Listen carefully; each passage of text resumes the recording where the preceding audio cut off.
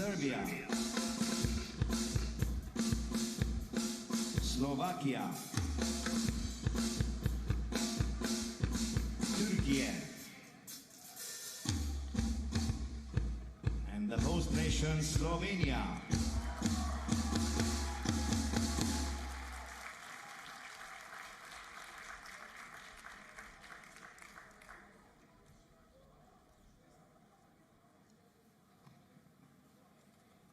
Ladies and gentlemen, please rise for the national anthem of Slovenia. Dame in gospodje, na vrsti je himna Slovenije.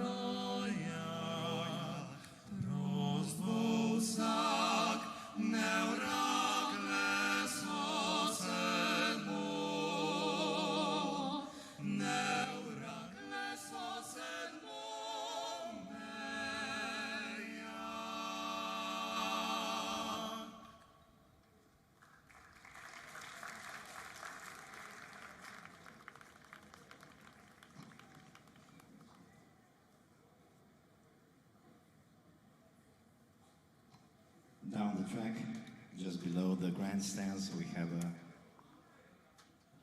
three distinguished guests, and the speeches are following. The first to speak will be the Deputy Mayor of Municipality of Maribor, Mr. Samo Peter Medved.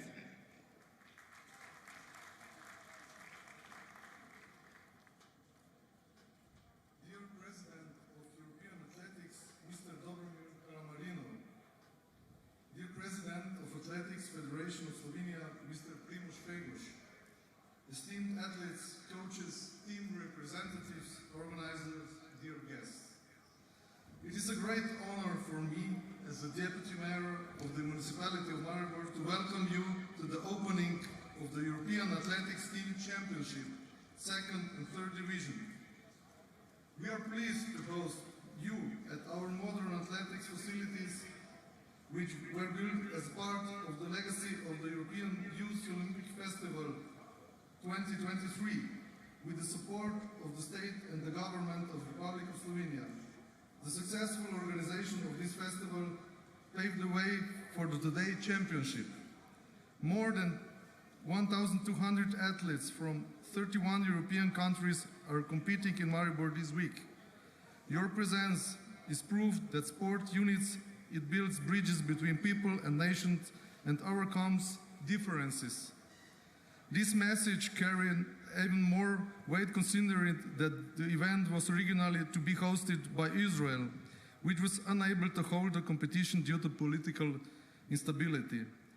Maribor thus received both an opportunity and responsibility to become a stage for excellence, cooperation and peace. In ancient Greece, wars would case during the Olympic Games.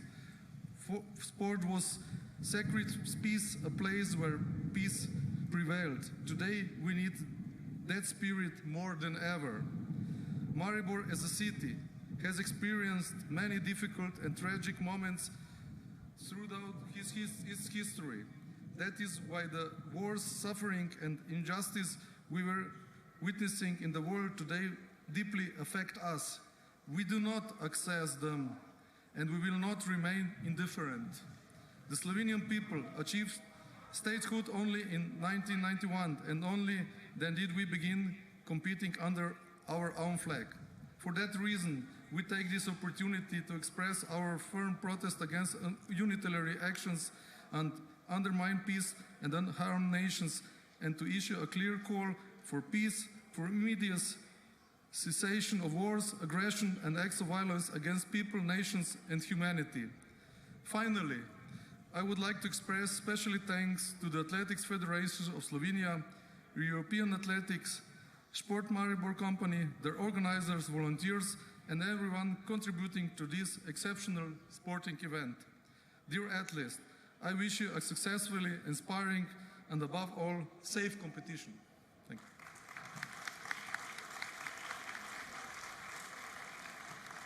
The next to speak is the President of Slovenian Athletic Federation, Mr. Primož Feguš. Spoštovani predsednik Evropske atletike Dobromir Karamarinov, spoštovani podžupan mestne občine Maribor, dr. Samo Peter Medved, spoštovani direktor Šport Maribor Ranko Šmigoc, drage atletinje, atleti, trenerji, atletski navdušenci, dragi gostje, dobrodošli v Mariboru, Sloveniji. V čast in ponos mi je, da vas lahko pozdravim v tem čudovitem mestu pod Pohorjem, kjer gostimo Evropsko ekipno prvenstvo za 2. in 3. divizijo. Pred enim letom še ni bilo znano, kje bo to tekmovanje potekalo, ko pa je bila sprejeta odločitev, smo zavihali rokave in trdo delali, da bo to tekmovanje uspešno. Zahvaliti se moram evropski atletiki za vso pomoč, podporo in zaupanje, da smo lahko šli preko svojih sposobnosti in pokazali, kaj smo sposobni. Zahvaliti se moram tudi mestni občini Maribor in Šport Maribor, ki nastopata kot soorganizatorja, brez njiju vse to ne bi bilo mogoče. Ne nazadnje pa se moram zahvaliti tudi celotni ekipi lokalnega organizacijskega odbora, atletskim sodnikom in prostovoljcem, ki so trdo garali v zadnjih mesecih, da bo to tekmovanje potekalo brez zapletov. Mislim, da si zaslužijo en velik aplavz.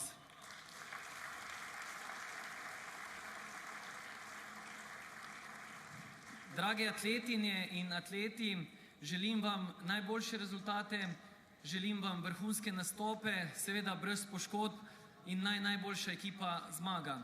Upam, da boste uživali v Mariboru in da se kmalu spet vrnete v Slovenijo. Vsi skupaj pa pokažemo Evropi, kaj pomeni biti ekipa. Srečno in hvala.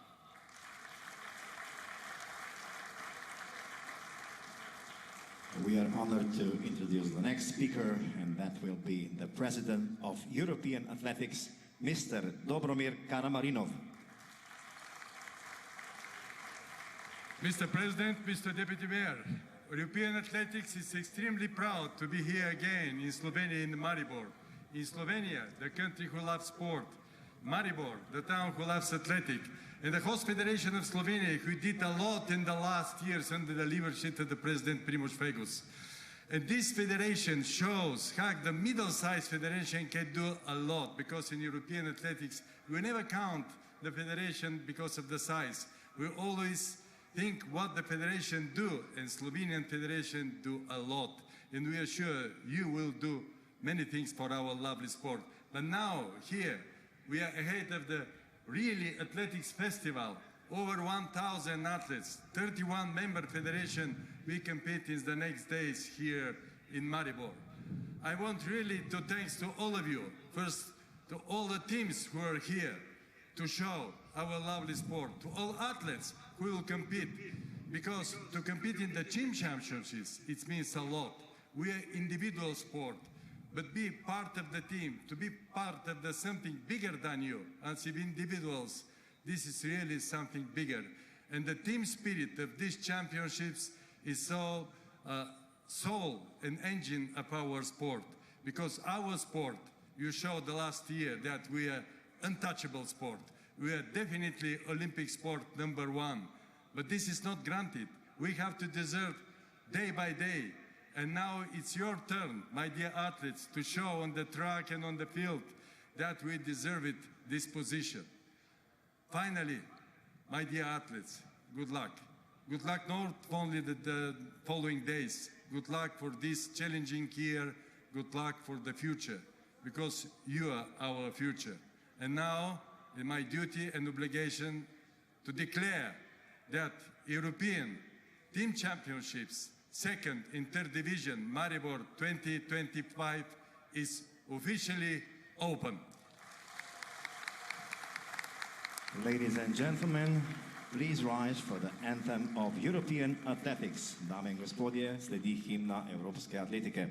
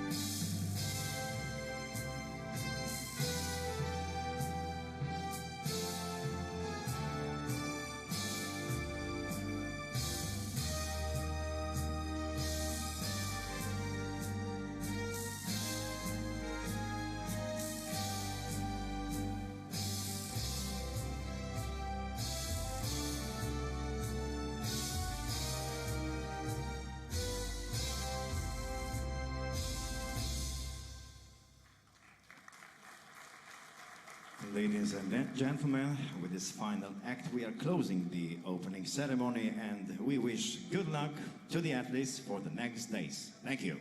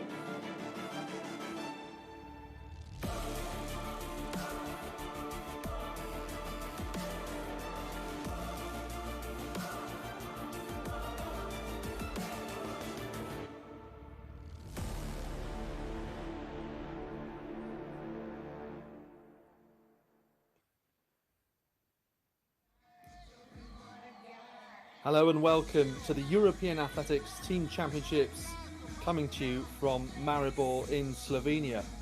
We're about to get going today with the third league, the second league also here this weekend, when the first will be in Madrid.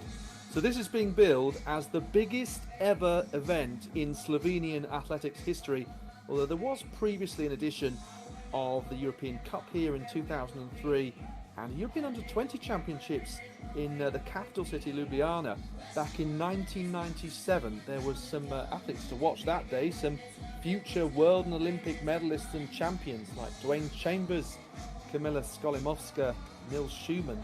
So certainly keep a watch today for some of the stars we might see maybe of the future. We do have quite an age range involved indeed, right from 15 to 45, certainly at least that I've seen. My name's Alex Seftel, and alongside me for the next couple of days will be Rob Walker. Rob, good afternoon. We're excited then for a couple of days of good competition. Yes, good afternoon, Alex. Good afternoon, everybody. In 26 years of broadcasting, it's the first time I've had the privilege and the pleasure of working on the European Athletics Team Championships. It's a glorious part of Slovenia. Big opportunity for the Slovenians coming up. Remember, they only missed out on promotion to Division 1 by half a point, 372.5 to 372 2 years ago in Poland. But their battle to join the elite will come at the end of the week. We focus on Division 3. And as Alex has hinted, we've got a wide range of ages involved here, so we should keep half an eye on the qualifying marks for the European Athletics Under-20 champs in Tampere, 7th to the 10th of August, and also the qualification for the European Under-23s in Bergen coming up next month. And Alex, what a lineup of action we have over the next few hours. Absolutely. So we start off concentrating in the field, which is good to get that airtime initially without crossing back and forth, which we will do later on to try and keep you across everything. And you can see there, imagine we'll see a good amount of javelin and long jump during that 5,000 meters. And yes, one of the beauties, one of the unique elements of this competition is that it's quite unusual really to bring together a team in track and field with all these different specialisms. It's not that often that a hammer thrower would be in such a close combination with sprinters and others, and I think that's one of the things that people yearn for in the sport, even if there's still a strong individual element, of course. I'm not going to deny that, but yeah, it's quite a unique opportunity in athletics to have this sort of thing, Rob. And also, I think what's going to be fascinating over the next couple of days, hello, we can see you as well. I think what's going to be really interesting is for those real youngsters, and we do have some 15, 16, 17-year-olds, this may be their first taste of a major championship event. And as they say, mighty oaks out of acorns do grow. It's not just about being able to put the performance together, it's about keeping your cool and dealing with all the other elements that come with arriving at a major championship, staying in a hotel, maybe sharing a room, perhaps for the youngsters not having their parents there for the first time. Maybe they can't get the time off work to accompany them. So I think this is going to be quite a steep learning curve for some of the youngsters, and that's why it'll be so interesting. There'll be 15, 16-year-olds competing against those old enough to be their mums and dads, those at the other end of the international spectrum. Those like Amal Tuka, can't wait to see him in the 400 and 800. What a brilliant ambassador he's been for Bosnia and Herzegovina athletics for many, many years. And I think we should savour seeing him in an international vest, because he surely might be retiring sometime soon. Absolutely. So, Rob, this is the first event, the men's hammer. Yes, here we go. The men's hammer will take centre stage. Everybody will have the first 3 throws, then the top 8 will return for rounds 4 and 5, and then only the top 4 will contest the 6th and final round. Tomas Durovic of Montenegro being introduced to the crowd. European team champion in the discus back in 2017. We have Kasim Trukal of Malta, only 19 years of age. So the Cassie of Andorra has been introduced to the crowd. There's Jonsson, now one of the two big favourites in this one, 11 times a national champion. Village of Bosnia-Herzegovina, and then North Macedonia. Tasevski, national champion and a PB on the 7th of June. Tivaria of Georgia, he's giving a little wave. Margiev, the favourite, has just been introduced to the crowd. Zika, 5 times a national champion, officer in the Albanian army. Steve Vijver of Luxembourg, 28 years of age, PB on the 5th of April. Kosovo's Aladun Suma, 1745 shot putter. Vajan Manukan of Armenia, national champion in the javelin, over 50 metres this year. And Mamedov, the veteran from Azerbaijan, twice a national champion in the shot put, second in the national championships in the hammer. So this, in theory, Alex, is a duel between Jonsson of Iceland and the hugely experienced Sergei Margiev. Margiev has had 6 competitions this year, 3 wins, and he's performed over 72 metres, 73 and 74 in all. Jonsson has had 4 wins this year, and he's thrown over 70 metres in 8 of his competitions. So this could be Iceland against Moldova. Yes, and probably won't be the only time that we'll be saying that across the next couple of days. They were 2 of the teams that went down from the second league a couple of years ago in Poland, so we'll try and mount a promotion campaign. But yes, I'm sure, Rob, it will come down to some of the other technical events where there simply isn't maybe a standout contender for one nation, and that's where sometimes fighting over 6th and 7th place, as we often see in this competition, can make some difference. Every single point, every single half point in the case of a draw or a tie, everything counts, which is why we might see some people lining up for events that may not be their speciality. Great work from the DJ, Martin Solvik, hello, booming on the PA system, one of my favourite dance tunes of all time. So this is Tomas Durovic, 6 national titles. He was 10th in the World University Games back in 2017. He will open us up at the beginning of a spectacular week of athletics. A rather modest first effort from him. Hammer throwing this season has been absolutely phenomenal. Championship record, by the way, Pavel Fidek, 82.98. 6 men in the world this year have thrown over 80 metres. 29 European men have thrown over 75 metres. I mean, the numbers in global athletics at the moment, as far as statistics are concerned, are so impressive.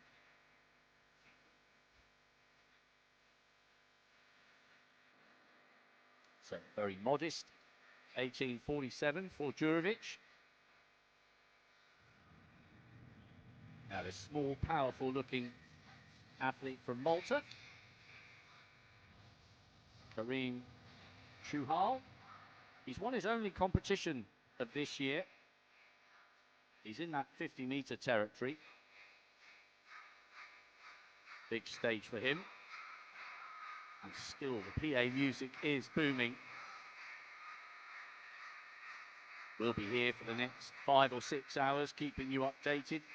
Live, unrestricted coverage on the European Athletics YouTube channel. Alex will be working with Ellen Ellard on the Division 2 Championships, and then we've sent the big guns, Minshall and Hutchings, to Madrid for Division 1 at the weekend. Everything covered live here on European Athletics. So, Shuhal would expect to improve on that very modest first round effort from Durovic, and does so. A little way short of his season's best, which is 50 metres, 25 centimetres. Early stages though, Alex, plenty of drama to unfold here over the next 5 or 6 hours. I hope you've got your sandwiches ready, because we're going nowhere. We're here for every single moment of drama, no matter how long it takes. Yeah, very much so. And it will be very interesting because I was looking, for example, at the pole vault, and quite a number of athletes never done pole vault before. So what a unique opportunity, really. You know, you can just sort of imagine the ring round, Rob. Is there anyone that can do the pole vault at the European Team Championships? Can you double up? Okay, well, you might have some other skills in some of the other specialist events. Do you fancy a go at it? Well, all credit to them having a go at pole vault for the first time. Sarah Cassie there registering a foul. Shual's distance, by the way, was 38 meters 16. So 15 points for the winners, 14 for second, 13 for third, and so on and so on. It's the most number of points that count for the most successful teams, unlike when we watch the team competitions in events like cross country, where it's the lowest overall score which determines gold, silver and bronze. So our first glimpse of Hilmar Jonsson, 12th in the European Championships back in 2022. He had a no mark in the team champs 2 years ago. He's an absolute beast. 74.59, his season's best. Well, it was so big. I think the cameraman was, or camerawoman was expecting that around 35 meters. No chance. This guy's more like double that. He's thrown over 70 meters in 8 of his competitions this year. So let's see if we can get a little glimpse from the aerial shot as to how far the hammer advanced. You're younger than me, Alex. Your eyesight's probably slightly better. I couldn't really tell from that angle. Oh, 66.78. He's put down an early marker, and he's saying to Margiev, come and get me if you dare. I'm only 20 centimeters shy of your season's best. I'm in the mood, and I'm in the groove. As Vilic, the veteran 46-year-old, prepares for action. Good start that, Alex, for Jonsson. Absolutely, and Jonsson's one of those athletes who we see time and time again at these championships. It's almost like it's his territory, being the Icelandic hammer thrower and wanting to really put on a good show, where he might not get other opportunities to make qualifying standards and to make finals at every single global event. Vilic, European team bronze medalist back in 2019. Team champ's been going since 09. From strength to strength. Real buzz in Slovenia about the event. Let's see what the Bosnia-Herzegovinian can do. Big roar. Yeah, so he's going to move into second place. Shual is currently occupying that mark with 38.16. That was way in excess of the Maltese athlete's effort. Second throw of the competition. Nice weather.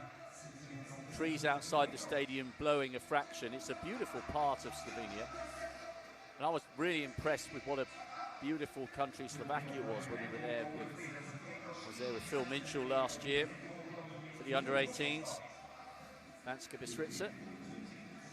Excellent from Vilic, over 50 meters. Good start. So way ahead of Shual. So David Sasevsky.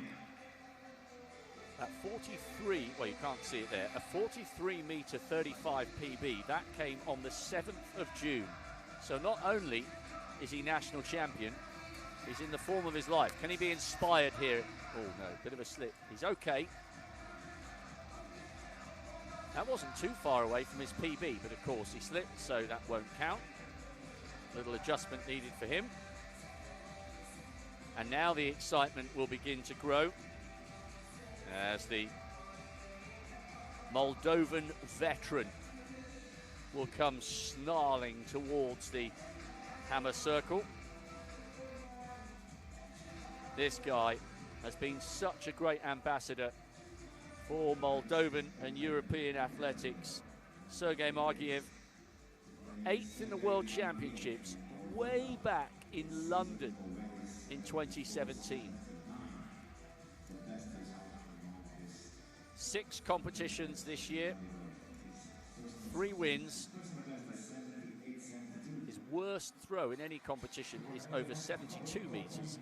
In 4 of his competitions, he's gone over 74. Now, can he bury this competition with 1 and done in the opening round? Shoulders are slumped, not sure he likes it. Camera crew struggling to see where that landed.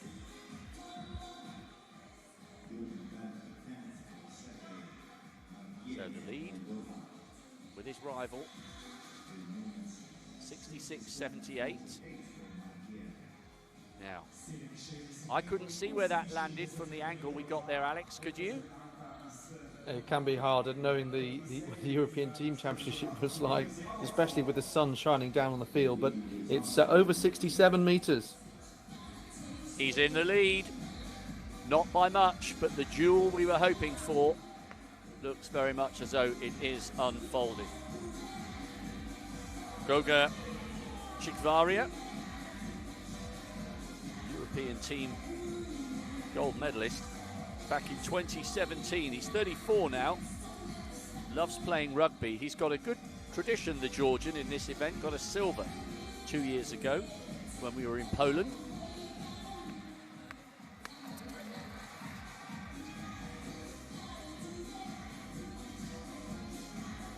Well, that should comfortably move him up into 3rd place. Good start, actually, by the experienced Georgian. Vilic is in 3rd at the moment with 50 metres and 14 centimetres. So it's Margiev against Jonsson. Less than a metre between them, 67.48 and 66.78. And that was a great effort. 57.08, the Georgian is indeed into 3rd place. Oh, now we've gone for a bit of rock and roll from the dance tunes of Martin Solveig. And Alex, while the hammer final carries on, we will rock and roll between that and the long jump head-to-head, which has some excellent athletes in decent form this season. Yes, perhaps the one to really pick out would be Andreas Trajkovski of North Macedonia. He actually won the 3rd league a couple of years ago, jumping 7.73 on that occasion, so one to watch out for. Rob, given that you've said that Martin Solveig's on your list of dance tunes, you have to share the full playlist with us. Well, we've got plenty of time. We're going to be talking for about 15 hours over the next 2 days. But honestly, Martin Solveig Hello is one of my favourite dance tunes of all time. Despite the fact that you think I'm an old man, I love the big tunes. I didn't say that. But I often find, actually, before an athletics meet, just to get in the mood with a good playlist gets me going. And I know the athletes are very much the same when warming up, but some have actually preferences of gospel music and all sorts. So we're going to have a look at these long jumpers then. And yes, nice to get the opportunity just to focus on the field from the get-go. Trajkovski would hope to launch a promotion campaign with some of his international colleagues, but we'll have to wait and see how things pan out. Daniel Egilsson was 2nd in the 2nd league a couple of years ago, the Icelandic jumper, so he actually has a personal best of 8.21, albeit from some years ago. Looking here, I believe, at Gor Hovakimian, who's one of the younger athletes in this, 20 years of age. So we will continue to note, as Rob said, what the qualifying marks are for the European under-23s in Bergen and the under-20s in Tampere. It's 7.55 and then 7.40 respectively for under-23 and under-20s. So Hovakimian has jumped 7.41 this year. That was in Iran in April. So yeah, interesting. Obviously some of the Armenian athletes, they have competition opportunities within that region, really, Iran, Kazakhstan, into Asia. So his personal best actually came last year in Gibraltar. So he really has been competing all around. This is just his second long jump competition of the year.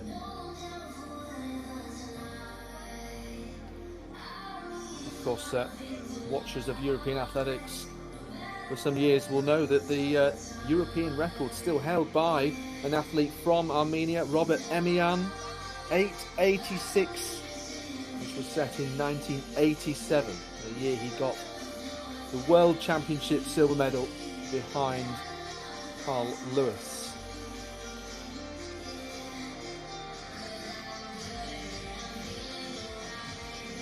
Hovakimyan is also a triple jumper as well. He's got a personal best of 16.24, but we so often see that long jump is one of those where athletes tend to have versatile skills.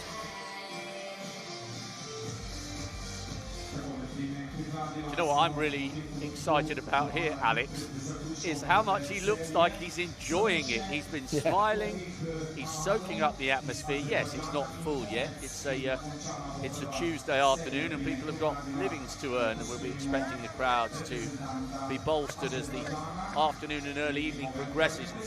But I love seeing young athletes who clearly thrive in the spotlight and are relishing the opportunity to put on their national vest.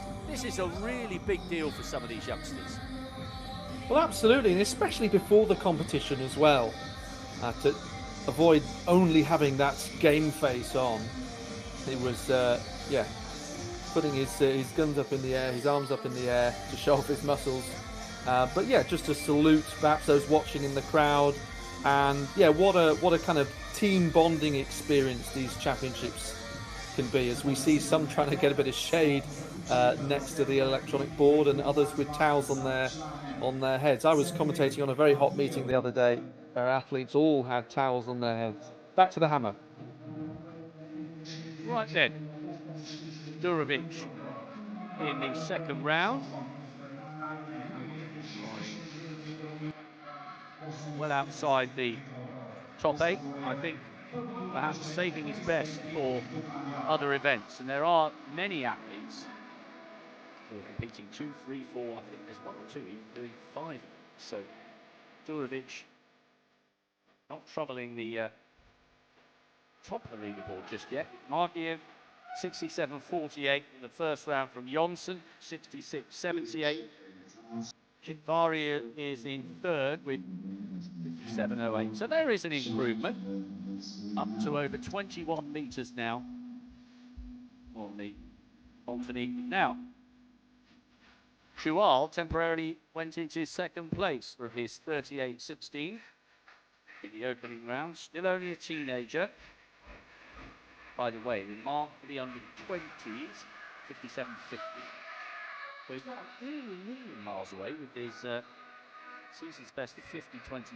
Anyway, let's see if he can improve. He's in 6th.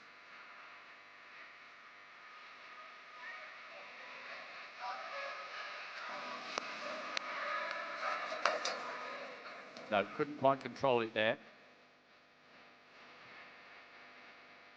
Had a couple of no marks in the first round, although 11 last starters did manage to register a throw, but he's looking okay at the moment, Chual, for a 4th and 5th throw. Everybody gets 3, and then we whittle it down, a la Diamond League style. I'm still kind of getting used to that, but then I'm an old school guy who's been watching athletics for 40 years. Anyway, so Oriol Serdakassi, national champion last year. He's only 20, couldn't get it together in the first round. Come on now. No, oh dear, it would be awful if he had that ignominious exit with 3 no marks. But he's now got 2 X's next to his name, and he needs to really tidy this up if he is to register a valid throw and guarantee his country some points. Right. This fella knew there was a big battle here with the very experienced Moldovan. And he fine. Half a metre. Currently in second place.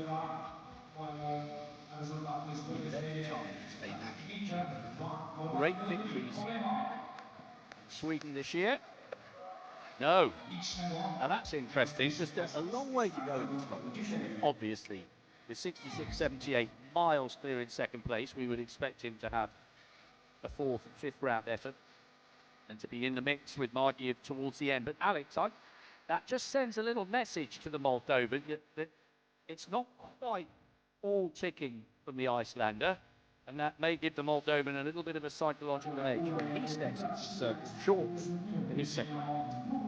Oh, of course, it's playing out exactly how we would want, and you will see typically, in the fourth and fifth round, they've got a solid effort in, and they can really take a few risks and try and get more centimetres to their tally. So you can see there the Armenian, he was out well in advance, wasn't he? He was waiting, he was so buzzing to get going here, was Gor Hovakimian in this first round of the long jump. And you were talking about the competition format. Well, when I started commentating on the European Team Championships in 2017, it was only a maximum of 3 attempts for all but the final 4 athletes, the top 4 athletes. So quite similar, apart from you will get 4th and 5th attempts if you're in the top 8. So it feels more like a traditional competition, and I think the athletes will much prefer that. That looks to be, although it's harder to recognise someone from the back of the head, but I believe that is Robert Emian, who we were just talking about, and would make a lot of sense, given that he's quite often coaching the Armenian athletes and others. So great to have that kind of European athletics royalty, should we say, Rob? Well, he's an absolute legend. 8.86 as we look at the youngster, Javier Aliev. 3 times a national champion. He's done the pole vault as well as the long jump and the triple jump. He's got great range and great acceleration and aggression down the runway. You can see by the way the wind is ruffling his vest. It is quite blustery here in the stadium in Maribor. Yes, I was looking at the wind reading because there appeared to be, Robert, what I haven't really seen before, but a live wind reading by that start-finish straight, if you like, just 50 metres before the finish line. And it was showing around plus 3.0 to plus 3.5, yes, which is pretty blustery. That is very windy indeed. So it would suggest that these marks may well, although we don't have it necessarily on the graphic, but may well be windy marks. Now, Margiev heading back in the lead. Now we switch back to the long jump for Vojvodic. Yeah, Vojvodic of Montenegro. Another team that perhaps has a chance to mount a promotion challenge. I think it's actually quite hard to call, really, which countries might be favourites overall, just because, yes, we know there's some standout athletes like for Moldova.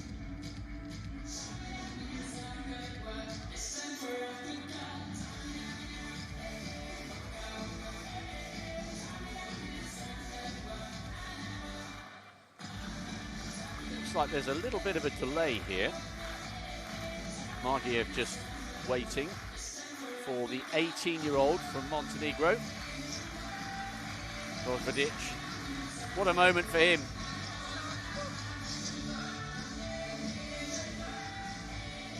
A couple of modest efforts so far. The long jump competition yet to really click into life. We'll be looking forward to seeing what Tchaikovsky can do, the North Macedonian. Won it with over 770 a couple of years ago. So Alex was correct, that wind reading plus 2.9. So no PBs to be garnered at the moment, but it's not about PBs necessarily, it's about points.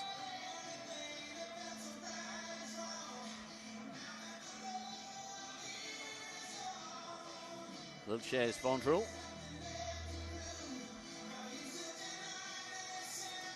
Oh, it's Romeo, actually. I wonder why the man from Malta hadn't taken his turn.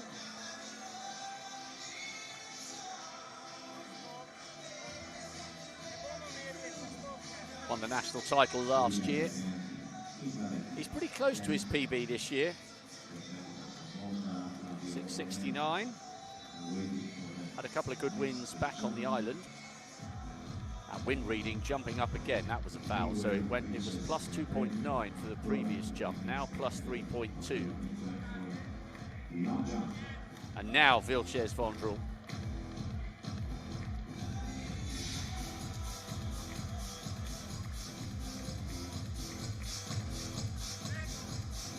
Around about 6 meters, maybe just a little shy. He's been around in the European Team Champs for a long, long time. Got a silver in the 3rd Division pole vault back in 2019. Real all-rounder, pole vault national champion with a fairly modest 340. He won the Andorran national title in the long jump with 565. Now then, Margiev. Second attempt for the favourite. How long has this guy been at the peak of his powers? Looking to improve on 67.48. Oh wow, massive roar. Does he like it? It's hard to tell where that's landed from the angle we were seeing there, as he snarls his way out of the hammer circle.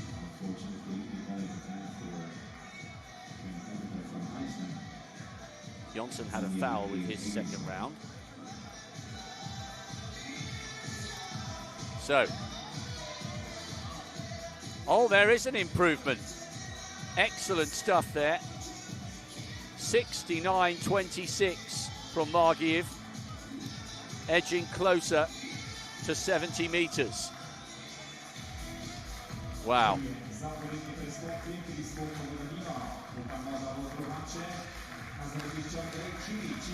Chikvaria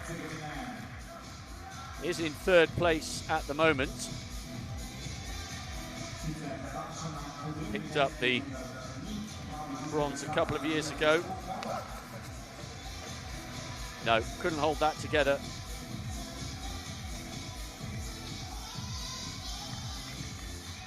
Well, what an improvement by Margiev to edge closer to 70 meters. Put his long-term rival under a lot of pressure.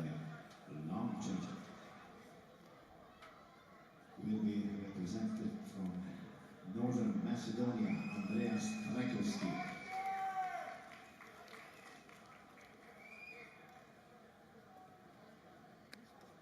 So no throw there.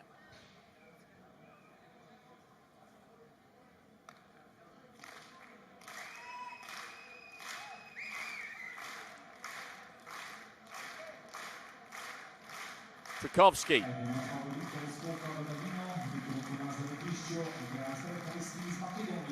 32 years of age. Former world junior silver medalist. Everybody fascinated to see what the North Macedonian will produce in this first round, and that's a really aggressive, confident start.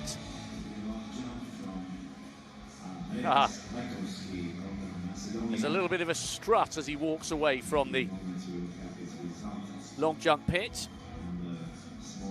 Great acceleration. One team, one dream, big impacts. That's the motto of the European Team Champs here in Slovenia. 770, there's the high five. What an early marker that was.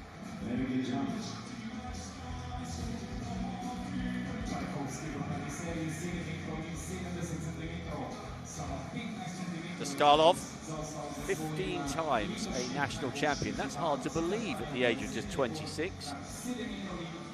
Reigning long jump and triple jump champion. He's triple jump 15.73 at his very best. That was a couple of years ago. 15.18 to win the national title back home in Moldova. Wow, what a start that was from Tchaikovsky.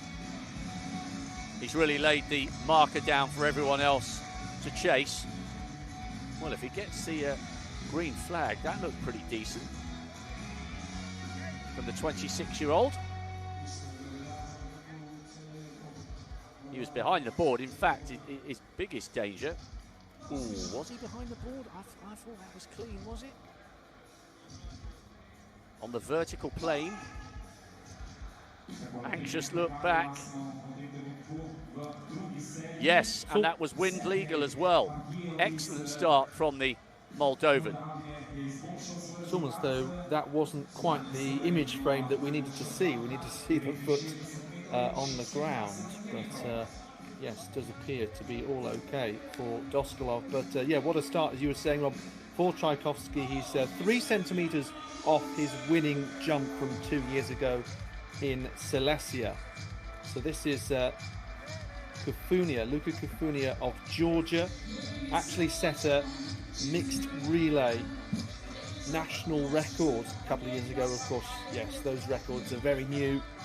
Only in the last 6 years or so have there been opportunities to do them, and even more recently have they started to take place in more and more competitions, including these European Team Championships.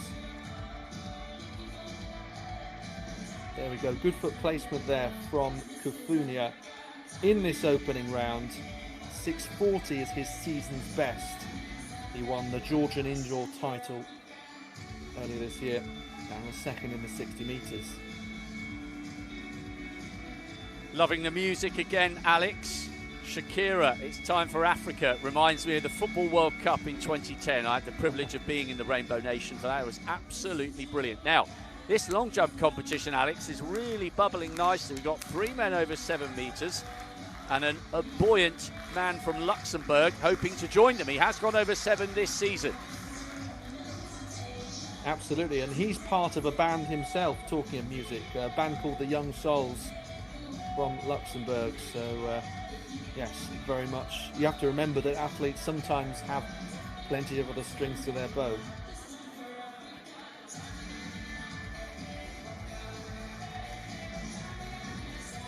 So Liefken in this opening round has a personal best of 7:19. 9 Luxembourg titles across indoors and out. 6:07 so far.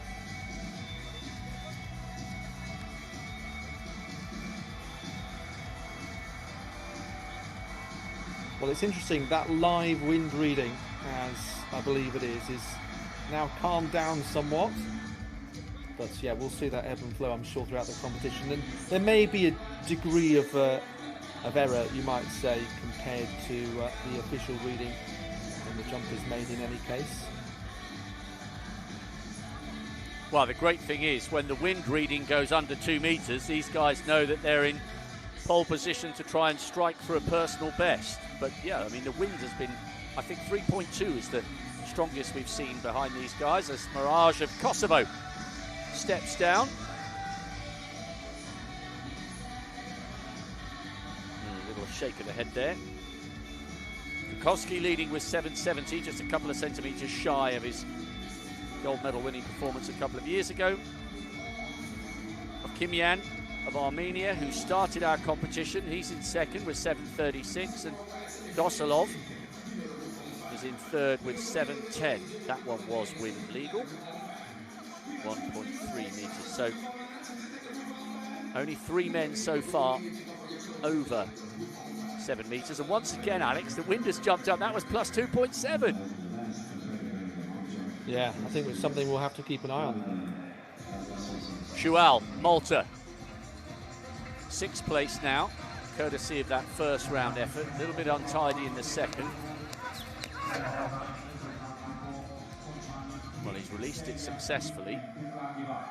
Oh, that'll be an improvement. Good stuff.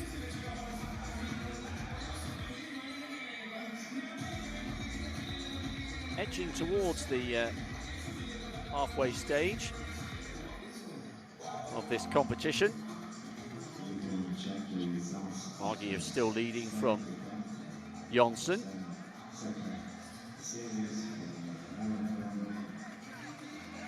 Serdakassi now. That's the mark waiting to come up for the Maltese athlete. This is the correct graphic because this guy is in trouble. Come on now, full concentration for the Andorran. don't want a no mark here. Well, I think that was quite sensible, actually. He recognised that he was in big trouble there. And okay, it's going to be a modest mark, but it was very, very important to register a valid mark in order to get every point possible for his team. And in fact, he's broken his PB by around about a metre. Good effort there from Serda Cassi of Andorra. Great aerial shot there. Coverage of athletics has improved so much since I started watching in Helsinki in '83.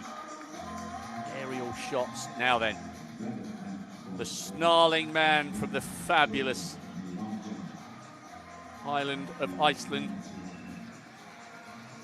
He's got a little bit of a deficit to make up on his great rival. Margiev leads. Johnson. Come on. He's made 70 metres look easy this season. Oh, come on, come on, come on, he says. Now I can't wait to see that measured. He loved it. How big?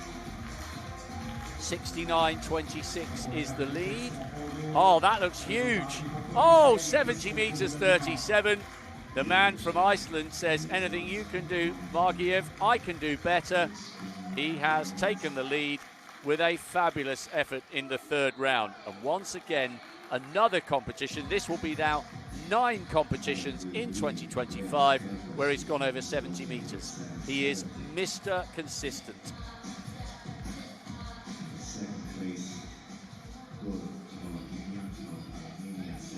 Iceland, Luxembourg and Moldova were the 3 nations relegated from Division 2 a couple of years ago, and they are among the favourites to go straight back, so useful haul of points would be excellent for Iceland. Anyway, Margiev still has plenty of time to respond, and so too Village.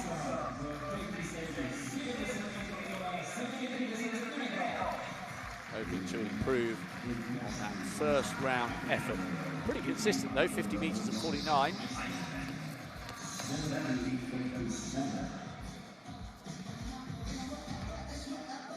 That's another one. What would you say, that high 40s?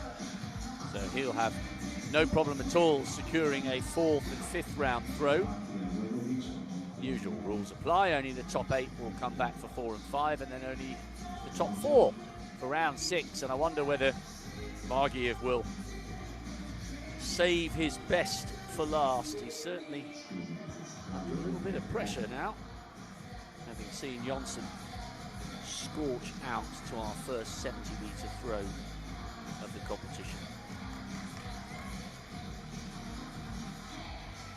Zasevski in the same position as Serda Cassi was, the Andorran, a couple of minutes ago.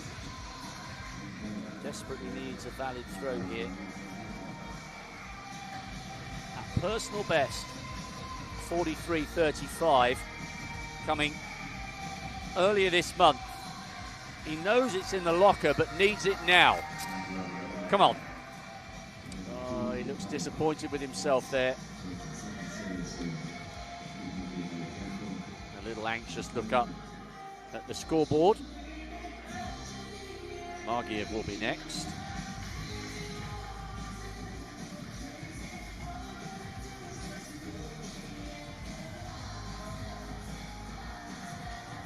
North Macedonian cutting a slightly frustrated figure. Well, that's more like it.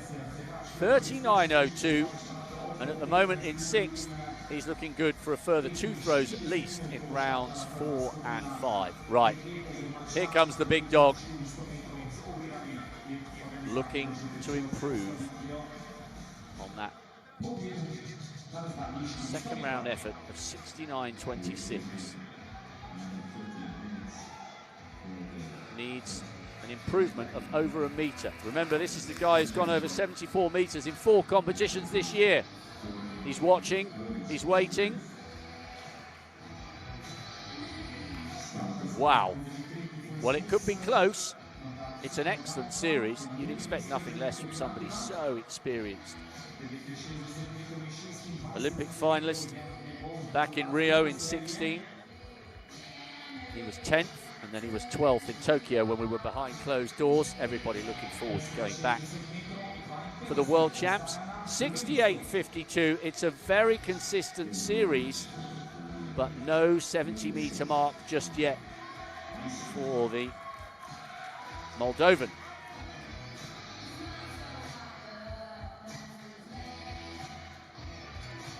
The rock and roll again. Tell you what, Alex, the DJ's loving it. He's mixing it up this afternoon here in Slovenia. Yeah, fantastic work as we look at Cebic of Bosnia-Herzegovina in the second round now of this long jump. So he's in 10th place. So just to remind you of the format, you need to be in the top 8 to continue past the third round, and then just the top 4 athletes would get that final 6th attempt. So a little bit like the Diamond League final 3, but a final 4, as has been the case indeed even before the Diamond League introduced that fairly new format in the last couple of years. That's generally been the way things have been done at the European Athletics Team Championships across the divisions. So still that wind over the legal limit, but Cebic moves up into a solid 5th place, so he's put himself in a good spot in order to continue past the third round. But Trajkovski is out front, and that's exactly what he would have expected, similar to Jonsson and Mahiev in the Hammer, who are doing battle out front. Trajkovski, he knows that he's come here and got maximum points before, so would have expected nothing less. So let's see what he can do after a fantastic opening effort then. Trajkovski again leaps long, continues that rotation in order to get every centimetre he can. So he has that lead of nearly 30 centimetres, 29 from Gor Hovakimyan, the man who was looking so excited to get going first thing and get this long jump underway. He finds himself in 2nd place ahead of Vadim Doskolov of Moldova on 7.10 in 3rd. So 7.74, he's now 1 centimetre better than he was 2 years ago. Trajkovski, who remember joined us briefly in the commentary box at the European Championships in Rome, just to talk about the specialism of that particular runway. Luka Kafunia, the Georgian who we saw a short while ago, so he's a little bit more on the bubble inside that top 8. There is actually a gap of 42 centimetres between him and 9th place, but plenty more jumps to come. Kafunia, who has actually jumped 7.69 as a personal best. His only Georgian outdoor title came in 2019 in a long jump, and you can see there his foot's just over the line. And his frustration is because he knows it was a decent jump.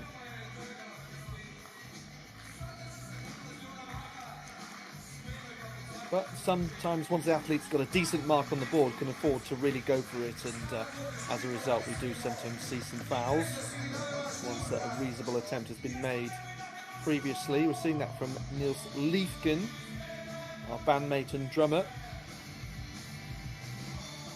Luxembourg, of course, you would have thought had a chance of promotion back to the 2nd league. No Patricia van der Weken, I believe, of course, who has such a fabulous indoor season.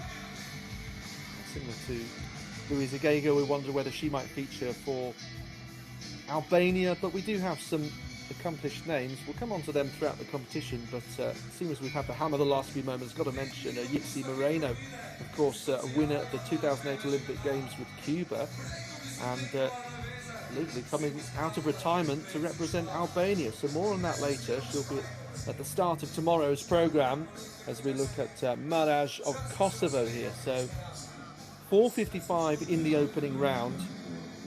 As mentioned, he needs 6.07 then is the mark of the 8th place man that we've just seen, Niels Liefken. Maraj doing everything to try and stay in the air there acrobatically. Diad Maraj.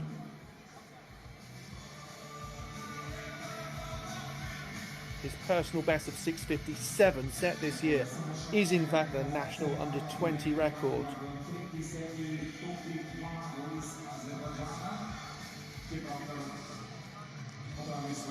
So moving towards quite an important stage of the competition with Andreas Strakowski out front and now by 34 centimetres.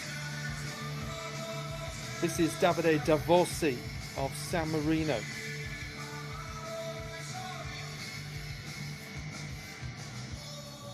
He participated in the long jump as well as the 4x100 metre relay and triple jump 2 years ago for his country, and did the 4x400 metres in 2021. San Marino, one of a number of countries here who recently took part in the Games of the Small States of Europe, and if you're watching this third league and have seen it before, then you'll be no strangers to that competition, which is one of the main achievements of some of these athletes, in fact. And it was recently held in Andorra la Vella, and in some cases we have the full podium of athletes here from that event, which was at the end of May, 27th to 31st, in the Andorran capital. Hovakimyan getting himself ready for his third round effort. Brilliantly consistent series so far, and he's bobbing his head to the music. And in the background, Alex, I saw the hurdles being prepared.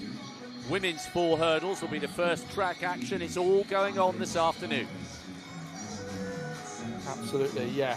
Fantastic to see Hovakimyan being so enthusiastic, and you'd have to say he's performing pretty well, albeit that best jump is 7:41 plus 3.7 wind, whereas the wind has been almost still for Strakowski. So yeah, it just goes to show, Rob, that sometimes there's an element of luck of the draw when you actually have your attempt a moment after an athlete where it might have been much less windy. I know you feel somewhat sorry for them in that context, but how about that? A PB in the European Team Champs. That could be the first of dozens and dozens that we see here in Slovenia, because we've got Division 3 today and tomorrow, and then Division 2 heading towards the weekend. The Slovenians absolutely desperate for promotion up to the top ranks after just missing out in Poland 2 years ago. Excellent standard in this men's long jump competition so far. Yeah, interesting. That was a still reading there, but it appears to be a personal best by 8 centimetres. Back to Aliev, who we're talking about his versatility. He actually took part in what was his first ever pole vault competition to win that national title that you were mentioning a little earlier. He was the only entrant, but you know, it's a case of opportunism. He saw the chance, I would guess, to enter the pole vault and get another national title to his name, along with his favoured long jump. And not everyone would put their hands up to take part in pole vault even at lower heights. 7:51 new personal best. He's actually improved from 7:04 was his PB last year, and he's not too far away from it either. 7:42 now to consolidate his position high in the rankings, in third place. Vojvodic finds himself in 6th. And of course, we mentioned about trying to get into the top 4. There's still some time to do that. You need to be in it by the end of the 5th round. But that mark now stands at 7:10. And so all those top 4 athletes over 7 metres. You know what, Alex? Yep. Oh, sorry. Do you know what? Go ahead. The standard so far in this competition has been brilliant, because Strakowski's gone 7:70, 7:74. Hovakimyan has had 3 successive jumps over 7 metres, 1 for Aliev and 1 for Doskolov. So in total in this competition, even though this is Division 3, we have had 7 jumps over 7 metres. Nothing shabby about this competition at all.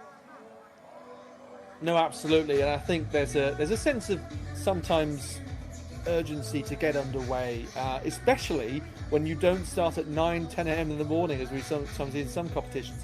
The afternoon start, the ideal competition weather, you might say. These small things might just make a bit of difference. Flavio Romeo getting that crucial attempt in after 2 fouls. And Rob, we saw that in the hammer, and just in case the athletes aren't aware, I'm sure they are, if you get any sort of fluffed attempt, even if it's well off your best, you will get at least a point, Rob. And that surely is much better than a DNF or 3 fouls, for example. You know, if it's a track race and you get across the line, hobble across the line, you will get a point. Yeah, and it's really important because the whole reason you're here is to represent your country. And the famous, I can't remember the name of the athlete, but famous Tanzanian who something happened to him during the marathon in 1968 in Mexico, and he said, my country didn't send me here to start the marathon in Mexico, they sent me here to finish it.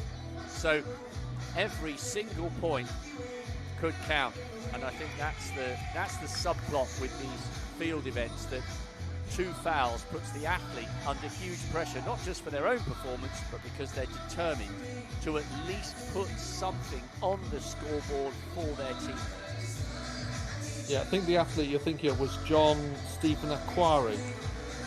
Might well be the Tanzanian in the marathon in 1968. But yeah, we've seen a few great stories like that, haven't we? This is Daniel Egilson. He's sort of urging for calm there after being in a bit of a pressure situation. And I was wondering when he was going to feature on the leaderboard, because we just haven't seen anything representative from him yet. However, he is surely one of the top Icelandic performers. 7.79. There you go. So he goes into the lead despite what appeared to be such a strong position for Trajkovski. But yes, there you go. With a personal best of 8.21, Rob, there was always going to be a time where he would figure eventually. Yes, and he's timed his arrival to perfection as Sebic, Bosnia-Herzegovina, improved with his second rounder. Incidentally, Egilson, I would say that's a 50% Jakobinga Britson. Anyway, there is more than passing resemblance. Sebic, let's see if he can join the 7-metre club, and he can. Does he get the green flag? If he does, that's an excellent... Oh, no. He's so disappointed because, Alex, that was a big improvement. Yeah, technically looked very strong.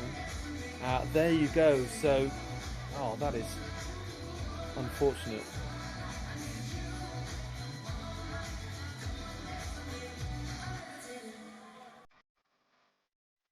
So Sebic does, however, remain in 6th place and ought to have a chance to improve. We'll have to wait a few moments to be sure.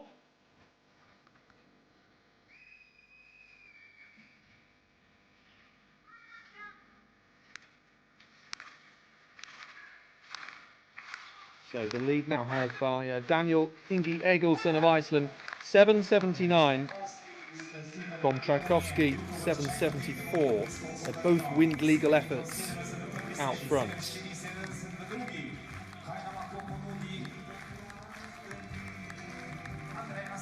Here is Trajkovski in 2nd place. He's going to try and regain the lead here.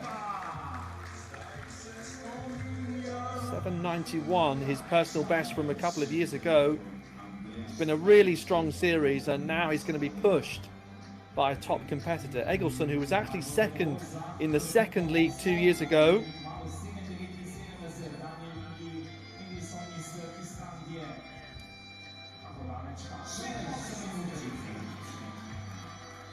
Good foot placement there, pretty much spot on.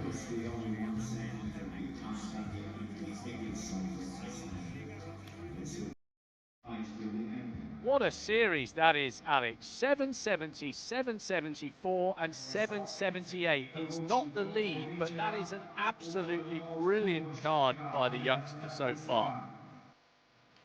Yeah, just 1 centimetre between the two of them now. Kupunia on the bubble in 8th place, albeit he does have a 38 centimetre gap to 9th, now held by Flavio Romeo. So Niels Liefken, who hasn't improved since the first round, has now dropped down a couple of places. So Capunia, who as his day job is a hotel receptionist. There are some really quirky and unusual stories of some of these athletes. I was looking just across the board, really, not necessarily the long jump, but we have some who have backgrounds in basketball and alpine skiing and wrestling and all sorts. And yeah, well, sometimes it goes to show that athletes have spent some time concentrating on athletics but have other talents. If we go back to the hammer. Yes, I'm enjoying the music. It's an eclectic taste this DJ's got. Meanwhile, the headline is that Jonsson scorched into the lead. Hilmar Jonsson with 70 meters 37 in the third round. So we are now down to 8. Shikvaria, the Georgian. He had an excellent first round effort of 57.08, which is good enough to still see him in third place at the moment. So, round 4. All the round 4 efforts we've seen so far gone 41, 31, 44, 30, 43, and 48, 46. So nobody else over 50 meters in the second half of the competition. Shakvaria. That's another good throw. Maybe 56, 56 and a half. Shakvaria. Well, after 2 no throws in the second and third, he's at least backed himself up. So were there to be a tie with his best effort of 57.08, he might stand a chance of winning it on countback. 58.07. Another 99 centimetres to his tally, and there's a very useful graphic which tells us rather that he's consolidated on his third place at the moment. Sergei Margiev. He is the penultimate thrower. Now we're going from 8th down to the leader. So he's in the second position at the moment. As a result, he's had a great card, hasn't he? 67, 69, 68. But the magic number here is 70. Not with that effort, it isn't. So, 2 throws remaining, 1 guaranteed, but of course the top 4 will have round 6, and it would be quite something if Margiev was pushed down into 5th with a 69-metre throw, but he's running out of attempts here to try and beat Hilmar Jonsson, and it's a big subplot here with Moldova and Iceland, 2 of the 3 nations to have been relegated from Division 2 2 years ago. It was Iceland, Luxembourg and Moldova, and many people feel Iceland and Moldova are the favourites to bounce straight back up to Division 2. So Jonsson, riding high with a 70-metre throw. Can he improve? Oh, that right arm goes up in the air again. What an absolute beast. Now, his season's best is 74.59. That was in Fallon in May. I don't think it's quite that far, but it's not a million miles away. That's going to be an improvement to his lead. The only question is by how much. That may well be in excess of what, 73, maybe around 74 meters. He's watching, he's waiting, so are we. That right arm went straight up in the air. Immediately he released the hammer. He knew it was a good one, and he knew it was an improvement on that third round effort. Come on, we're still waiting. We're on the edge of our seats here. This is a fabulous way for the action to start here in Maribor. That might be over 74 metres. I love his hat. Keep the sun cream on and the hydration levels up.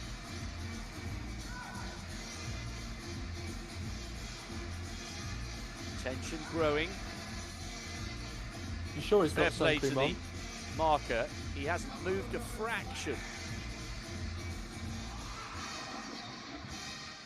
I was going to say the shoulders are looking a little bit red, so maybe it might be best to reapply if he did put it on.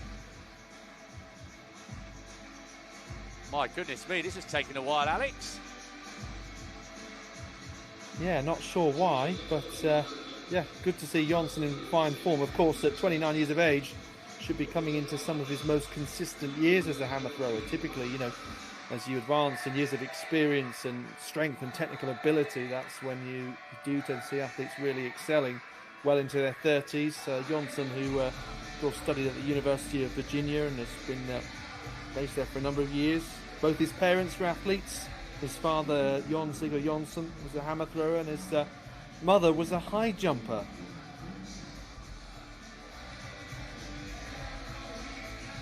Well, I can't work out what's going on here. Obviously, the officials doing their level best to make sure that they get this marked. And the official on the infield has done brilliantly because he has not moved a muscle. This is an important measurement because it's such a good throw. It is going to be a significant improvement. 73.44. He's closing in on his season's best, and all of a sudden, Margiev, his big rival, now needs to find 4 meters with just 2 rounds remaining. Jonsson is in control here.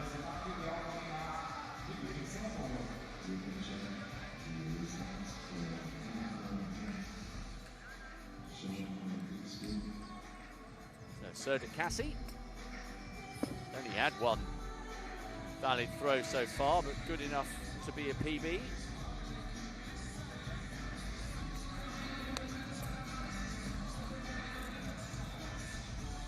Might be another one there if he gets a green flag. It looks a little bit untidy. Yeah, it does indeed. We would expect to see quite a wide variety in abilities here because we have certain athletes competing in what would be their 2nd, 3rd, or in some cases their 4th favourite event, and others very definitely specialising in their number 1 discipline. Well, I thought it might be an improvement, not quite, close to 27 metres. So his competition is done. He knows he will not have a chance to finish in the top 4. Schual does.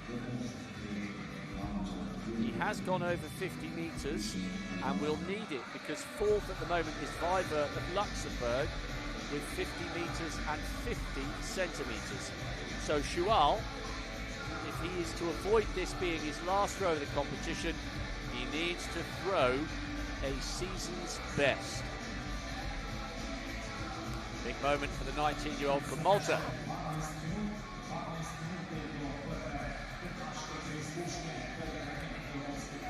Now, I'm not sure. 44, 43. No, that won't be enough to get him in the top 4, so his participation in the hammer will come to an end. So little by little, we're edging towards the top 4 who will return. 44.65, so his last valid effort is his best by a few centimetres.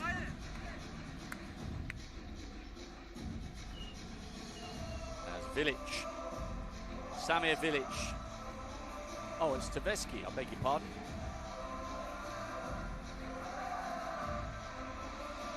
He moved up courtesy of that 41-metre throw in round 4. 43-metre personal best. Earlier this season, not to be an improvement there though. Jasevsky, the North Macedonian. Gave a good effort in round 4. Jump up to 7th place.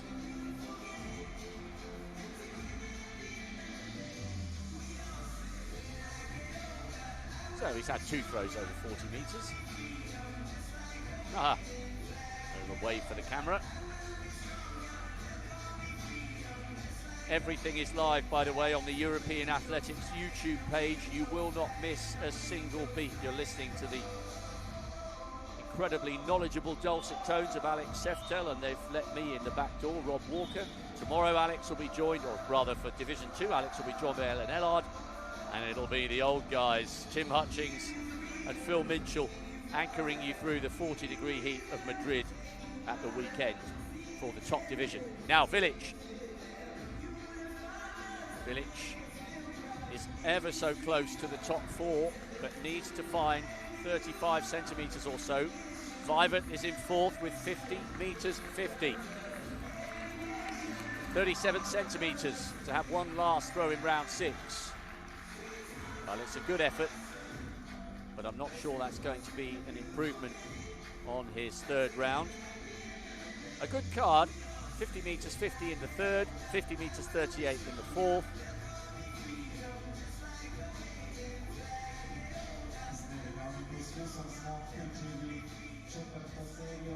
So, yet another performer.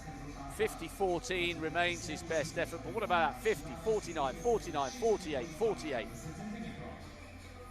Vilic's participation in the competition draws to a close, and at the age of 46, hopefully he's savouring every moment of this international appearance after so many good years of service to his nation. So here is Vivert. He is the 4th last to throw, and he's in 4th, so he gets a 6th throw. But what can he do here in the 5th? Personal best, 53.95. That was on the 5th of April. No, couldn't control it, but he's got one more. He does have one more throw to come. But the big story here, Alex, is whether Margiev can suddenly find gear, because Jonsson has made that gap bigger and bigger as the competition has gone on, and the hugely experienced Moldovan is under huge pressure here in this penultimate round.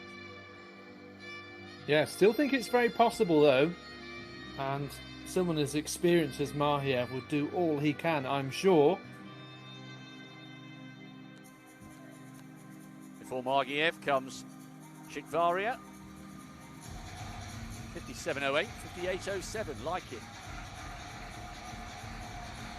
European team gold medalist back in 2017. He is a 67-metre performer at his best. No improvement there anyway. So, 34-year-old fan of rugby, you can see, make a good, what would he be, a prop maybe? Wide shoulders, good neck. British and Irish Lions have landed in Australia. If you're a fan of rugby union, a lot of people getting excited about that, and a lot of people getting excited about the climax of this hammer competition. Margiev in 2nd place, but the size of the deficit is an onerous task. So, 2nd last throw of the competition for a man who's been around at the top for decades. Oh, does he like it? Does he like it? That's better. That is better. The question is, by how much? I'm not sure that's going to be a 73-metre throw to overhaul Jonsson's 73.44 in the 4th round. But Margiev looks like at last he has produced a 70-metre throw, and he has 70.26. One last chance to try and beat Jonsson of Iceland.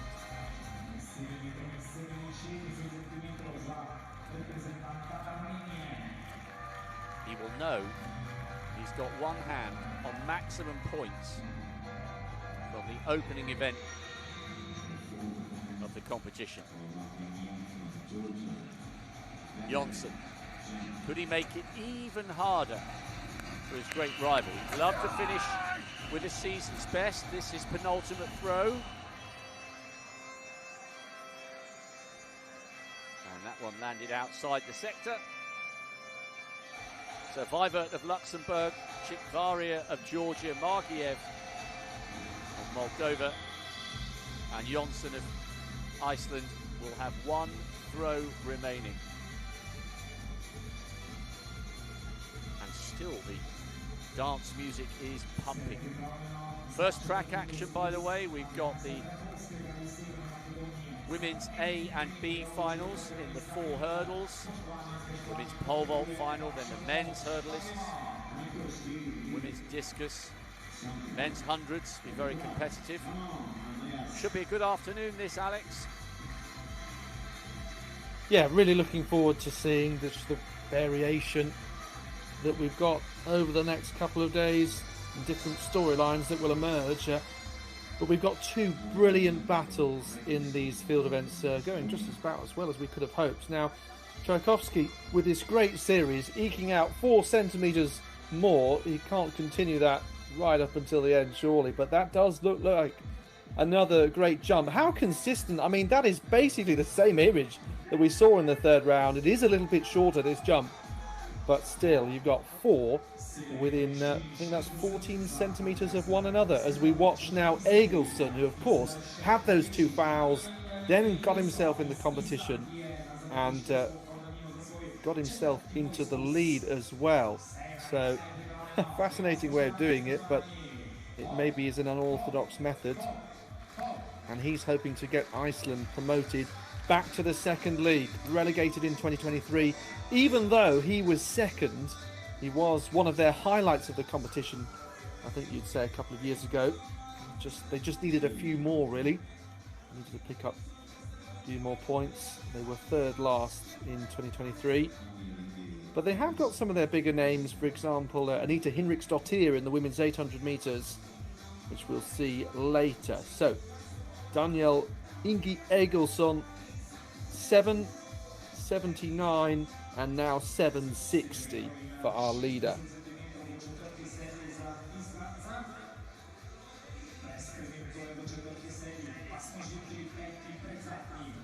So the opening track action of this brilliant week.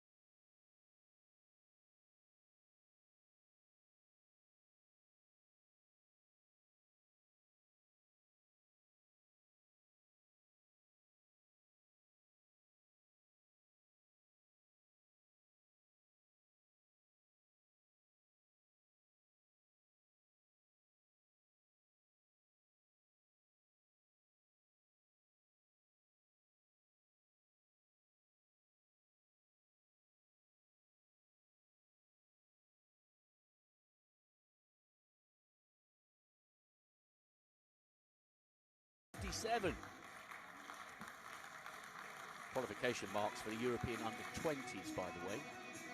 61 seconds on the nose for the under-20s. And then it's a minute flat for the under-23s. If you're watching, you're paying close attention to the specific athletes' aspirations.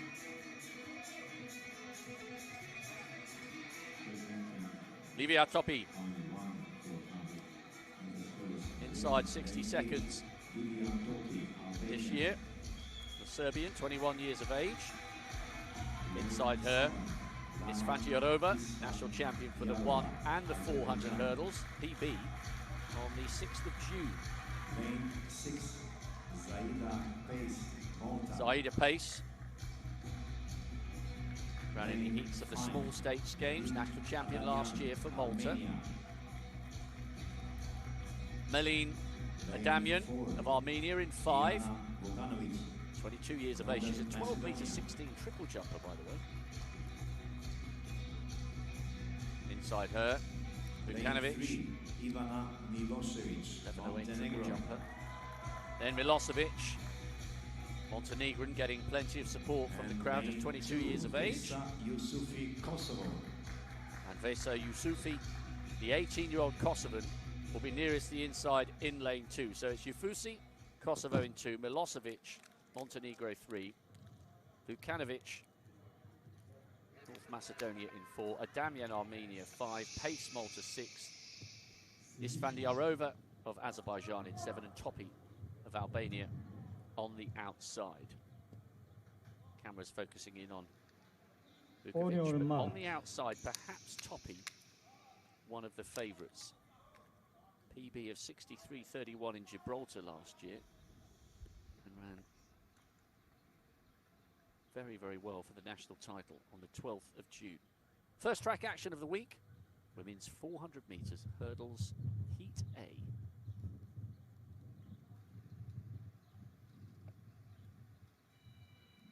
Set. So a clean start. Watch for Topi on the outside, and Pace has eaten up the stagger on Isfandiarova of Azerbaijan. So good running by the Maltese athlete, now second from the left as we look at it. Adamyan of Armenia not run out of this one, but on the extreme left of picture, it's Topi of Albania. The Armenian Adamyan is in third, Pace in second. Long stride there from Topi to try and avoid a stutter. Oh, and has to take 2 or 3 little choppy strides into that one. On the left of picture, Adamyan is closing the gap on Pace, coming through on her inside now. A left leg lead there. But this is good running from Topi. She is beginning to rock and roll a little bit, but she has a sizable gap over the Armenian 2 insider in lane 5. And I wonder whether Pace could come back at the Armenian. Driving for the line, Livia Topi, the Albanian, 21 years of age, 62.61. She takes it. What about second? Oh, and the Armenian Adamyan just holding off the advances of Pace, and a rather tired Vukanovic for North Macedonia coming home in 4th. Good win though from Livia Topi, running blind on the outside, stuttered a little bit around that second bend, but held on really nicely for a solid win here in Slovenia. Really impressive that, Rob. Make that a personal best by 0.7 of a second, and it could feature pretty highly in the aggregate result once we've seen the A race. Certainly there were just 3 women that were sub 60 seconds last year, and none of them have returned, partly because of promotion, obviously not able to return. But yes, have a look at Topi here. You can see on the outside in the red and black of Albania. Obviously they don't have Luisa Geiger in the longest hurdles event, if you like, the 3,000 meter steeplechase, but Topi making a name for herself here. See, rising cleanly over the barriers, holding her form nicely in between the hurdles as well, and it was a decent gap in the end. We often see big gaps in this discipline, yes, but 4.2 seconds back to Adamyan of Armenia, who's just there at the back of picture in the blue and white.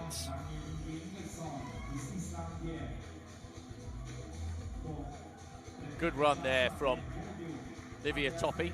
A real shame we're not going to see Geiger, but she's given great service to Albanian athletics in the team champs over the years. Hope you're enjoying our coverage. By the way, Division 1 and Division 2 will be available on the European Athletics website through the Eurovision platform. You need not miss a single beat. Well done to Livia Topi. PB in Gibraltar last year, PB in Slovenia this year.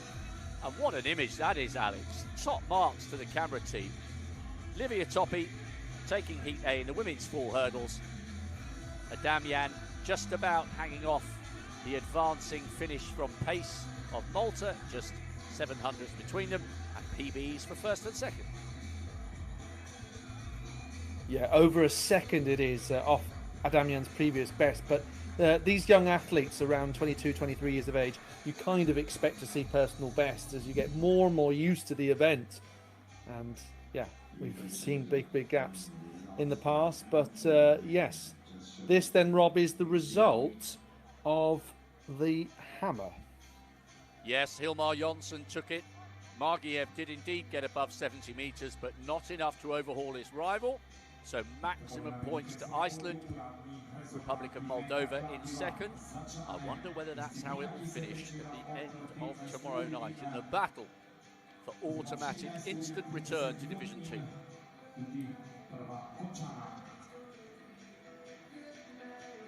And it means Iceland, that Moldova. after 3 events, yes. Yeah. I think we'll see a few changes between now and the end, don't you?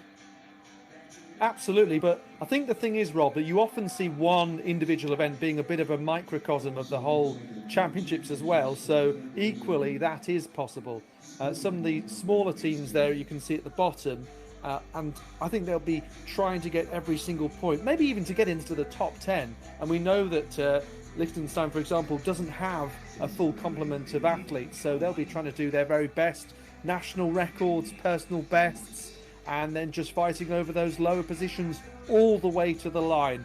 And how often do you see that in athletics? People fighting to try and even get 10th place, even get that fraction of a second, all the way down to those lower places. And that is what makes the European Athletics Team Championships so special. And yes, the third league brings it a different quality, if you like. You've got a full spread of nations and a chance for everyone to compete, whereas they might not normally get qualification for all the major championships, albeit in recent years we have seen an element of what's known as universality, giving that opportunity for representation. No, so this is the B race in which we are expecting to see the faster athletes.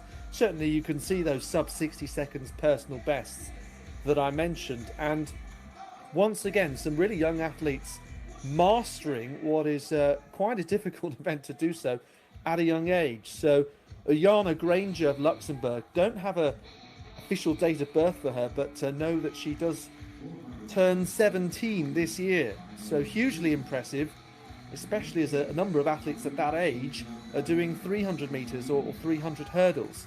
This is 18-year-old Avril Sulignac-Barre of San Marino, on to Ingeborg Sigurdardóttir, who's 24, and get this, 24 is the oldest athlete in the field. So it's a little bit more like a European under-23 field as we look at Dunja Vinjals, 19-year-old from Andorra. Masa Garic of Bosnia, who was 4th last year and the top returner, if you like, from 2023, an event that was won by Austria's Lena Pressler following that on their route to promotion. Granger, as mentioned, she was 3rd at the Games of the Small States of Europe. And on to Anna Sukadze, also 18 years of age, Georgian indoor 200-metre champion this year. Nicoleta Murcan of Moldova, she's just 16 years of age, but already has 6 national titles, which is extraordinary. But they cover across 400 hurdles, 800 metres, and 3,000-metre steeplechase. So it's kind of got that strength-based endurance and hurdling ability there, which is very impressive. And we have seen some athletes over the years do well at 400 hurdles and 800 metres. Patrick Dobek would be one of those, the Polish athlete. But yes, really interesting to see how many athletes we can get sub 60 seconds and what sort of times we might come up with here. Entry standard for the European under-20s is 61 seconds. 10. So now underway with this B race, the faster race of the women's 400 hurdles. Naturally, when you have up to 14 teams, we are splitting the track races all the way up to including 800 metres. And then we'll have just the one heat, obviously, and producing an aggregate result by the end of things. You can see there in lane 7, it's Ingeborg Sigurdardóttir of Iceland, and in the navy strip on her inside is Dunja Vinjals, the Andorran, and just edging into contention now is the athlete who I mentioned was 4th a couple of years ago, really pushing hard here. onto the home straight. Masa Garic of Bosnia and Herzegovina. There's a good battle behind her as we can see Vinyals try and fight back over this final barrier now. Have a look at the clock. Still plenty to go before 60. And Vinyals coming through very, very close on the line. And in the end, I think Garic just did find enough of a final gear there. Really exciting battle, Rob. And it just shows you how a 400 hurdles race can really ebb and flow. Cracking race that. And Vinyals outdipped Garic just on the line to take it. Granger of Luxembourg given third. I was watching Garic there as you were anchoring us through that. She was so aggressive through the first 150. Talking about the athlete, right in the middle. Although we didn't use lane 1. So she's fourth from the left here. And watch the way. So watch for the rise.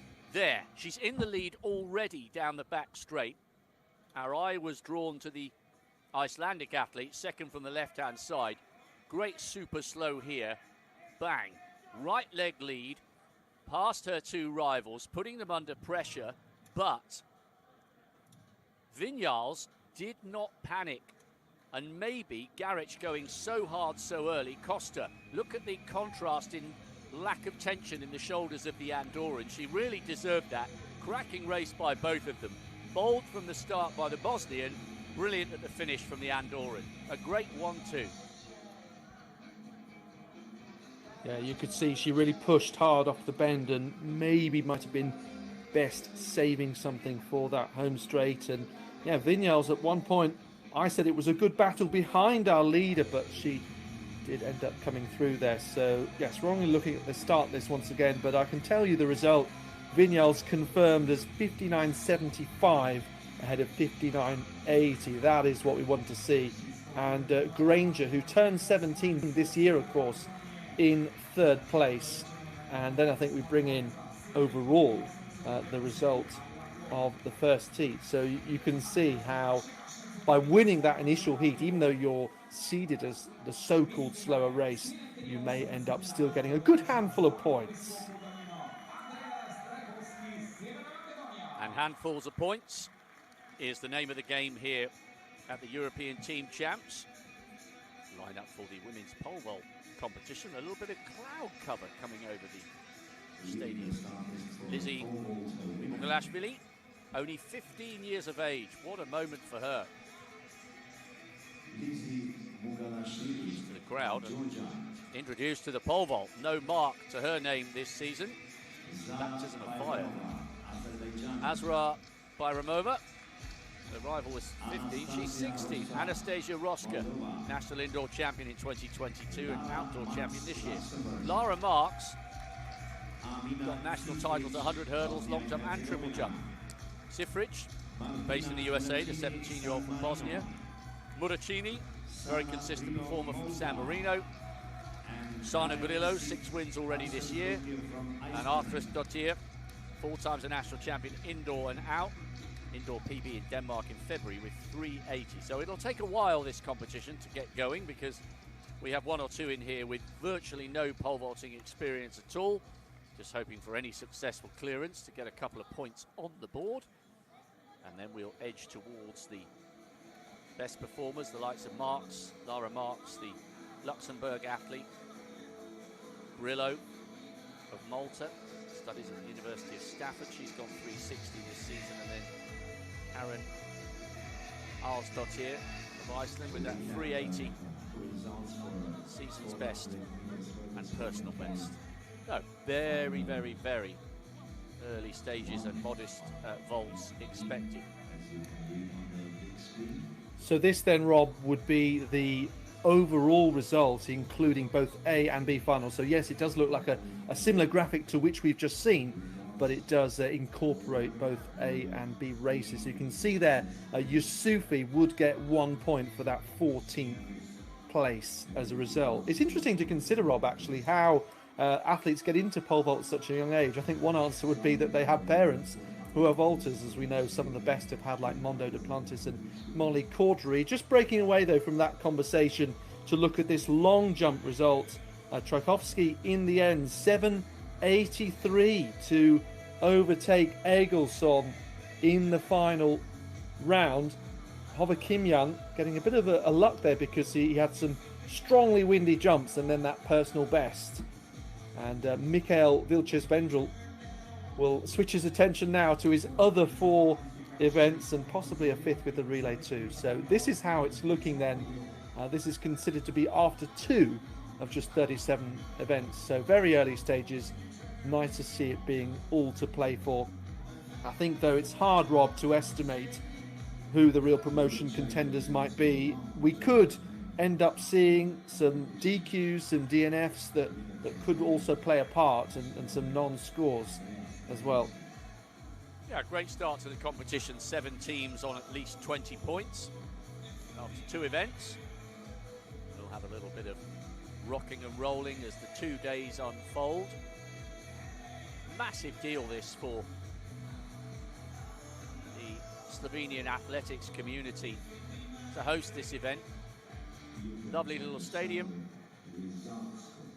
nice main stand, main gantry, seems a good size, and it'll see some great athletics, not just today and tomorrow, but also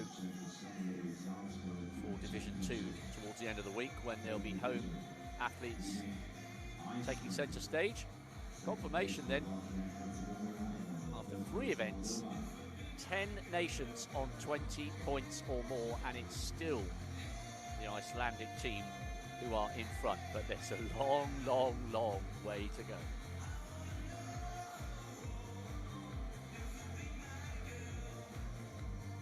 Well, Rob, with the pole vault coming up next, I think we have to mention some of the unusual formats of this competition. So, according to the team manual and rule guidelines, you're allowed a maximum of 4 fouls across the entire competition.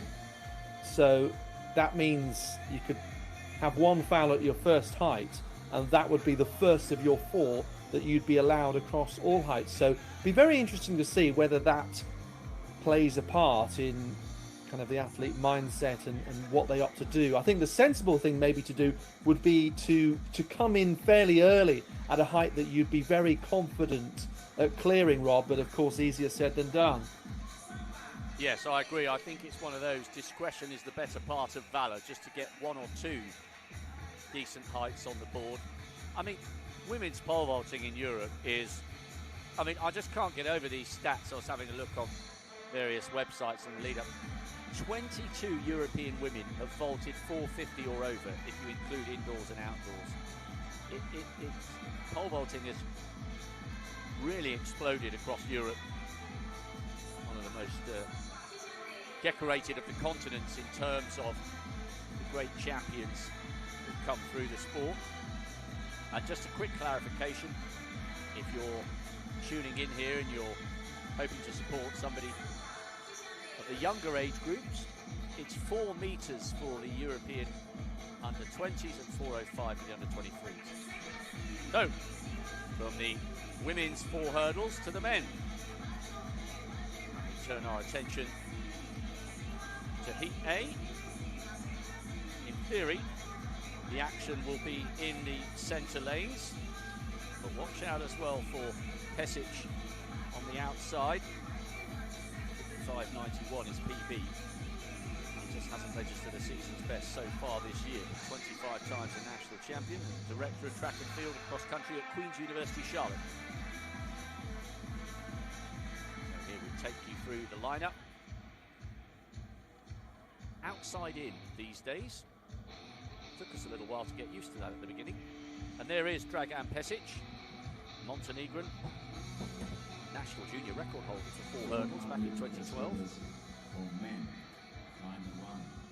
Now, what kind of shape is he in this season? On paper, he's one of the fastest in the field. So is this guy, Javid Mamedov. Mamedov won the B race 2 years ago. He's 30 years of age. 7.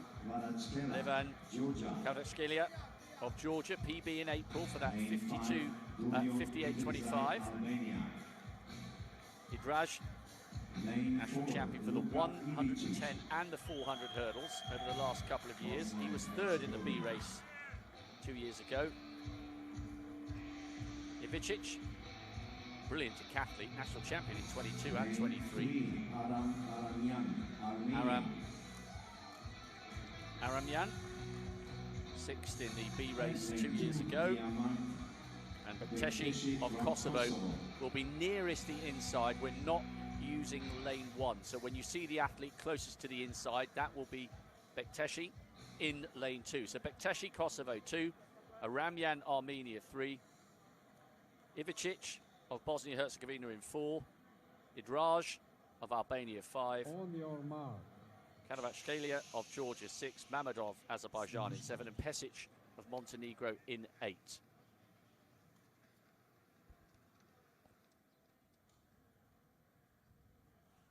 So, what kind of form does Pesic bring into this season? He's on the outside, 55.91 at his best, but we haven't seen him yet in 2025. First of 2 finals for the men's 4 hurdles. 3rd Division European Athletics Team Championships. Live from Slovenia. Ooh, now then.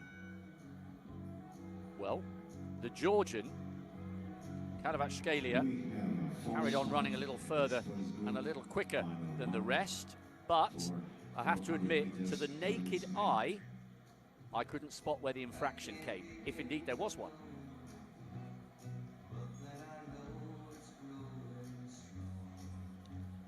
Yes, I'd echo that, Rob. Really hard to spot with the naked eye. That recall sun, though, was quite alarming, wasn't it? It was almost like someone had had a break-in somewhere. It sort of sound like of a burglar alarm, but certainly would have got the athlete's attention, which is the aim. Yeah, or someone had set their phone alarm because they didn't want to miss a flight. Anyway. Missed the start of the race. I'm not sure. Cameras are focusing in on Ivicic, decathlon national champion the last couple of years. He's in really good form. Ah, thank goodness. It's faulty rather than false. And call me old-fashioned. I hate to see somebody turn up for a massive event representing their country and be DQ'd before they've had an opportunity to show everybody what they're made of. And I know, rules are rules, but anyway. That's to many people's relief. So Bekteshi, Kosovo in 2, Aramyan of Armenia 3, Ivicic, Bosnia-Herzegovina in 4, Idraj of Albania 5, Karavatskhelia, Georgia 6, Mammadov, Azerbaijan in 7, and Pesic, Montenegro in 8. 2 quick men on the outside, but Mammadov and Pesic have not competed yet this year. And watch for the Bosnian athlete in lane 4. First of 2 heats, men's 4 hurdles. Oh no, oh no. Now, Mammadov was throwing his arms up in the air there in lane 7 as if to say, oh, come on guys, for goodness sakes. He's not happy, and neither is Aramyan. I must admit, a bit like the last one, I couldn't spot that, and they're all hovering around the replay board to try and get a better look. Tension grows here.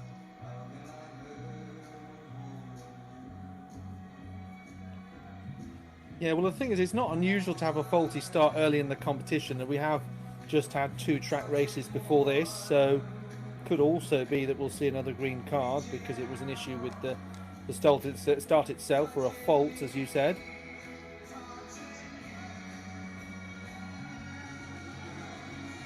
Well, the crowd are in the mood with Sweet Caroline, but it's eyes firmly on the job in hand here for these world-class men and women. And these guys will be feeling a flutter of nerves. So, where is our official going? Well, he looks quite relaxed. I don't think that's the face of someone who's about to DQ an athlete, and I very much hope that's another green one.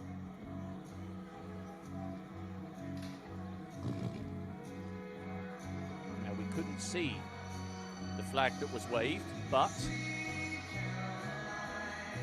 okay, A warning. Lucky boy, Bekteshi, the Kosovan based in Pristina. He's only 21 years of age. He is not disqualified. He has been given a yellow card warning. So, my goodness me, let's see if we can get this race off, shall we? Bekteshi, Kosovo with the yellow card in 2. Aramyan of Armenia 3. Ivicic of Bosnia-Herzegovina in 4. Idrijar of Albania 5. Karaskalia, Georgia 6. Mammadov waving his arms around in annoyance. There he is, second from the outside. And Dragan Pesic. Keep your eye on that man there, Ivicic, 21 years of age. He's in really good form, close to PB. He goes in 4. The fastest men in the field on paper are on the outside. Mammadov in 7 and Pesic in 8. But we have not seen them race this year yet. Ivicic is a brilliant decathlete. So he's in 4. Mammadov in 7, Pesic 8. Surely we can get this 4 hurdles going this time, can't we?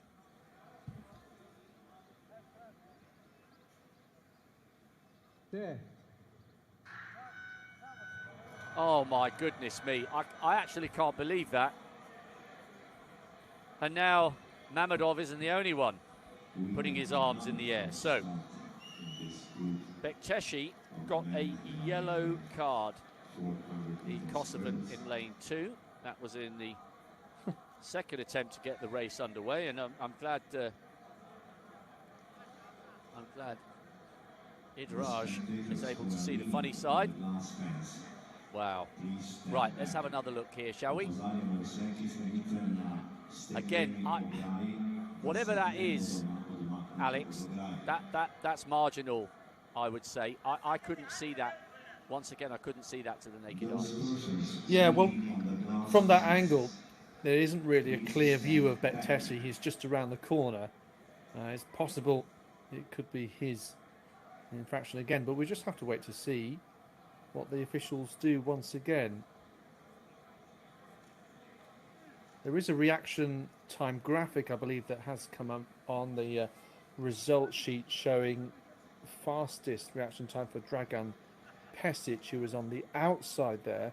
But again, it's now over to the officials, really, as to whether maybe they would show him a yellow card, or we'll just have to wait and see.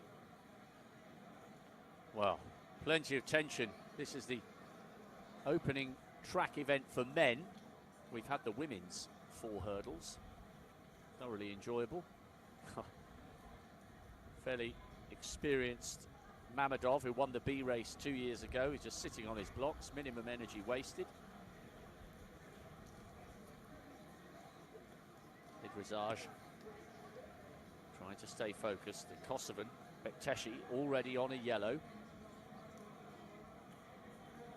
If the reaction time is accurate here, then it could be an issue for Dragan Pesic, certainly on the outside. Less than 0.1 seconds is shown on the graphic on the result system. Well, and you can find that result system on European Athletics site. Yes, and if that is the case, that is a false start. Quicker than 0.1 of a second is a false start. Now, we've got a red and a yellow, and there's a purposeful stride on that official. So is he indeed going right the way to the outside, to the Montenegrin? I think he might be, but what card is he going to show?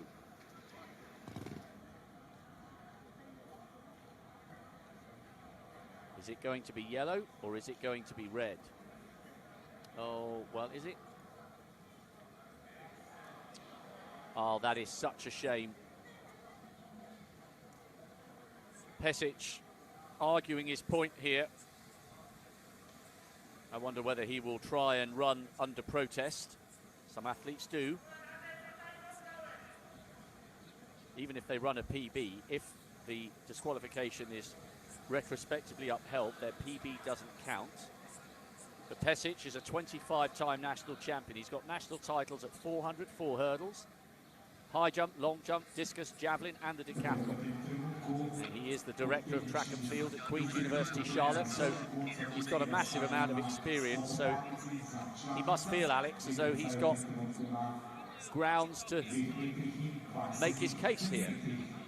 Absolutely, you could see it came as a surprise for him, but it's hard to argue your case when the reaction time has come up as 0.048 seconds. Pesic, who we saw at the European Championships throw the discus, I seem to remember, barefoot. He's also in the pole vault at these championships, so if this disqualification did indeed see him unable to start, as we suspect, and he's not able to argue his case or whatever the case may be, then he would still be in the pole vault later. I know that may not seem like a consolation to him or his team now, but I sometimes feel it is when an athlete is also in another event. Let's have another look here, Rob. Well, I think Pesic was arguing as if he was trying to confirm that his fingers were behind the line. They were, certainly judging by that replay, but quicker than 0.1 off the blocks is judged to be an official false start. I remember when Devon Allen was disqualified on the home World Championships for the United States, and he had started 0.99, 1/1000th of a second too quick. And he argued his case, but it was too late and he was disqualified. By the way, if you want to get up to date with all the results quickly as possible, European-athletics.com. And Ola, one of our colleagues, has got fabulous content on the European Athletics Instagram Stories channel. Great reels she has been posting. Right, so there was a green card floated in front of the face of Dragan Pesic, so I do believe he is going to take his place in the starting lineup. My goodness me, I can't remember too many races that have taken this long to start. Bekteshi, Kosovo, 2, yellow card. Aramyan, Armenia, 3. Ivicic, the brilliant decathlete, Bosnia-Herzegovina, in 4. Idrajaj, Albania, 5. Karavatskalia, Georgia, 6. Mammadov, Azerbaijan, 7. And Dragan Pesic, who seems, the Montenegrin, to have survived the disqualification. He has been shown a green card. And surely this time, everybody, can we get the first heat of the men's 4 hurdles underway? We're watching in theory for lanes 7 and 8, but watch for that decathlete Ivicic of Bosnia-Herzegovina in lane 4. There. Right, this time at last we are away. Fairly even to the first hurdle, maybe Pesic pulling away from Mammadov on the extreme left of picture, just a fraction. Karavatskalia doing really well, closing down on Mammadov. The Georgian is 3rd from the left-hand side. No move yet from Ivicic, 3rd from the right-hand side, 2nd from bottom right now. Now, maybe Karavatskalia of Georgia. Is he beginning to run out of steam? Pesic is. He's had a little look on his inside, and Mammadov is coming. Clattered that hurdle, Pesic, on the extreme left of picture. Could be a good duel, this one.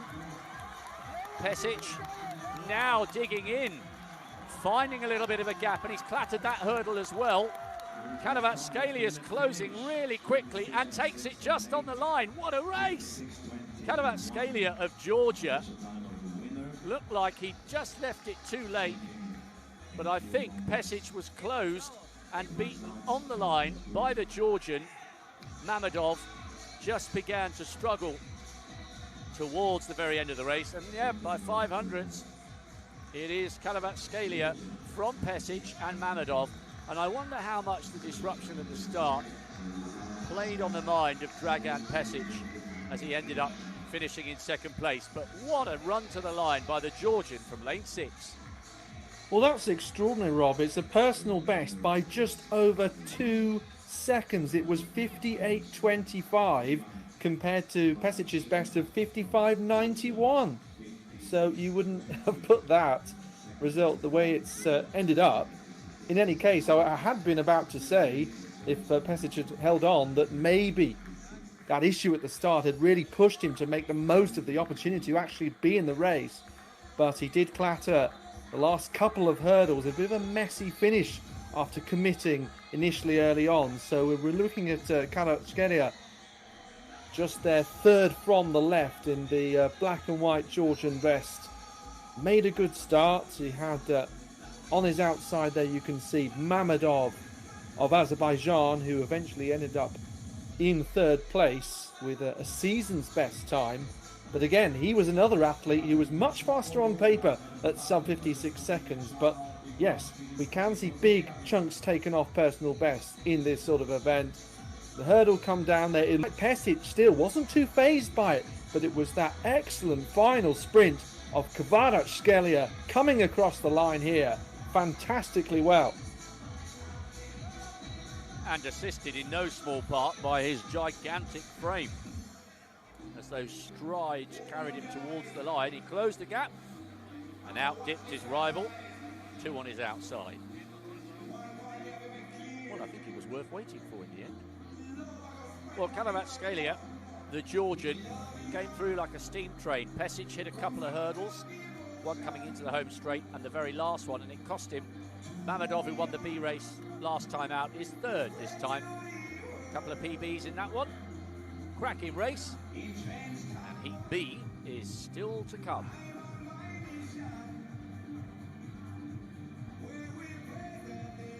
Yes, that will follow up shortly. Obviously, we will be a little bit behind schedule, but I'm sure we'll try and make up some of that time. Obviously, the full timetable available on the European Athletics website, along with some quite interesting articles, including previewing the whole competition itself, looking ahead to the second and indeed the first division, which obviously the latter coming up in Madrid this weekend. And here in Maribor, we will have the second division featuring our hosts, Slovenia, and we expect to feature the likes of Christian Che, the discus star.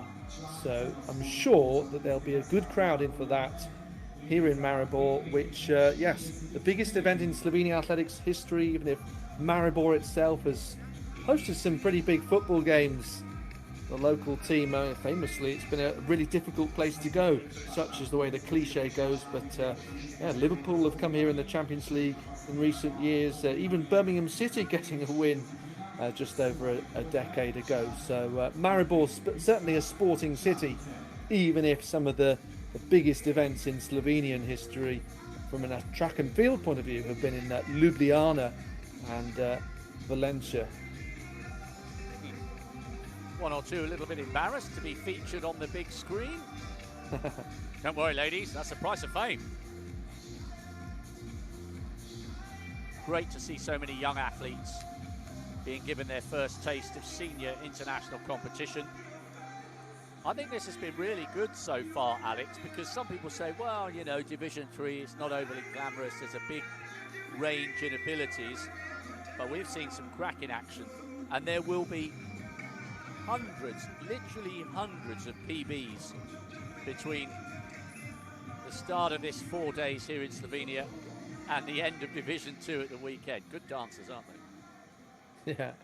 So this then is the B race, or the faster race of the men's 400 metre hurdles coming right up. And yeah, don't forget the women's competition. We saw that fourth place overall was where the winner ended up of that initial A race.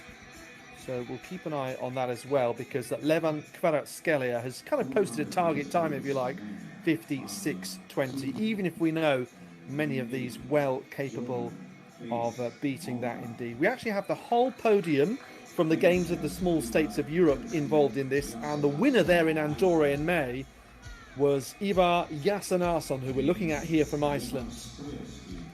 Over to Jovan Stojovski, the holder of 6 national records or national best performances, including 300 metres. Eloy Vieira, one of the Andorrans who's doubling up here, 3-time national champion. David Friedrich also has won 3 titles in Luxembourg, 2022 up until last year. And Andrea Ercolani Volta of San Marino, who was first in the third league back in 2017. Livio Ciobanu is inside, the 18-year-old from Moldova, and despite being a young teenager, he did actually get national title outdoors last year over this event, and then 60 metres indoors He won the Moldovan title as well. So that's the lineup for this second race. Big personal best for the Georgian. And just maybe we'll see similar sorts of improvements across this field then. So Chibanu, Erkolani Volta, Friedrich, Vieja, Stojovski, Jasanarsson and Pace. Well, we were talking about how there were some marginal moments where the recall gun sounded. That was fairly clear, at least on this near side. Ivar Kristin Jasanarsson of Iceland, one of the athletes who would want to take maximum points. And Rob, I think it was his infraction there. We'll wait and see what the officials say, but that was clearer. And he would be hugely disappointed with that. 32 years of age, 11 times the national champion. He's been a brilliant 4-hurdler and 4-flat runner. But the tension grows once more here, and hopefully they'll iron out these difficulties. Oh, it's faulty rather than false. Everybody survives to race again, Alex. Yes, and I think we see that sometimes when it's clear early movement, but very early in the start phase. So, you know, not judged to be anticipating the gun, we say, but more a case of slipping out the blocks and not waiting that extra moment. In any case, yes, green card, and we continue with all of the athletes, all 7 of them in this lineup. And it's kind of also the right number, so expecting to see 16 athletes in the second and first division, but here with 14 in many events and 15 in some, it means in an event like the 400 hurdles, we don't have to use lane 1, and that is kind of more helpful when you consider the draw, and no one has to be on that tight inside line. I think it On your mark. is helpful for the athletes, especially when you only get one crack at it. It's not like there'll be a final, as there used to be heats and then finals. Of course, we used to have different numbers though of divisions. We had one more division and therefore smaller amounts of teams within. So here we go. Second time of asking to get this race underway. Chibanu, Erkolani, Volta, Friedrich, Vieja, Stojovski, Jasanarsson and Pace. Yeah. Well, it's almost as though, as we hear the crowd groan, that there is an issue that's coming up time and again. Well, Alex, it's easier for the non-commentator to cast their eye over. My eye was drawn to Chibanu moving very, very quickly on the inside in 2. I couldn't definitely see an infraction, but it looked bottom left of picture. I don't know if we'll get a chance to see that again. It looked like he got away extremely quickly, but once again, it's faulty rather than false.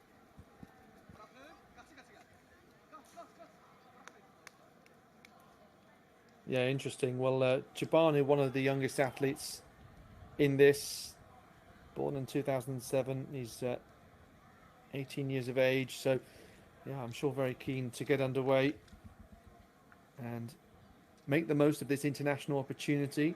There he is in the blue Moldovan vest. He has a personal best of 55.86. Possibly just testing the starting equipment there.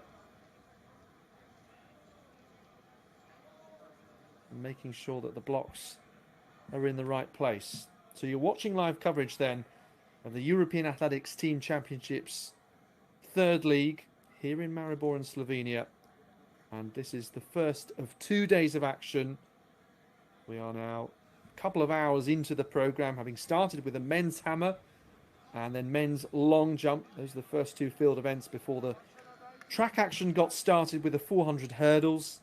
We've seen Hilmar Orn Jonsson get the first set of maximum points for Iceland. It's pretty hot weather in Maribor, good conditions for sprinting, and that's replicated with the fire on the socks of Jordan Pace, the Maltese athlete.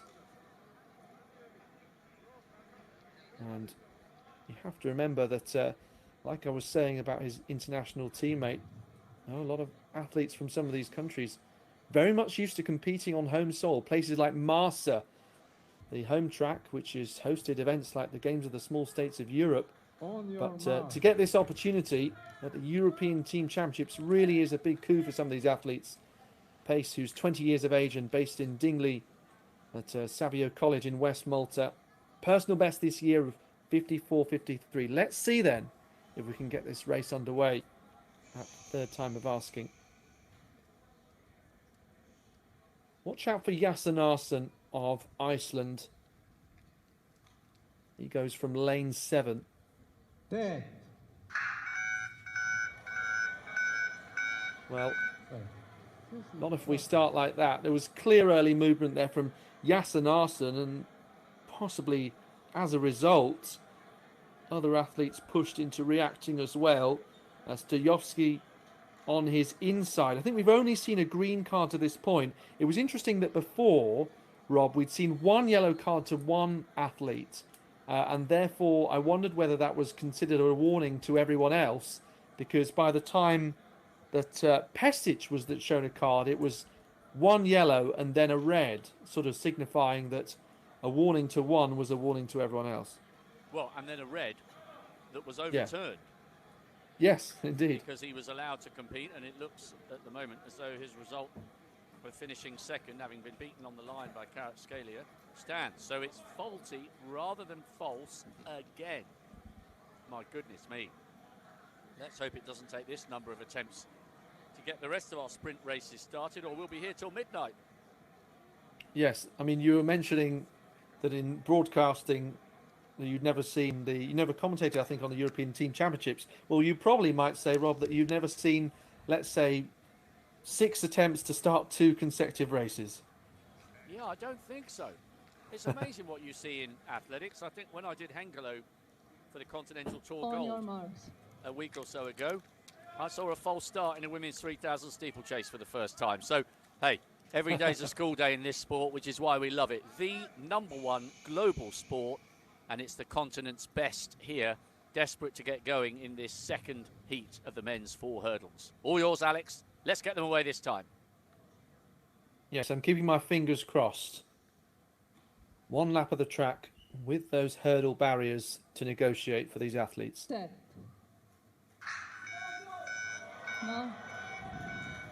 Well, it's hard to find the words, I have to say. It looked like early movement potentially, and the camera focusing in on him in that navy vest, the Andorran Eloy Vieira. But, I mean, it could go on forever, really, unless the athletes maintain their discipline and the officials are sure that there's no fault.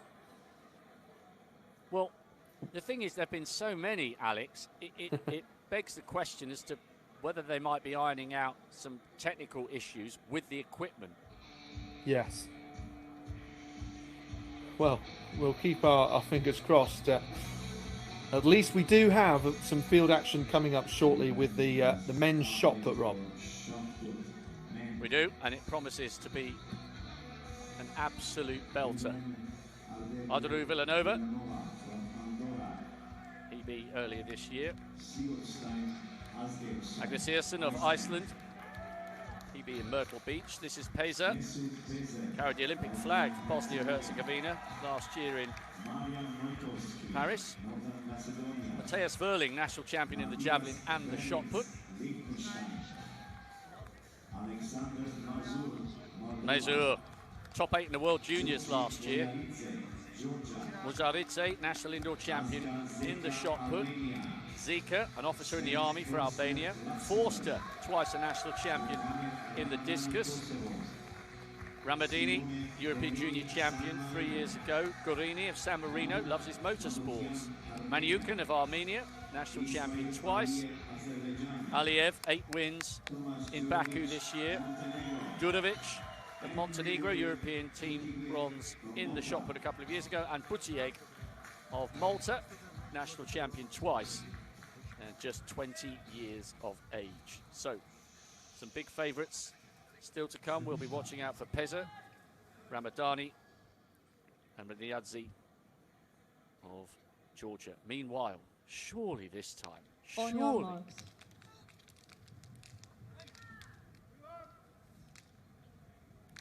Let's wait and see then, shall we? Chobanu, Erkolani, Volta, Friedrich, Vieja, Stojovski, Jasanarsson, and Pace. Moldova, San Marino, Luxembourg, Andorra, North Macedonia, Iceland, and Malta, all involved, all desperately hoping to get underway. The Georgian Kvaratskhelia obviously winning the first heat. There we are. What a relief, eh?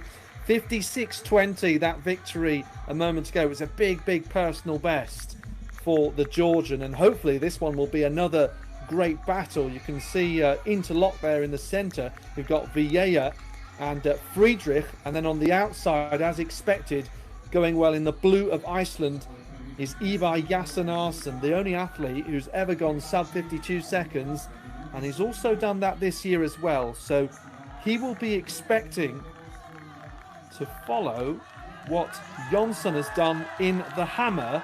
But look at this, the battle with the Andorran here. So Andorra obviously getting the victory in the women's race with Dunja Vinyals, and this is very close. Jasanarsson trying to come through on the outside and does. Oh, fantastic battle between the two athletes, and well, Vieja has got a personal best as a reward for a really brave performance against what was on paper an athlete nearly a second faster. Very impressive from the young Andorran, but in the end Iceland do take maximum points through Jasanarsson, Rob. Good race that, and Friedrich really played his role from Luxembourg, because I think Via Escalano could sense that the Luxembourg athlete was putting him under pressure. And Jasanarsson needed to show all his class just towards the end to overhaul his Andorran rival. So, watch the figure third from the right-hand side. I know he's not leading at the moment, but Friedrich started to close the gap on the Andorran, who has that really distinctive forward lean. So pretty close here. The man from Luxembourg tried to close the gap on the smaller Andorran outside him. But here, the Andorran began to rock and roll just a fraction. Still a wonderful run and deserved his PB, but Jasanarsson came through second from the outside in Karsten Warholm's favoured lane. How many times have we seen him win a Diamond League and a Continental Tour and a global title? Jasanarsson almost shouting at himself there as he just came through on the line. Cracking race from the first two. Good running by the Andorran, but just had to play second best to the pre-race favourite. Yes, Jasanarsson, who describes himself as a track and field engineer. I believe he's an expert in sustainable energy. He certainly had the ability to sustain himself at the end of that race to overcome Eloy Vieja by 1/10 of a second in the end. It was 52.32, the previous PB of the Andorran.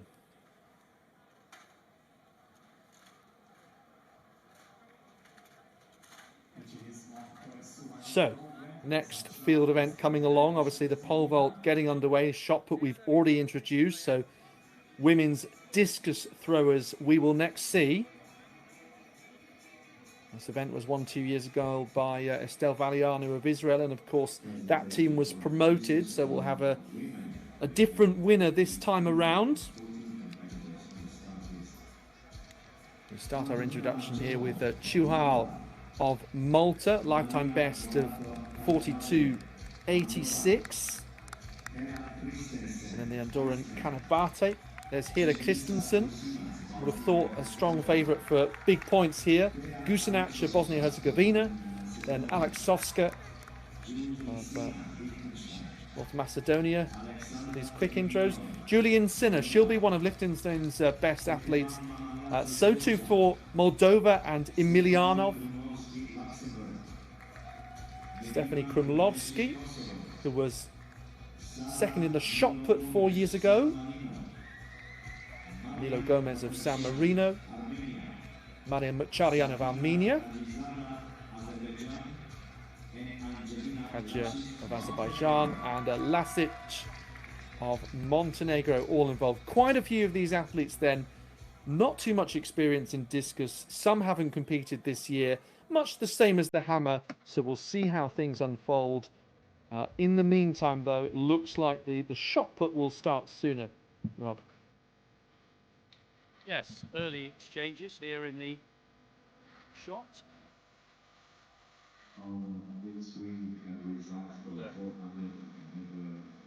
No throw there for Burling.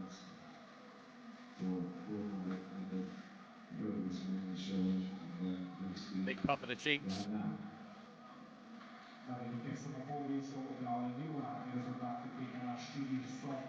Thomas Dudovic.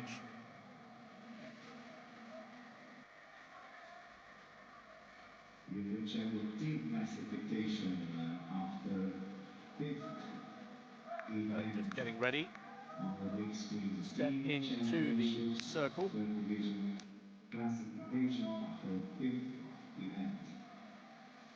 That's Alexander Mazur, top 8 in the World Juniors last year. He's only 20 still, 4 wins so far this year.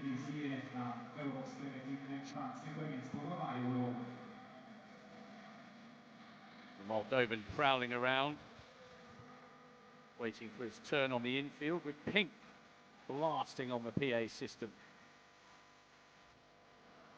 Good atmosphere here. Yes, we're a little bit delayed after those faulty rather than false starts on the men's and women's small hurdles, but cracking races in the end. Lunges for the line and a whole host of PBs already secured. Well, Rob, in this shot put, I'm really looking forward to watching Mohamed Ramadani, because he got Kosovo's first European gold medal at any level ever in a shot put a few years ago. Just going to break away from that to look at this result. So Ivar Jasanarsson a tenth ahead, and this therefore once again is the aggregate result all the way down to the Kosovan. Yes, a little off other athletes, but gets that point, gets that international opportunity to represent. And as I say, Kosovo should have big points from the shot, but certainly that's one of their opportunities. Liechtenstein would have thought from the women's discus as well. Oh, Mazur at last getting himself up and running.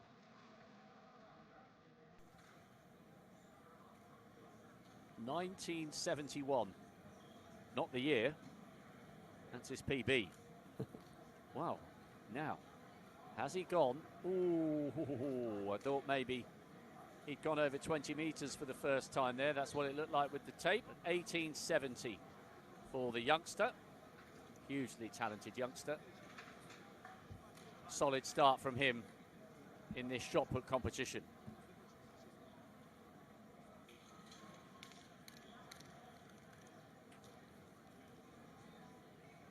And we'll keep you posted on that, because we turn our attention to the first of the 100-meter races. This is Heat A. A lot of attention on the Republic of Moldovan's Alexandra Zatic, based in Romania. Second from the right-hand side. Once again, we're not using lane 1. This is Leandro Kodaku, twice a national champion. He's gone 6.98 indoors this year over 60. Good indoor season. Is he poised to strike and get his PB down to under 11 seconds for the first time? Zatic, 10.73 man at his best, but we haven't seen him race outdoors yet. Now, Andrew Grigorian of Georgia is only 17 years of age, but a PB on the 7th of June. And then Bazina of Malta, 11.05 this season, but 10.74 at his very best. Gevorgian of Armenia, 7.05 indoors over 60, 10.9. That PB came May last year. Granit Ameti of Kosovo, 22 years of age. Surely he's going to need to run quicker than that to get into the mix.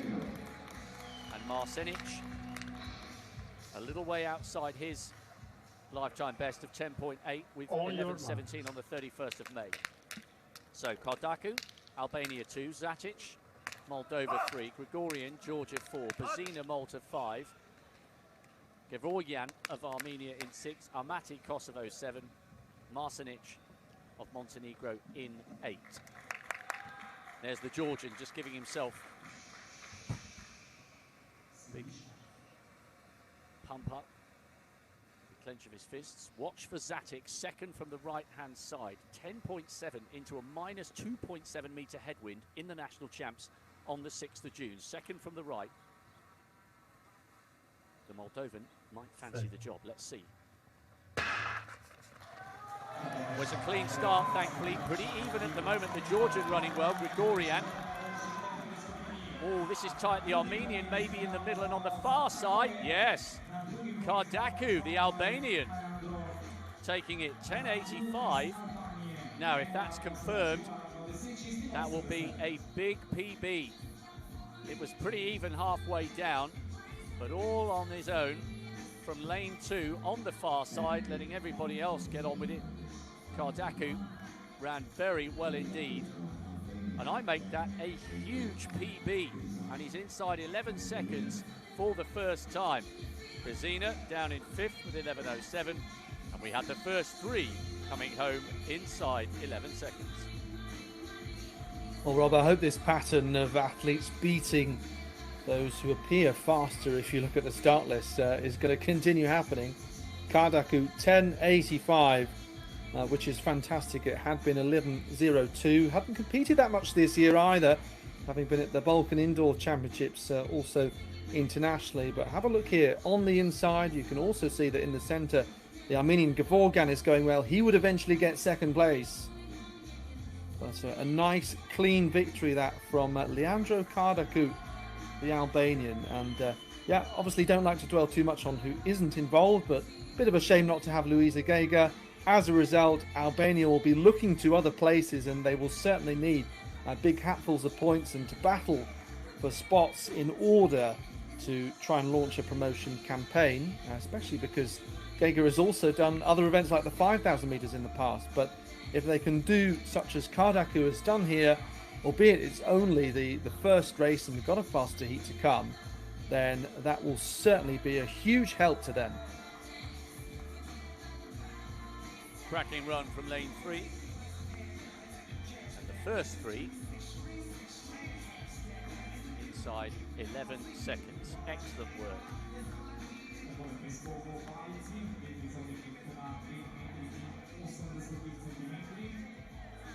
Great aerial view of the stadium. Confirmation of Kardaku's big PB, very impressive as well, into a marginal headwind. 10.85, Marsenic from Montenegro, and Grigorian over towards the far side, also inside 11 seconds.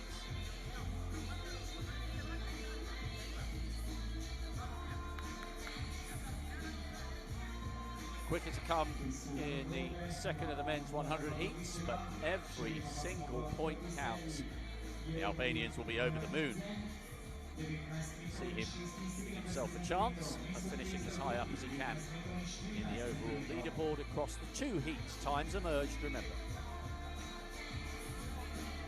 Well, looks like we're going to see the women's discus next, and Alexandra Emiliano, one of the athletes that was in the press conference, which always at least means that there are big hopes on her shoulders. Of course, she was absolutely incredible at junior level, winning titles right across under 18, under 20 level in particular, and then had a couple of difficult years since those titles. It was around 2015 to 2017, won pretty much everything there was to win at those age groups.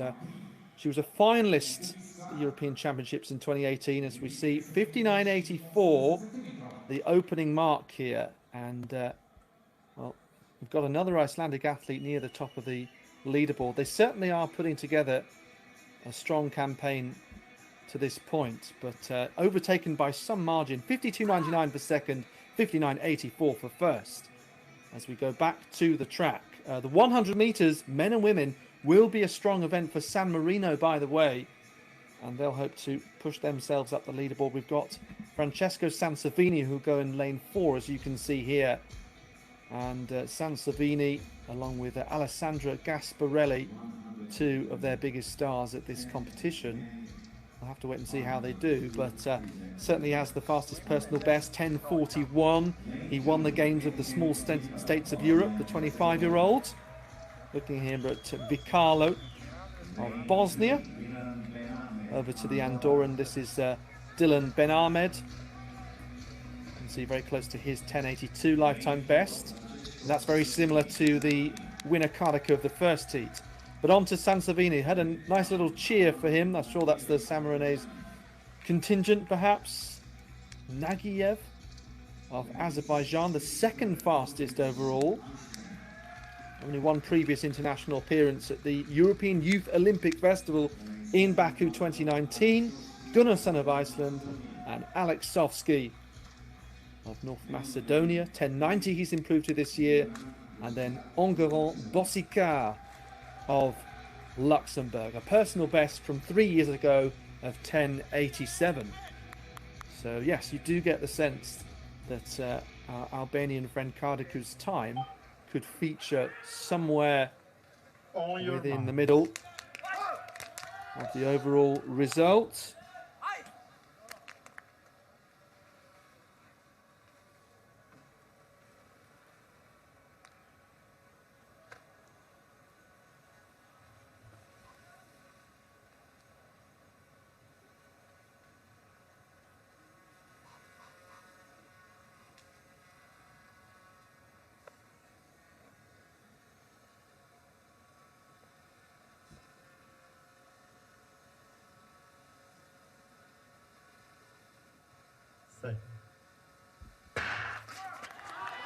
So let's keep a close eye here. You've got Nagiev coming through the centre for Azerbaijan, ahead of Sansovini.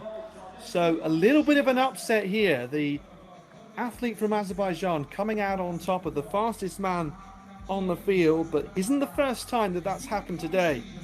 A bit of the turning of the tables. So Nagiev comes out on top then, 10:42, and he takes their first maximum points of the European Team Championships.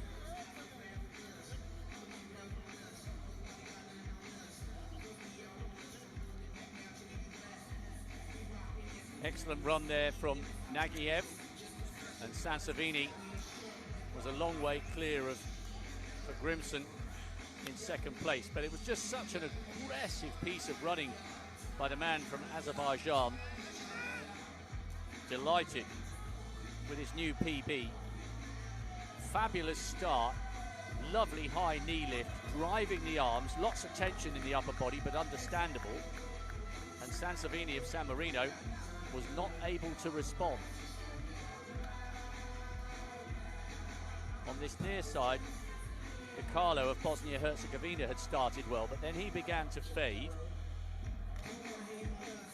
Right in the centre of our picture. Really nice high knee lift. Coming under a little bit of pressure from the man on his right, or his left, our right. But that's an excellent win for Nagiev. Yeah, pumps his chest. Come on, come on. Well, Ramil Guliev, the brilliant Azerbaijan 200-metre runner, would have been impressed with that, the evergreen. So, Nagiev ensures top points for Azerbaijan in the glamorous event of the men's 100 metres. Yeah, fantastic for Nagiev, and once again, quite big margins. Only one athlete within 0.4 seconds. And that means, as a result, Kardaku of Albania ends up in 6th place overall, to give you an idea. But look at that, very, very close. 10.82 down to 10.88 among the first few, and that's the difference of 1 point, of course. I'm talking of 1 point, you can see there Kosovo picking up 1 more point there, adding to those overall tallies. And we've got 3 field events on at this point, so all of this will change quite quickly. But Iceland looking very, very strong, and even though we're still I guess in the early stages, you would think that Iceland are in a fantastic position, given the top 3 sides will all get promoted to the second league for the next edition of this competition in 2027. Yes, and they were the best of the 3 who were relegated. 246.5 points, just behind Latvia. A long way clear of Luxembourg, who finished second bottom, and Moldova, who were bottom of the pile. Plenty for the coaches and the other fans to ponder. Some of the Bosnian teams, some of the youngsters. Hopefully enjoying the atmosphere in the early stages of the afternoon. From the men's 100 metres to the women's. Fascinating to see how Paolo Scheil goes. Now, I also had her PB listed at 12:31, but I've also got a time of 11:95 at the National Championships on the 12th of June. If that is the case, then Scheil of Albania in 4 would be the overwhelming favourite. Let's see. Tatiana Contabu is in great form, the Moldovan national champion over 200 indoors and out.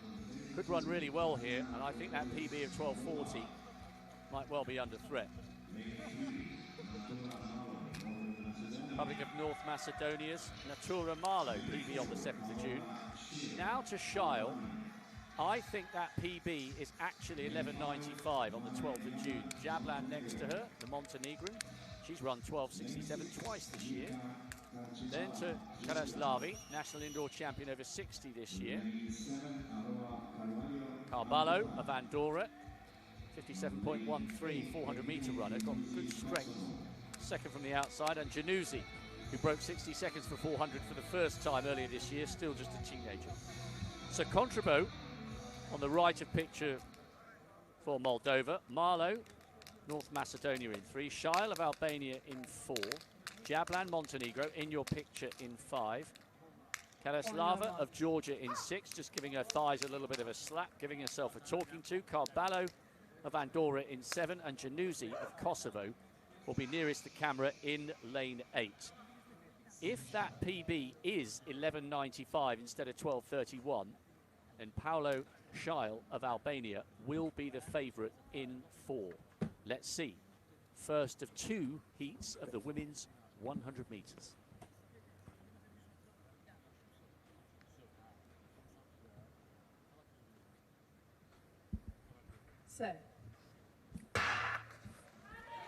They're cleanly away, and Scheil is running well and running away from the field. The Georgian Karaslavi is running well. Third from the outside. Boom! 12:06. It's Scheil from Karaslava of Georgia. And I think that PB of 11:95 was correct. I did my research and thought that they perhaps had missed off the fact that she'd run so well in her national championships on the 12th of June, and she came through really well. She was ahead after 30 metres and was never going to be threatened. And once again, in the absence of Luisa Gega, the brilliant Albanian steeplechaser, other younger members of the Albanian team are stepping up and delivering in style. Yeah, really impressive to see that, and very much from the get-go, similar to her compatriot Kardaku, very, very keen. Look and see this here. Fantastic start and just held her form supremely well. You can see the strong Jordan athlete here. Almost got her eyes closed. She pushes very hard for that line and is rewarded with a very, very solid second place, with obviously still that second heat to come.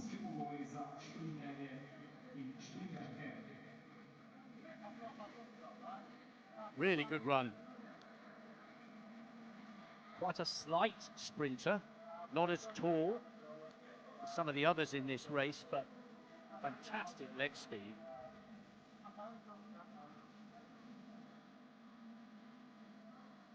Clearly in the form of her life and loving it.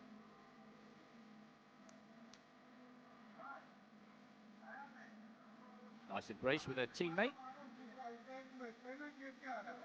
Well done, he says. was Zika, the Albanian shot putter.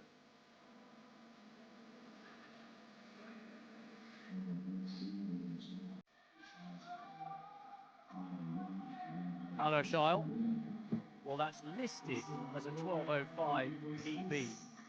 But whether it's a PB or not, she clearly ran very well at the national champs on the 12th of June. And she took that one. Excellent points for the Georgian in second. Now back to the early stages of the men's shot put. Hazer. Second round. Solid start with that 19.14 in the first. Twice he's finished in the top 8 of the world indoors. He was 5th in 2018. Third in the Balkan Indoor Championships earlier this year. Very, very experienced performer.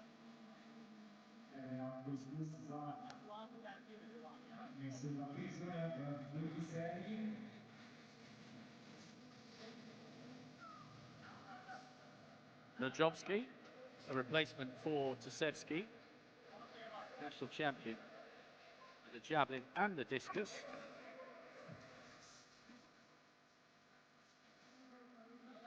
Slightly unorthodox technique now. I wonder, he's got some strapping on that right elbow and he held it there. I wonder whether he's hurt himself a fraction.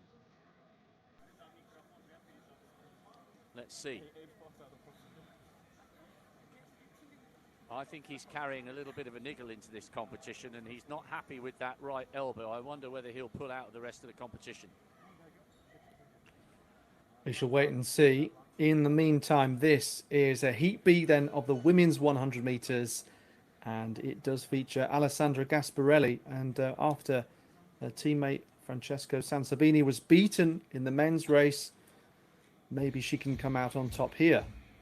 Having said that, it's still fairly close. You've got a couple of athletes within 1.5 tenths of a second. Gasparelli, who was second a couple of years ago and was third in the 200 metres, had good pedigree from this competition. This is Fiona Matt Lichtenstein. Alongside is Rezbegovic, who has a background in Taekwondo, 12:10 her personal best. On to Teopanis Calero of Malta, who's just 17 years of age. Third at the Games of the Small States of Europe, which Gasparelli was second. Both 100 and 200 metres, she was the runner-up.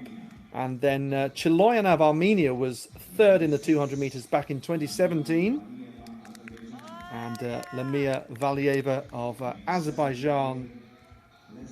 And Ia Hlesdottir of Iceland also in this. Another 17-year-old is Hlesdottir, 12:01 her personal best, so very, very close to going sub 12. And then you've got Camille Gang of Luxembourg. So Patricia van der Weken electing not to take part. As a result, she's got given an opportunity to a younger colleague, another athlete, don't have a full date of birth for, but would turn 17 this year. So either 16 or 17.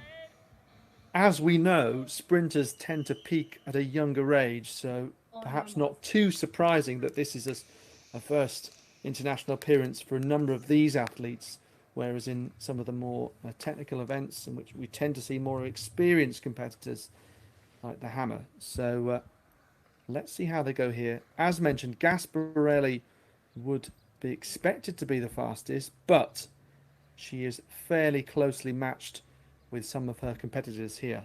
Matt Rezbegovic, Panis Calero, Gasparelli, Chiloyan, Valieva, Hlesdottir and Geng. As women's 100-metre B race. So Gasparelli does get away quite well.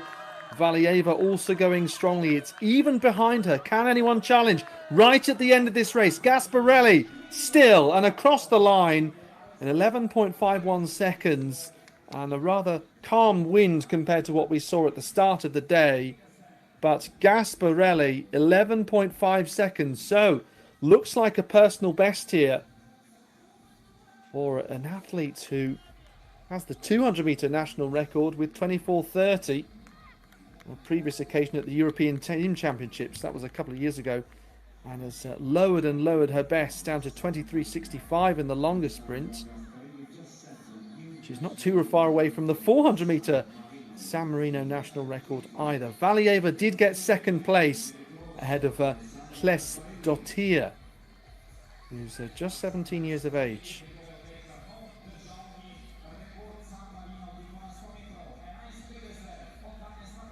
That was a really good run by Gasparelli. Fourth from the right-hand side.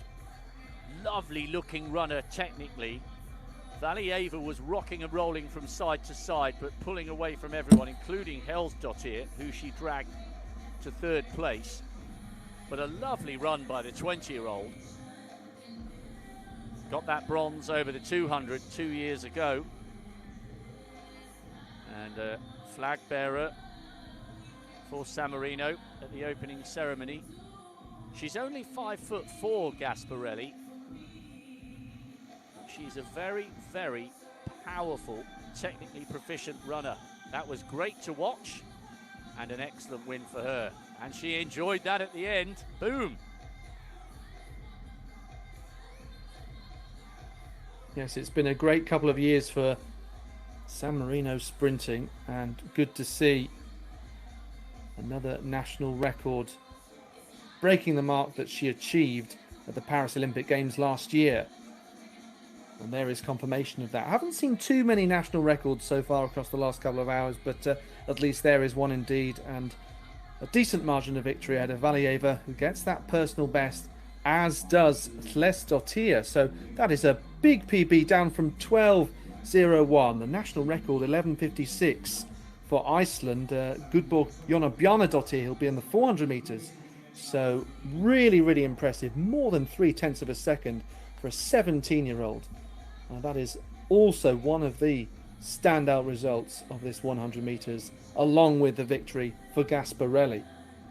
And it means that Iceland still continue their lead out front.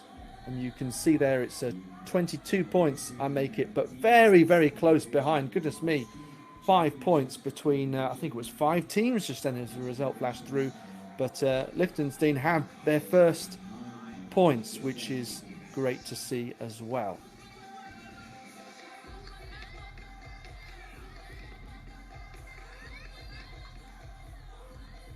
Well, all these teams very much enjoying the experience.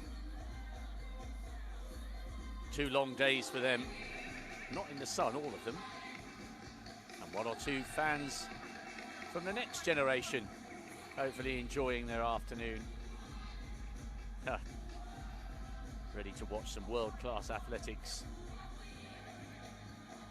Well, they're lucky, they found some shade.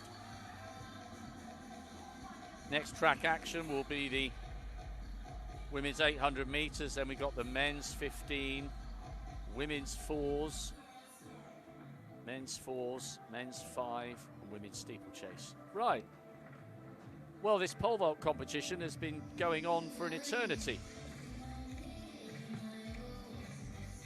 Sabrina Carpenter booms on the PA system.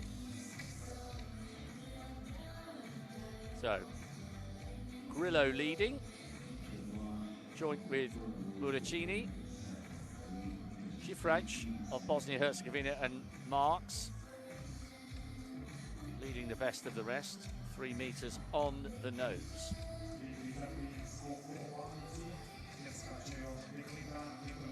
This is Marks. Second attempt, 3:15. No.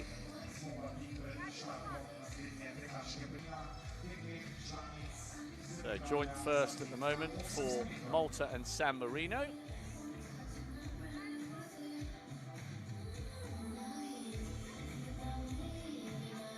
And little by little, beginning to edge towards the business end of this competition.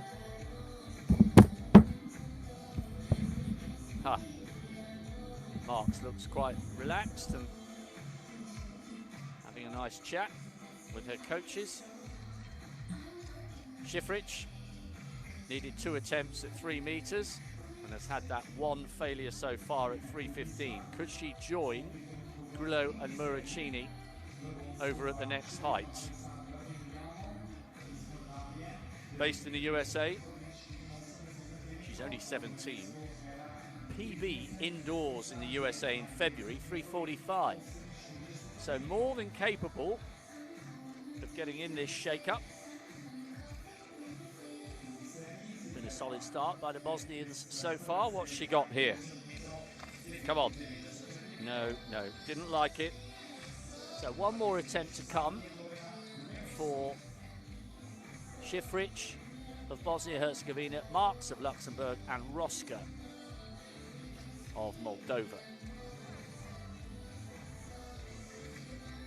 Grillo and Muricini are already safely over. 3:15, and we're narrowing it down in the women's pole vault.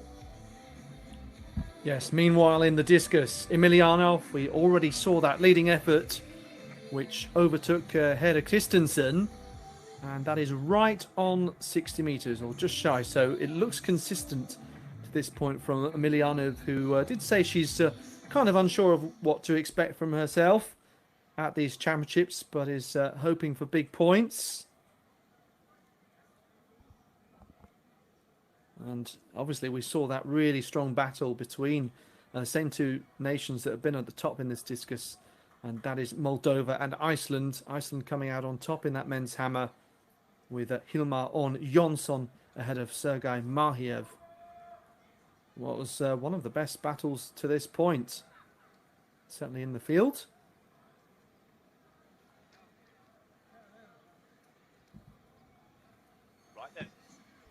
Right then. To the first of two heats in the women's 800 metres. Now we get into the middle distance stuff. We've had some 4 hurdles. We've had some hundreds. 2 laps of the track now.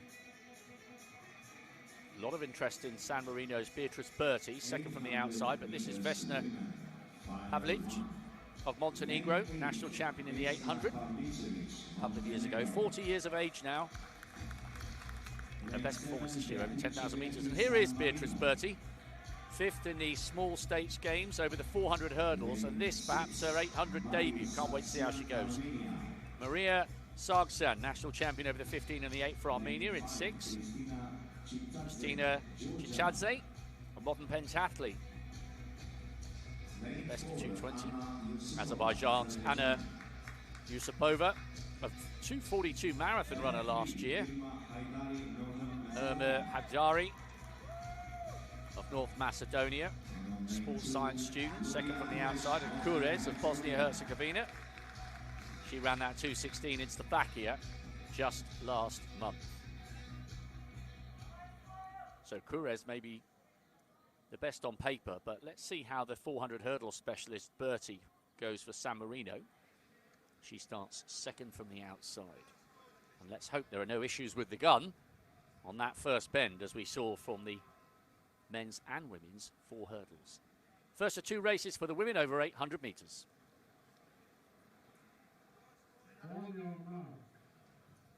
Here we go. Very relaxed Montenegrin on the start line. Plavlicevic. She has gone straight to the back, but that's understandable. She has been performing over 10,000 metres so far this season, so this perhaps a little too quick for her. As they break, it's Sargyatsin, the Armenian, and on the inside, Berti, heavy strapping on that right thigh.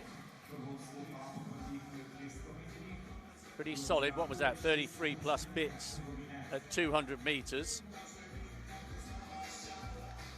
And also Chichadze, the modern pentathlete, coming up and looking very strong here, Alex, as she takes it on round that top bend. Yeah, absolutely. And these athletes won't get too many chances like this to just go out and race in an 800 metres. No pacemaker, but championship conditions. And it'd be very interesting to see what happens. Could end up neutralising the race, so much so that some of the faster athletes aren't necessarily unleashing those kick until right at the end of the race. inside the last lap then in this first of two races over 800 meters for the women. It's Bosnia and Herzegovina's Gloria Kurez. She was following in the footsteps of Chikadze, the Georgian, who's now tucked in on the inside, and Sargsyan of Armenia, the national champion over 800 meters and 1500 meters, is in second place. But the 21-year-old from Bosnia holding the inside line here, with Sargsyan of Armenia desperately trying to hang on. The 21-year-old's head is rocking and rolling a fraction, and Sargsyan still looks okay. The Georgian, Chikadze, trying to close the gap, and a furious burst on the outside from Yusupova. And Kurez is really struggling here, and the Armenian might hang on. Oh no, taken on the line. Azerbaijan from Armenia from Georgia. What a win, and what a last 50 for Anna Yusupova. Well, she ran 2:42 for the marathon last year, but she clearly hasn't forgotten how to run an 800 meters. Third in the B race 2 years ago, and she's won it this time round. 2:15, as she's taken more exactly 2 seconds from her lifetime best. Left it late, but timed it right. Victory to the athlete from Azerbaijan. Well, that's incredible. I make it it's her birthday tomorrow. In fact, she'll be 38, and she's got the 5,000 meters to come later on today. So what a performance from Yusupova. And yes, I mentioned that if the pack are together at the midpoint, then we might see a bit of a surprise. But in any case, it was Yusupova's excellent tactics to come through right at the end, overtaking Sargsyan and Chikadze. So yeah, you've got Azerbaijan, Armenia and Georgia, the three neighbours next to one another on the list. As you can see, the Montenegrin a little bit caught out there at the start. Don't often see that in the 800. How jarry it was there. Good running from Kurez, the 21-year-old. Put under pressure by Sargsyan, but fabulous finish from Yusupova. So this was the point at which Kurez started to tire. Then Sargsyan thought she'd got it. But there was, do you know what? There was something Tamsin Manu-esque about the manner of the finish there from Yusupova. Tamsin Manu, Australian world indoor champion back in, what was it, 08, I think. Over 800 meters. She would have been impressed by the gutsy finish there from the athlete from Azerbaijan. Not the fastest 800 we've ever seen, but a pretty gutsy one, that's for sure.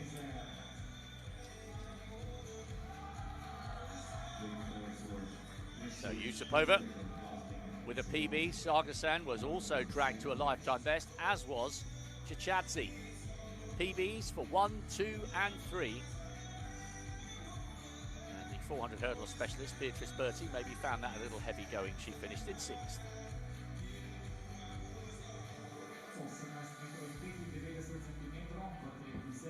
Yeah, so 37-year-old beating a 19-year-old on the line there. As I say, Yusupova will be in action again in the 5,000 metres. At least that's what we're expecting. Another personal best here in the discus. Christensen, who I mentioned, had been leading for Iceland in this women's discus.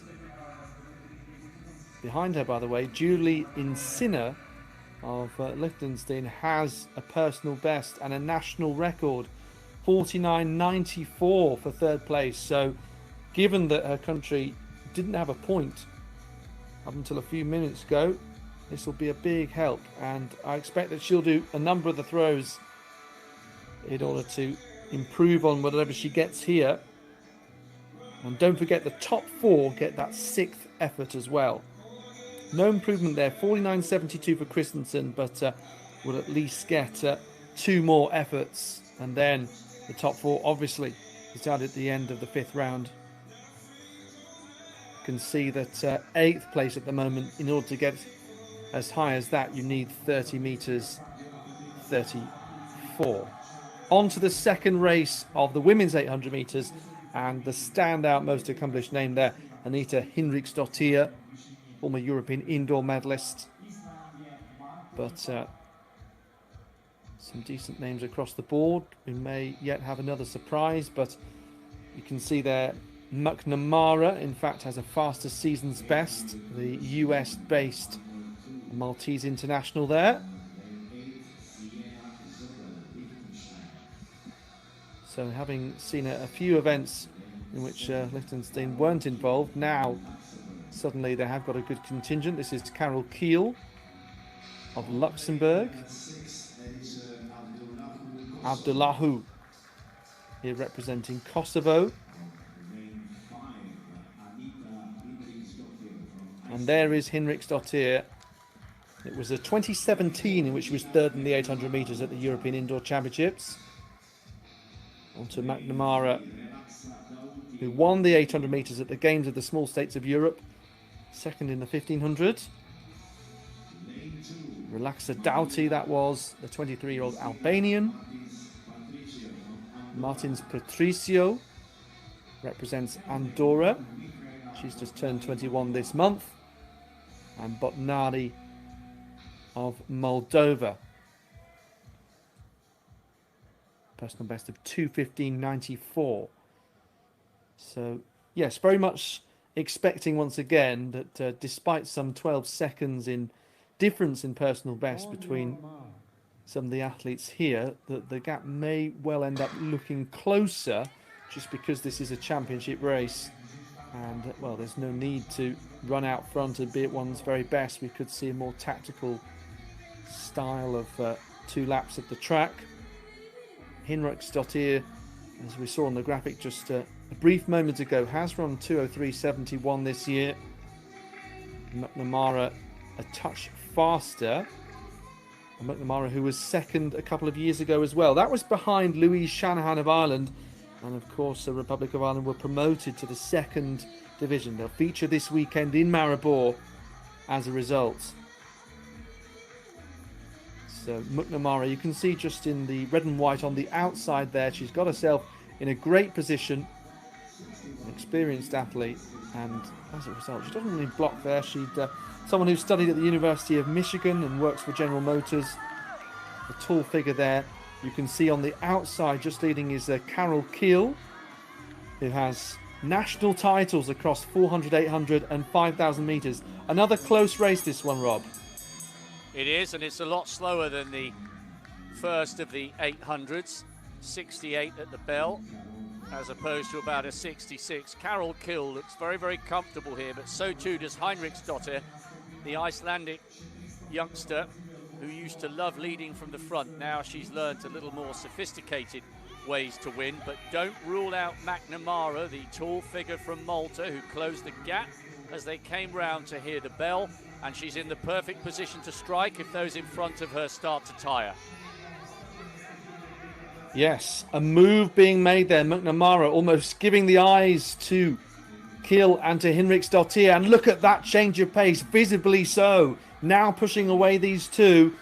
Malta against Iceland. McNamara gritting her teeth. She looks around and she sees the cool, calm figure of Hinriksdottir, who's pushing towards the line. Different running styles of these two athletes. But McNamara of Malta gets it impressively. 2:10.06. Well, that was fantastic. There was a little bit of mind games there, maybe. The move was made. Hinriksdottir reacted sharply, Rob.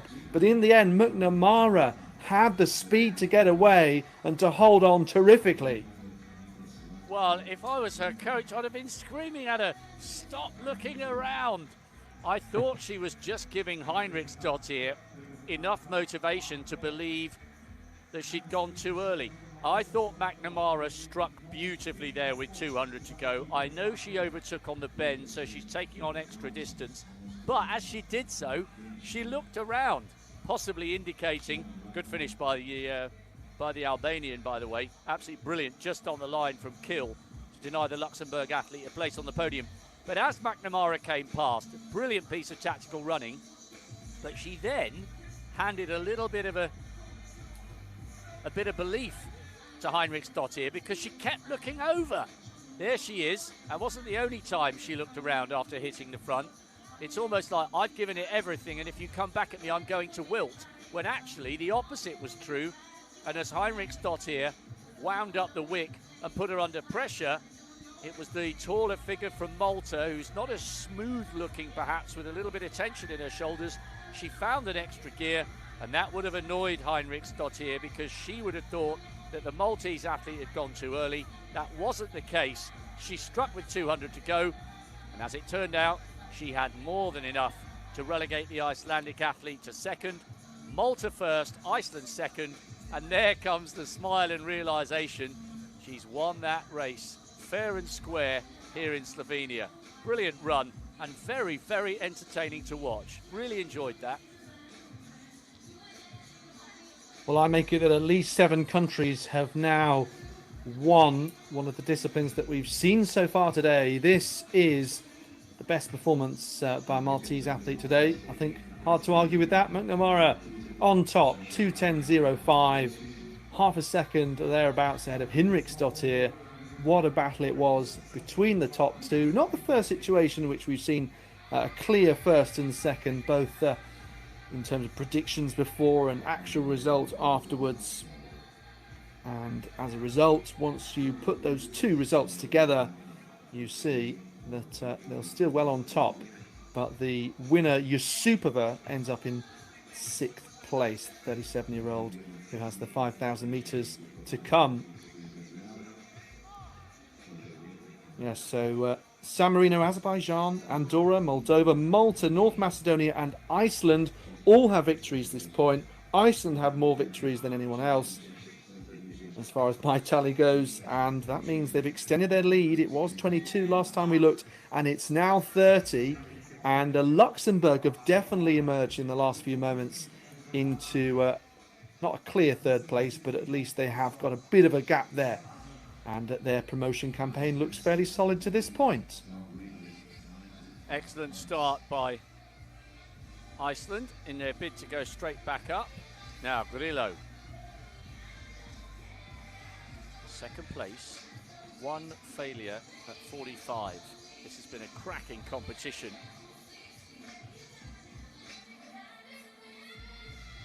Grillo edging closer towards her season's best. That's 3:60. No.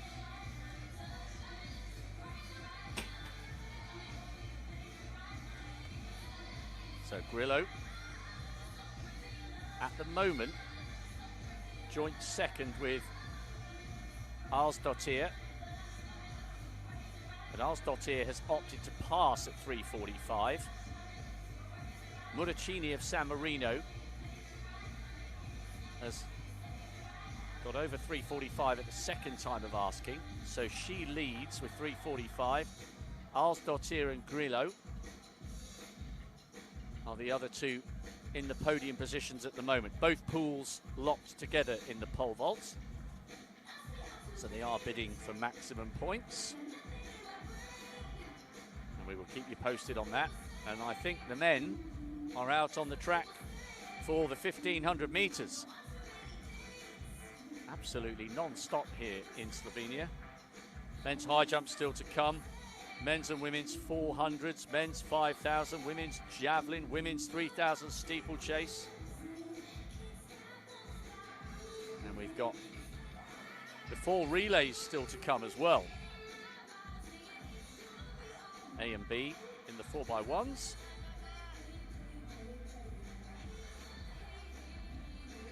So a great day unfolding. And Iceland really are beginning to pull away, Alex. A 30-point gap. I mean, okay, there's a long way to go, but a very, very handy advantage at this stage. Yes, of course. I mean, certainly Hilmar on Jonsson is a good place for them to start the competition, but they have really good strengths still to come. So, yes, I think that's somewhere that the Icelandic team would look to stay for sure. Right, Aliyev, 17:09 in the 2nd round, so looking okay for a 4th and 5th round at the moment. 8 wins in Baku so far this year in shot put, discus and hammer. He's a real all-rounder of a thrower. Still haven't had anybody over 20 metres in this competition, but we have had 2 men over 19.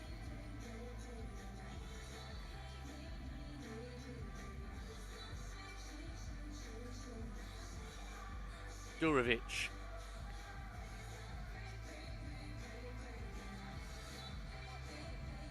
European team bronze a couple of times, like 2017 and 2021.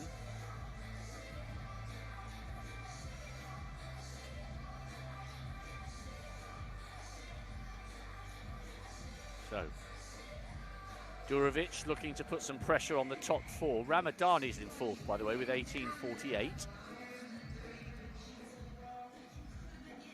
Fourth becomes important at the end of the fifth round, if that makes sense, because the top 8 will have a fourth and fifth round throw, but only the top 4 will have the luxury of a sixth and final throw.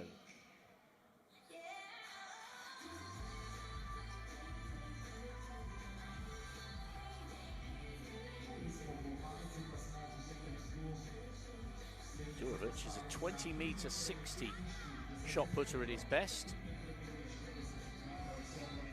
Grillo, last chance to try and turn a second place into a title, and she didn't like it. So Grillo will be on the podium for Malta, but it will not be a gold. From one Maltese to the other. Buttigieg struggling a little bit, down in 11th place. 8th, by the way, is Sven Forster with 14.79. So Buttigieg needing to find a lot more to give himself a chance of further throws in this competition. But he came into this with a PB of 12.95, so perhaps didn't really expect to get into the second half of this shot put final. Meanwhile, Alex, back with the women's discus. Yes, a discus, as we've seen, is led by Alexandra Emilianov of Moldova. This is Tea Alexovska, North Macedonia, who finds herself in 7th place. And, well, I don't think it's too harsh to say that we have a couple of discus specialists at the very top of this standings, and we have plenty of athletes for whom this is a fabulous international opportunity, trying to get personal best and make the country proud, trying to get every point. But there's a bit of a gap there, and as a result, there are some athletes for whom reaching that 40-point mark would be something very, very strong and impressive to do. We're going to move on, though, to the 1,500 metres, and, well, this is the first race we will have seen where, of course, we don't have two separate heats, Rob. Yes, everybody running together. One straight battle for maximum points and maximum drama here. Now, Karabana is an interesting athlete if he's in this lineup. We had some contrasting statistics.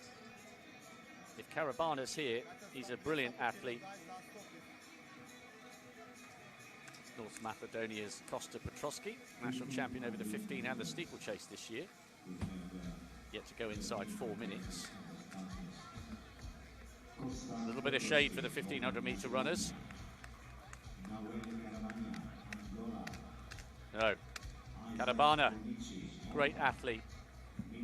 Bonici of Malta. Kukulic of Montenegro. Maksuni. Kurchian,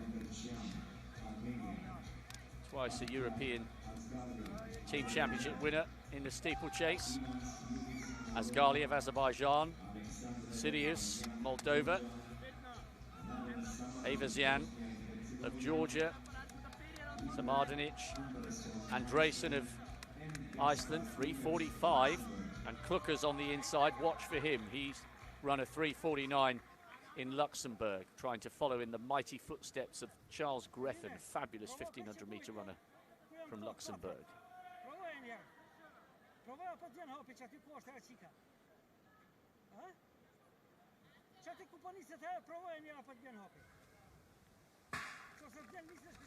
The men's 1,500 metres, they are away, and what a race in prospect. Murchian of Armenia, going straight to the front. 3:42 at the European Indoor Championships this year. He was third at the team champs in 2023, and look how quickly the field have split. This is a great start from the Armenian. He's a 1:49 800 meter runner, and the Andorran is right on his heels with Samardzic, who ran a PB here last year, 3:53, in form and in third place, Alex.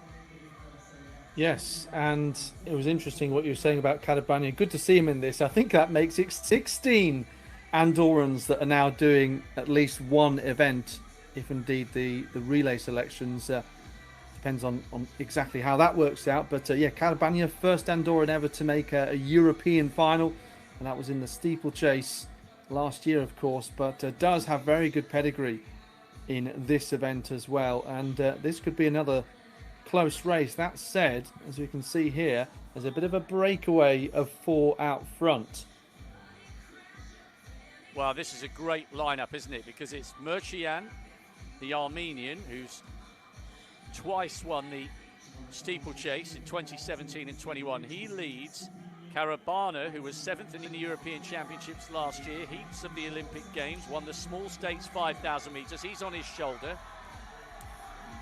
The Bosnian Samardzic, he's in third, who ran a 3:53 PB on the 5th of June, and Kluckers, the Luxembourg athlete, in 4th place. And these 4 have a sizable gap over the rest, but look how beautifully poised Karabano is on the shoulder of Murchison. Karabana's got such speed endurance, Alex, with the steeplechase, with the 5,000 metres, and the knowledge that he made history for Andorra with that under-23 steeplechase bronze back in 21. Cracking climax of the race in prospect. Well, absolutely, and as well as that, yes, indeed, he excelled through the age group competitions, but actually when you come to senior level and you have some of Europe's best, to continue to do it on the international stages is massive for Andorra. And of course they had that one victory already through Dunav Vinyals in the 400 hurdles, and I'm sure that's the sort of result that will lift the rest of the team. It really will. Coming up to the bell in the men's 1500 metres, the European Athletics Team Championship 3rd Division here in Slovenia. Cracking day of athletics in baking sunshine, and it is the pre-race favourite, Yervan Murcian, the 1500 metre specialist, a 1:49 man over 800. He's really going for it here, but the fabulous steeplechaser, Nanuel Karabana of Andorra, is matching him stride for stride. Kluckers of Luxembourg has gone ahead of a tiring Samardzic, so it's Luxembourg 3, Bosnia and Herzegovina 4, and look at the finish here from Karabana. Has he broken the spirit of the Armenian? But Murchison's coming back, you know. What a race this is. There's not much to separate them, but Karabana looking over his shoulder once, twice, 3 times, 4 times, and now the Armenian spirit is broken. Karabana going for the double, and he's done the first instalment. Blistering acceleration down that last bend and into that home straight. Luxembourg 3rd, Bosnia-Herzegovina coming home after that. Wow. Murchison tried to come back at the Andorran, but that speed endurance held good. That's why he won the 5,000 metres at the Small States Games, and that's why he's arrived here in tip-top form. Another great win for Andorra. Very strong battle between that top 2 there, and I think Karabania will be a little bit relieved as per the scheduling, because he doesn't have to do the steeplechase until tomorrow evening at 7:20 local time, so he has more than 24 hours rest until his so-called favoured event. I believe those are the 2 that he's now set to do, unless there's a change, because it's a small Andorran team. They're definitely earning their right to be on the international stage, given how busy some of their athletes are. Well, do you know, I really, really enjoyed that race. Karabana went at exactly the right time. However, all credit to Murcian, who just didn't give up, and he came right back at him with about 75 metres to go. But he looked If he looks round once, he looks round 6 times, Caravana, in that closing straight, and then the left eye begins to close and the tension's etched all over the face of Merchian, and the Armenian, who in the end is a gallant runner-up. But Caravana finished really well there. He has arrived here in tip-top form, and that was an excellent race and a brilliant way to finish. Job done, he says, number 1.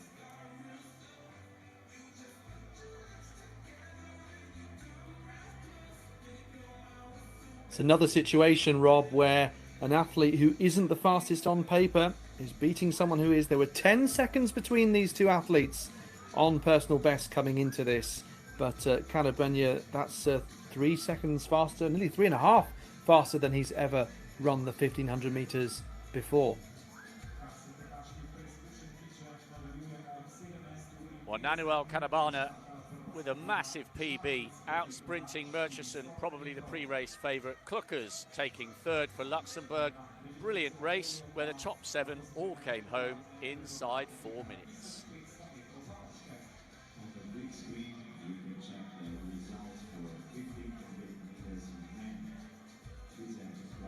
Plenty of action still to come. Men's high jump, women's fours, men's fours, women's javelin, men's 5,000, women's steeplechase, and we finish off with all the relays. So the gap is big, but not quite as big as it was. Luxembourg now to within 30 points of Iceland and Azerbaijan, up to trouble the long-term leaders. But it is, Alex, beginning to look quite good for Iceland, making an instant return to Division 2. Yeah, no doubt about it. They're currently leading the pole vault as well with Karen Sif Arselsdottir with a bar at 3:55. I think there are just 2 athletes left vaulting. More on that in just a moment. We know they're doing well in the discus in 2nd place, so there are plenty more points on the way.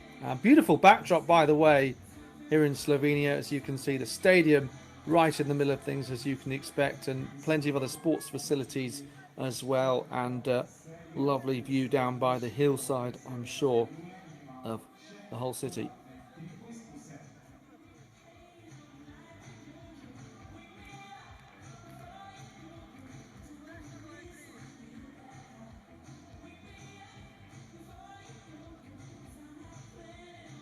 So, plenty of field action already underway, and the high jump is set to join the party.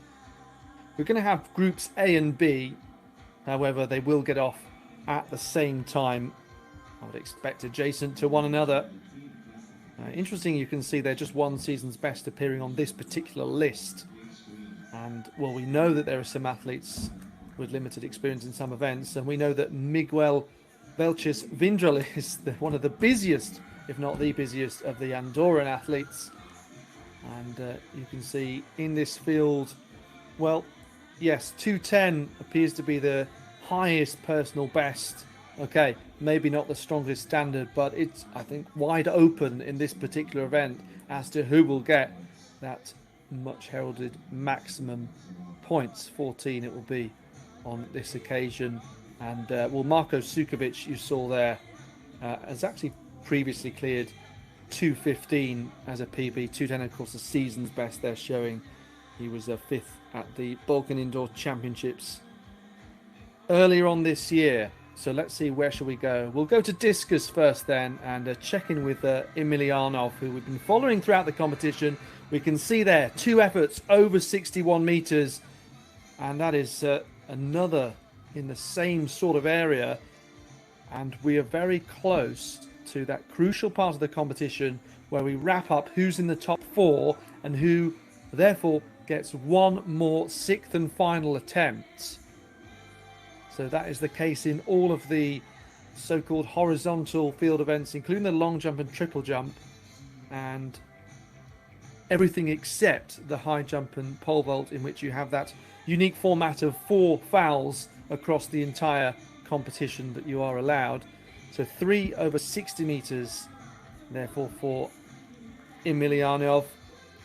And she leads the way really comfortably by, well, just over 8 meters, I make it, from Hera Christensen and then Julie Insinner of Liechtenstein in third place. Over to the pole vault.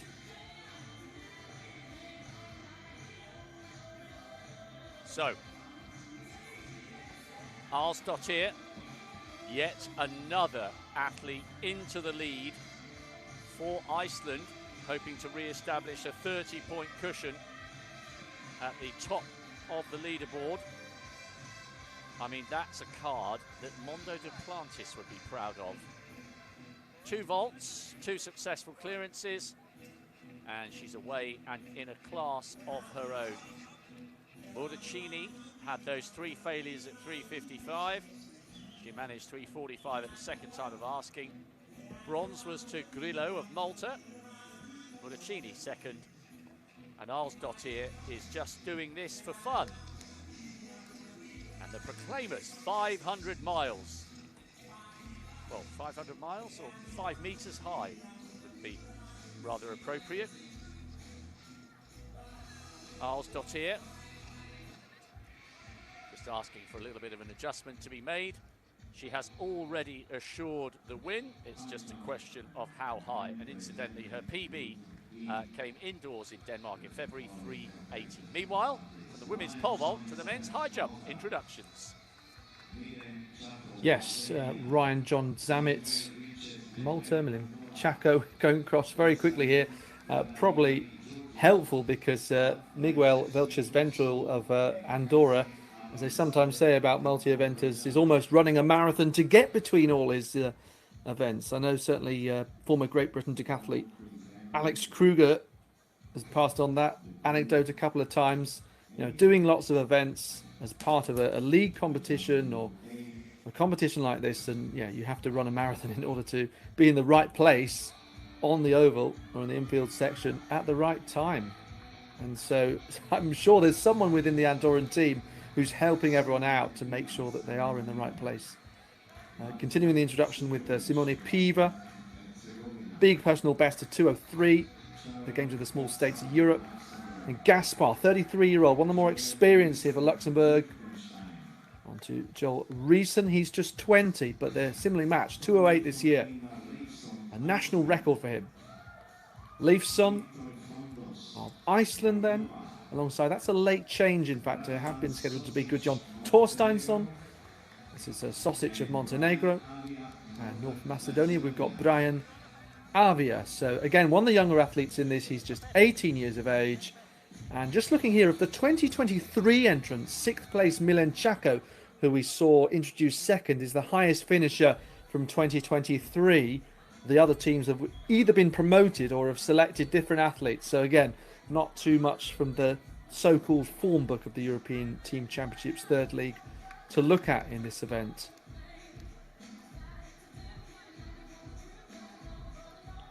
The next track action then will be this first race, Heat A, of the women's 400 metres.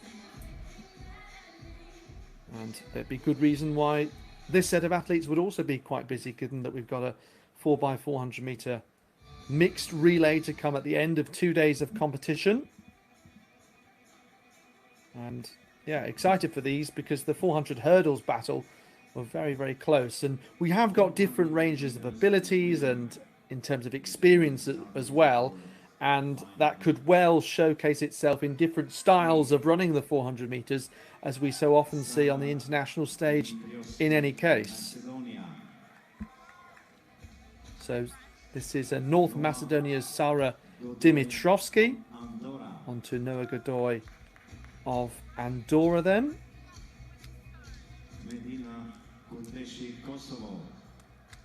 Kudleshi of Kosovo. Personal best just inside 60 seconds. Mojovi of Montenegro. 60-24 this year. Sofia Bucci of San Marino alongside. Personal best in Modena in May of 59.19. Zenia Bergi of Moldova. One of the faster athletes in the field, 57.6 at best. And this is Mariana Bargyan of Armenia. for which we don't have a 400-meter time, so maybe a new event for her.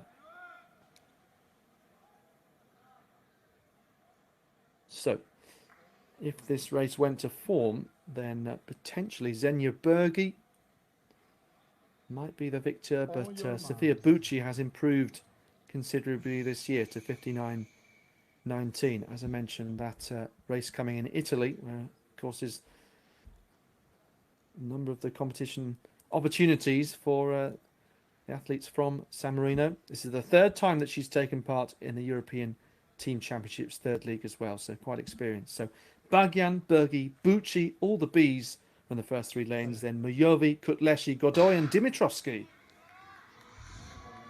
Well, considerably better in terms of the starts compared to the 400 hurdles, in which we saw those hiccups out of the blocks. But you can see here Bagyan really motoring down this back straight for Armenia. Quite a number. We've got 5 blue vests as well to try and tell apart, but easier in lanes, of course. Bagyan of Armenia, and she's still got this inside stagger to unwind. Xenia Bergi of Moldova next to her and in 4th place. And now starting to push on. Has Bagyan saved anything for this home straight? They're well back, the rest of the field. It's Moldova against Armenia. Bucci of San Marino in 3rd place, but look at the tall Moldovan here, coming through incredibly well. Xenia Bergi, so much left for the home straight, 56.09. So it's a massive personal best as well, by 1.6 seconds and more. Hugely impressive, and it's another victory for Moldova to add to Emiliano, who is obviously out front in the women's discus, Rob. I really enjoyed that race, Alex. Bagyan was so bold. She went through 200 metres in pretty much bang on 25 seconds, and I thought, surely there's no way she's going to hold that for a 50. She did fade, but thoroughly deserved to finish in 2nd place. Godoy had started really well because she ate up the stagger on Dimitrovsky on her outside right at the beginning, but held form nicely for 3rd. But Bergi really deserved that personal best. Lovely long flowing strides. The much shorter Bagyan just began to tire here, although not so much that the wheels completely fell off. She held on really well for 2nd place, but Bergi worked very, very hard to get on terms with the Armenian and then pull away from her, and watch the Andorran second from the left, coming past a very tired Bucci to take 3rd. But Bergi away and clear, and Bagyan in 2nd. I really enjoyed that race. It was a beautifully timed move around the last 100 metres, and the key with that run, the Moldovan did not panic at the deficit, and when she came through with authority, with composure, and held her form really well to run a lifetime best here in this great stadium. Cracking 400-metre running from 1st, 2nd and 3rd.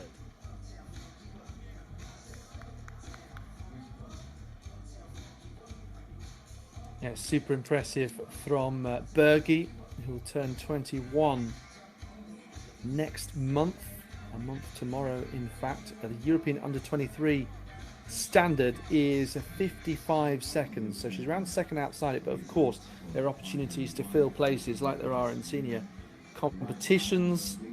So Bagyan and then Godoy 2nd and 3rd, but you can see a couple of personal bests there as well a little further down. So impressive all round. Obviously that A race, or no, B race I should say, but I meant A in terms of faster athletes. I'm trying to avoid confusing in that sense.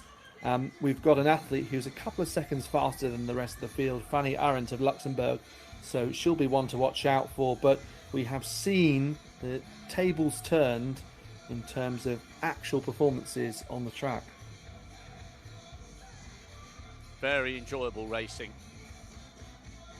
Now, Karen Alsdottir. Heinrichsdottir was out-sprinted in the very entertaining women's 800 metres.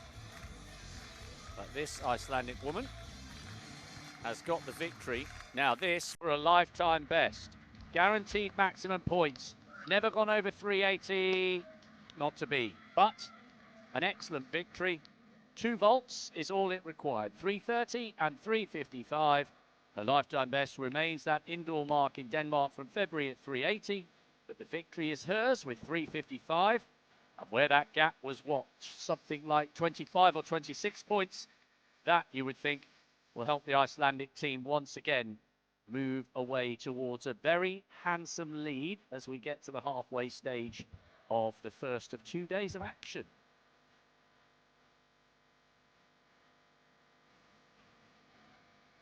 Women's long jump final to come.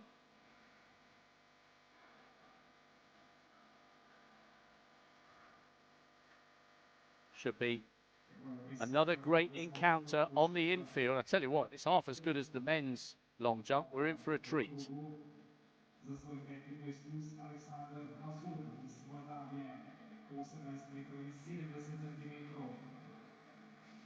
Meanwhile, the men's shot put competition still going.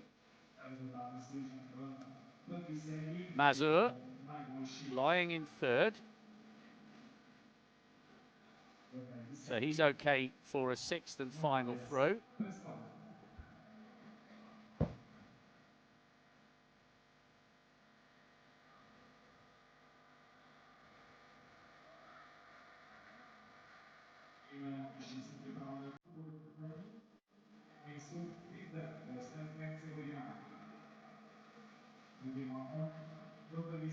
Peza, second place overall, with that 1914 from the first round.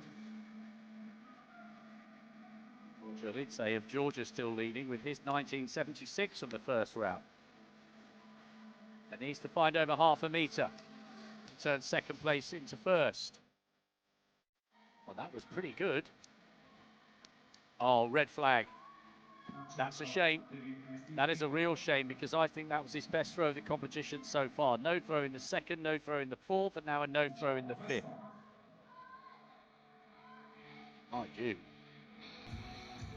Mojoritsi has had 3 successive no throws after his 1976 in the first.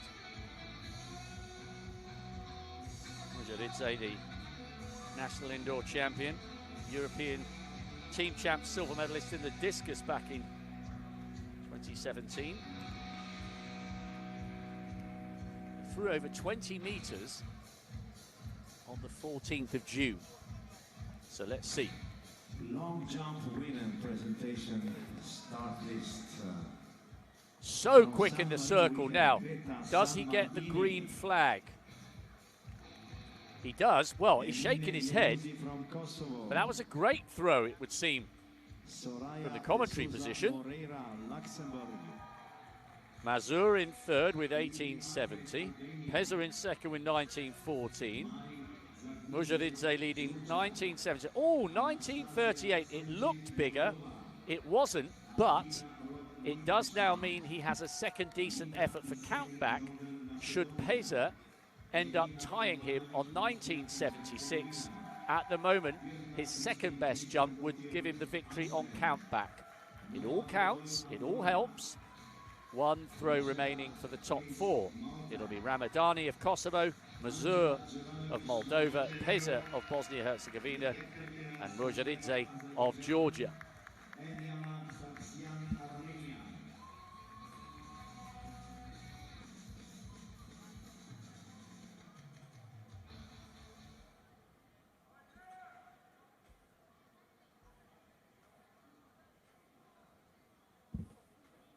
Confirmation. Karen Alsdatir has taken the women's pole vault, 355.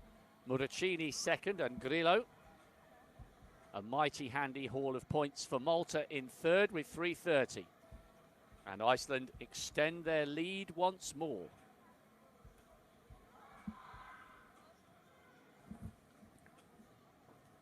Stolcic lining up in that inside lane for that women's 400 metres. 400 meters women, final 2, presenting the start list from 8 to 1. On lane 8, Marta Spiteri, Malta. On lane 7, Fanny Cameras Arendt, focusing in on Luxembourg. Fanny Arendt in this second 400 meter race. She will be the favourite. Georgia. That's Mamashvili. She goes in 2. Stuber of Liechtenstein. On the inside. Grulieva goes in 4. Cameras have gone from the inside to the out this time round. Bequiri of Algeria, national champion over the 2 and the 400 metres. Stuber on the inside, based in Switzerland, national champion in the 1 and 400 metres. And on the outside, Suljic won the 400 hurdles here in 61.89, based in Sarajevo, and definitely one to watch. But all eyes on this race in lane 5, Fanny Arendt of Luxembourg. 52.84, massive PB and national record this season. So it's Stuber, Liechtenstein in 2. Mamatsashvili of Georgia 3. Spiteri, Malta on her outside. Gulieva, Azerbaijan in 4. Arendt, Luxembourg 5. Bjarne Dottir, Iceland in 6. Bequiri, Albania 7. Sulcic, Bosnia in lane 8. Arendt of Luxembourg, the favourite.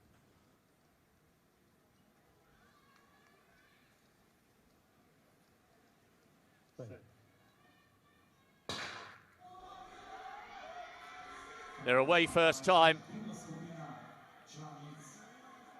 And what a great race this should be, and what an opportunity for Fanny Arendt. She's extreme left of picture in that familiar strip of Luxembourg, being put under a little bit of pressure by Mamachashvili, but Arendt leads. She's out in 7. The lane that Karsten Warholm loves. Mamachashvili is giving chase. She had a PB in her last run. And the Georgian is not out of this. Good run by Gulieva on the inside. But Fanny Arendt, the student at Texas University, is pulling away. Mamachashvili just about hanging on to second, although she's tied. Watch the clock. It's not a national record this time, but another fine victory. 53.5. She was made to work for that because Mamachashvili was on her inside and was putting her under pressure around that second bend. But what a season it's turning out to be for Fanny Arendt. A wonderful run. Patricia van der Wieken is another one of their great athletes. Luxembourg have a growing list of wonderful female sprinters, and Fanny Arendt is one of them. She was a long way clear from a classy field. That was a great run. Yeah, as you say, Rob, fantastic for female athletics in particular in Luxembourg, all the way up from 100 metres up to 3,000 metres. Their records, national records, have been broken within the last 7 years, which is a great record really to have. And Fanny Arendt adding her name to that list, she came in as the favourite and she delivered well. As you say, they put under some pressure. I was looking also at Gudborg Bjarne Dottir, who has the Icelandic 100 and 200 records and is not too far away from the 400 record. And it was a very strong finish there from a former European under-18 200-metre champion. And it's fascinating to see when strong sprinters move up to the 400 metres, just to see what they're capable of, really, and to, I guess, discover what else in terms of potential that they might have within track and field. And yeah, across the board, we're seeing that across today, athletes trying out different events in some cases, or just exploring a newfound event, a newfound confidence. And that's certainly the case for Arendt, who's in top spot for Luxembourg in the women's 400 metres. Well, a good PB for Mamachashvili in second place, thoroughly deserved. She's run inside 55 seconds. And Fanny Arendt, no national record this time, but a solid win, having come under a little bit of pressure. And Bernadotte ran 55 on the nose in third.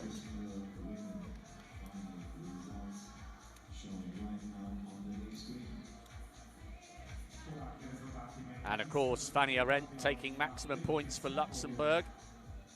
A decent haul for Georgia. Iceland up there again, if not first and second, then on the podium. And I can't wait to see what that does to the overall leaderboard. Iceland relegated from Division 2, hoping to bounce straight back. And I think on the evidence of what we've seen so far, they've got a chance.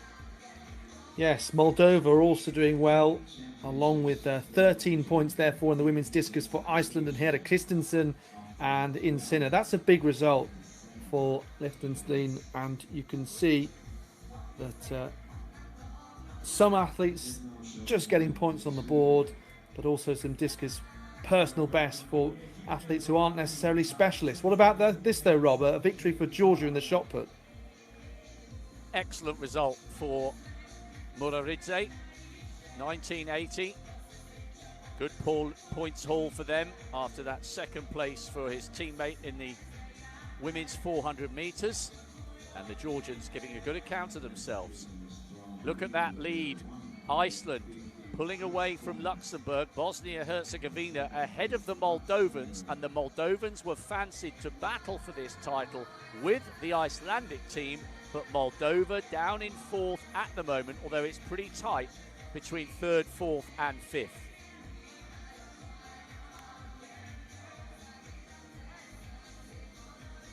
Well, at least 9 countries I make it have a victory so far. So 9 out of 14 is very, very strong.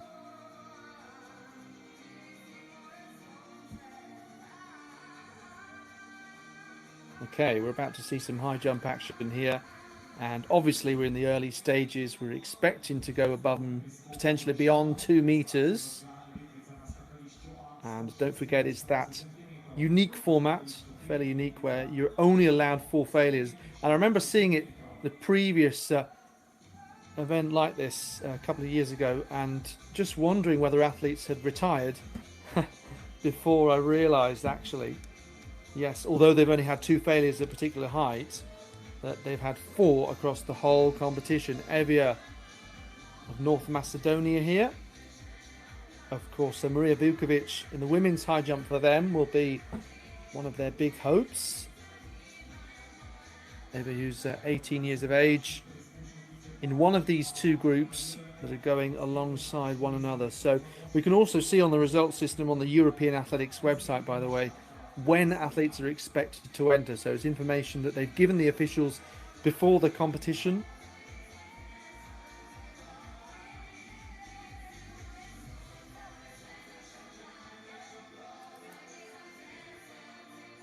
This is Victor Fondos of Moldova. Apologies, by the way, I just realised I got confused then between saying North Macedonia when I meant Montenegro in respect of Maria Vukovic. But Leifson leading the way in terms of clearing 185 and having a perfect record, but the same record so far for Sosic of Montenegro and Evia of North Macedonia, so therefore inseparable at this point. Simone Piva of San Marino. This is the first height at which he's jumped. As you can see, 2 failures now.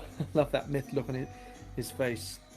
Interestingly, there's an interview feature as well as part of the results system, and there's some great quotes from athletes. As you know, just commonly looked a bit miffed there with his own performance.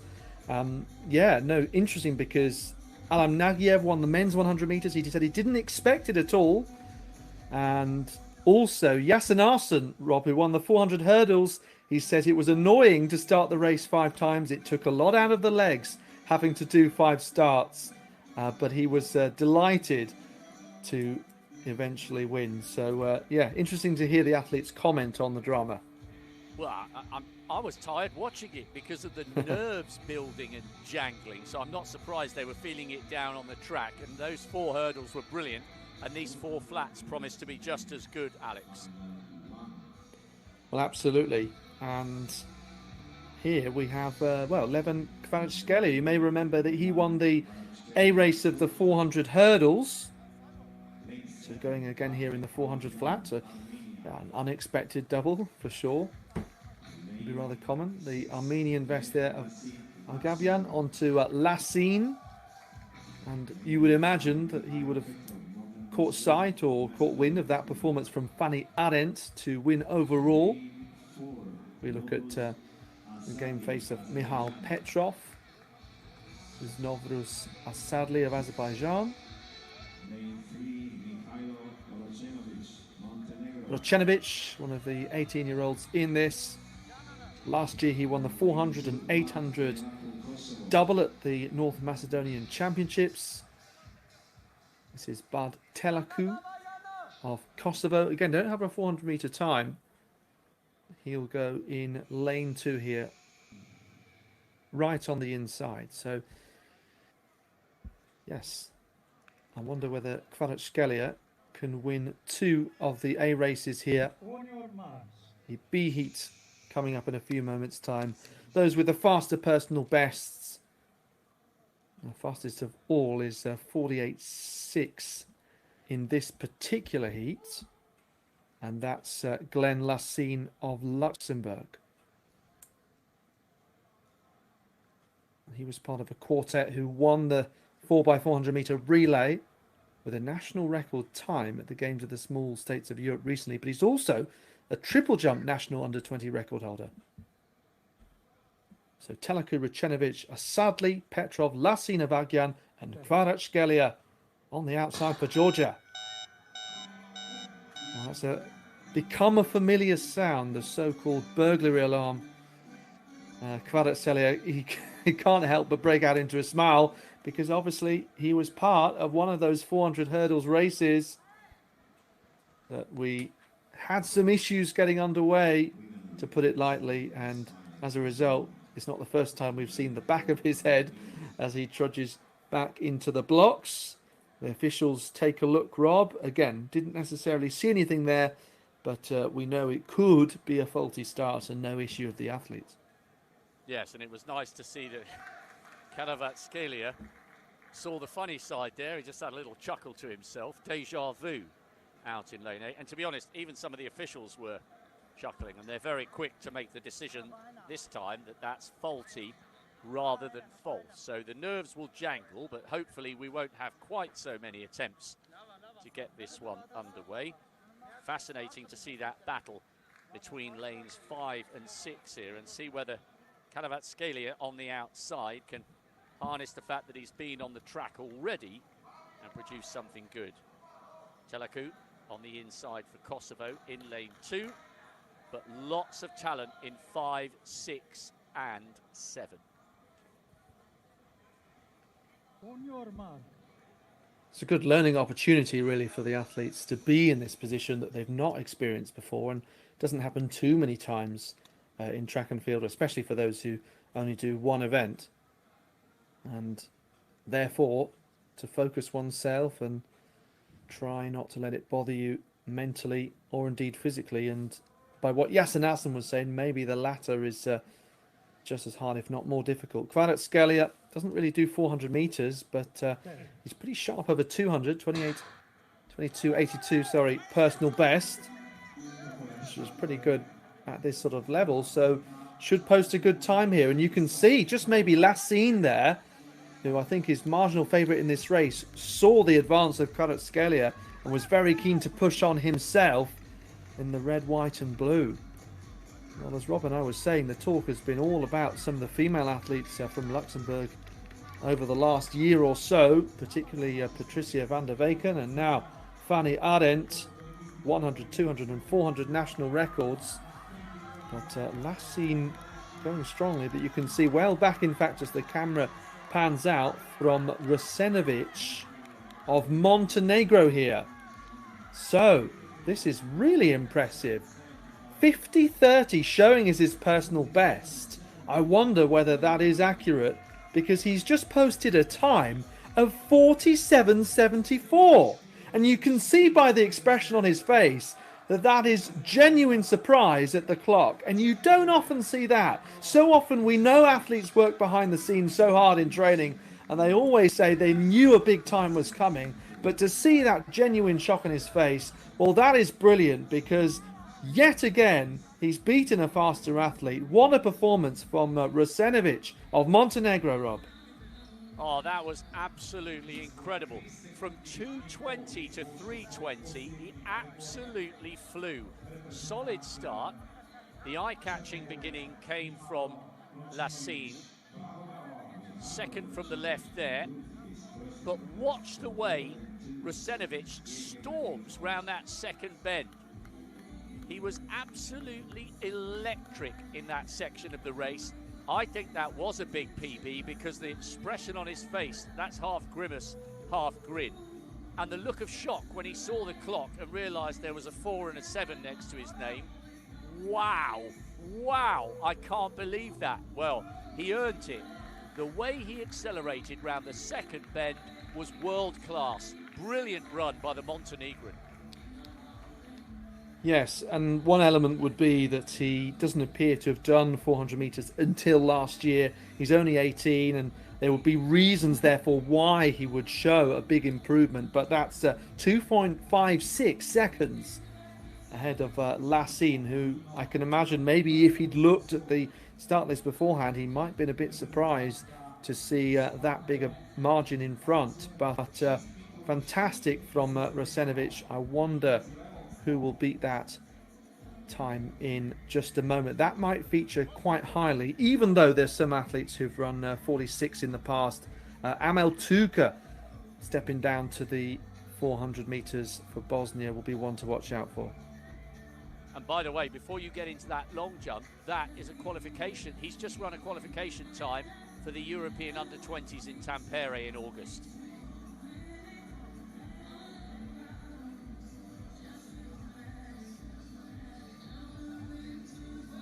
So Godoy of Andorra here opening up this long jumper, another who's been quite busy. Across track and field we've seen her so far.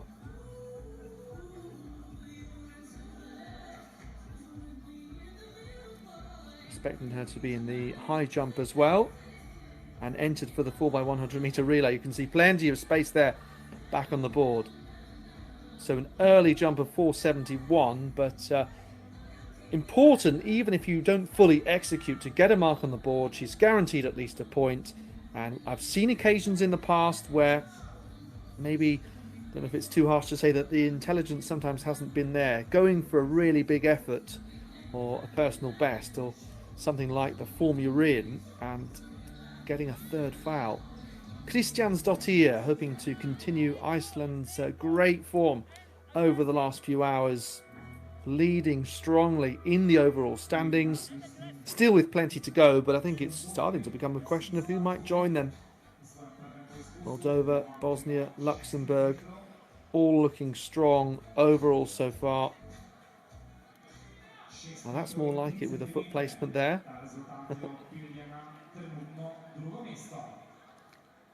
6 meters and 3, so yes, might be the kind of competition where being over 6 meters would be a high standard relative to the athletes we're watching.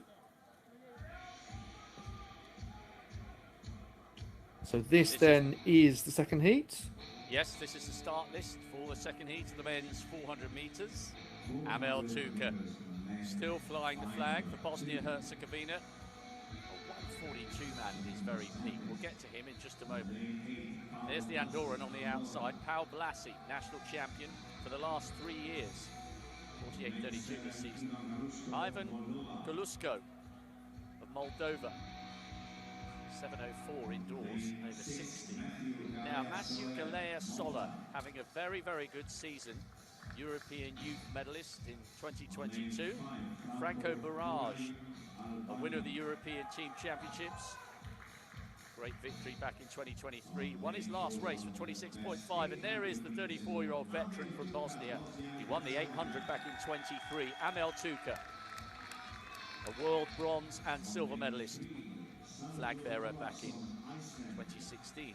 Samandur Olafsson for Iceland, 22.2 indoors for the 200 metres, and Probo Benvenuti of San Marino. Decent form on the 10th of May. He ran 48.87 and will need quicker to get in the shake-up here. So Benvenuti of San Marino in 2, Olafsson for Iceland, overall leaders of the competition so far in 3. Tuka, the veteran, there he is for Bosnia in 4. Barrage, Albania 5. Galea Sola of Malta 6. Galusko of Moldova in 7, and Blasi of Andorra in lane 8. Galasola, big medalist for Malta at that European Youth Festival. He's in 6. Watch for Tuka and Barrage in between them, the Albanian in 5. Well, this time they are cleanly away. And what a quick start from Barrage. Amel Tuka's been left in his blocks, as it were, and Barrage is already up on Galea Sola, who's had a fantastic season so far. The question is whether Barrage can keep this going. The Andorran Blasi trying to go with him. He's miles clear of everyone, scorching round this second bend. A multiple winner of this event. Galusko of Moldova trying to close the gap. Watch out for Galea Sola of Malta, but all eyes on this brilliant Albanian Franco Barrage, who's going to win this title again. Galea Sola coming home for second place, just ahead of Galusko, but they all trailed in the wake of Franco Barrage, and I think that might be his first run inside 46 seconds in his entire career.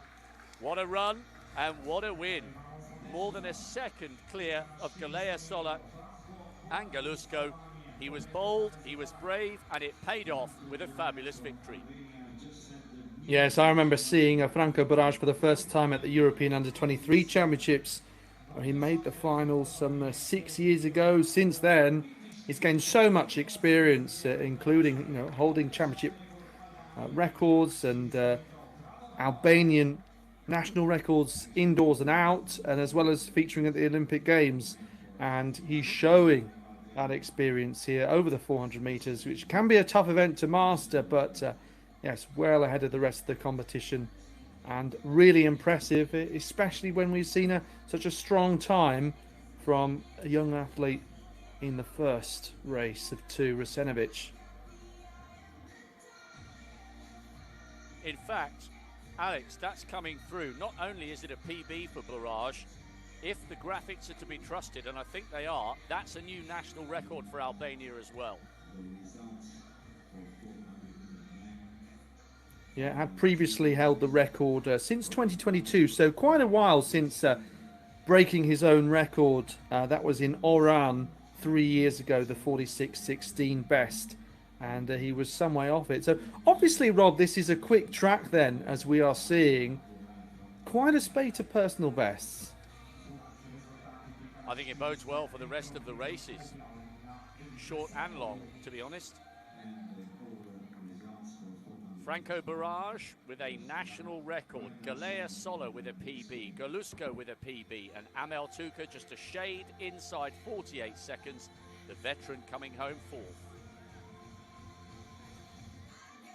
Overall, it was Rasenovic who just finished ahead of Tuka on time, so the winner of Heat B finished 4th overall. A useful haul of points for Montenegro, but what a win and what an excellent return for the Albanians, who were 9th overall 2 years ago. Iceland, a handsome lead over Luxembourg, and Bosnia-Herzegovina just 2 points ahead of one of the favourites, Moldova. Pretty tight for 2nd, 3rd, 4th, 5th and 6th, but Iceland at the moment, Alex, they're in a class of their own.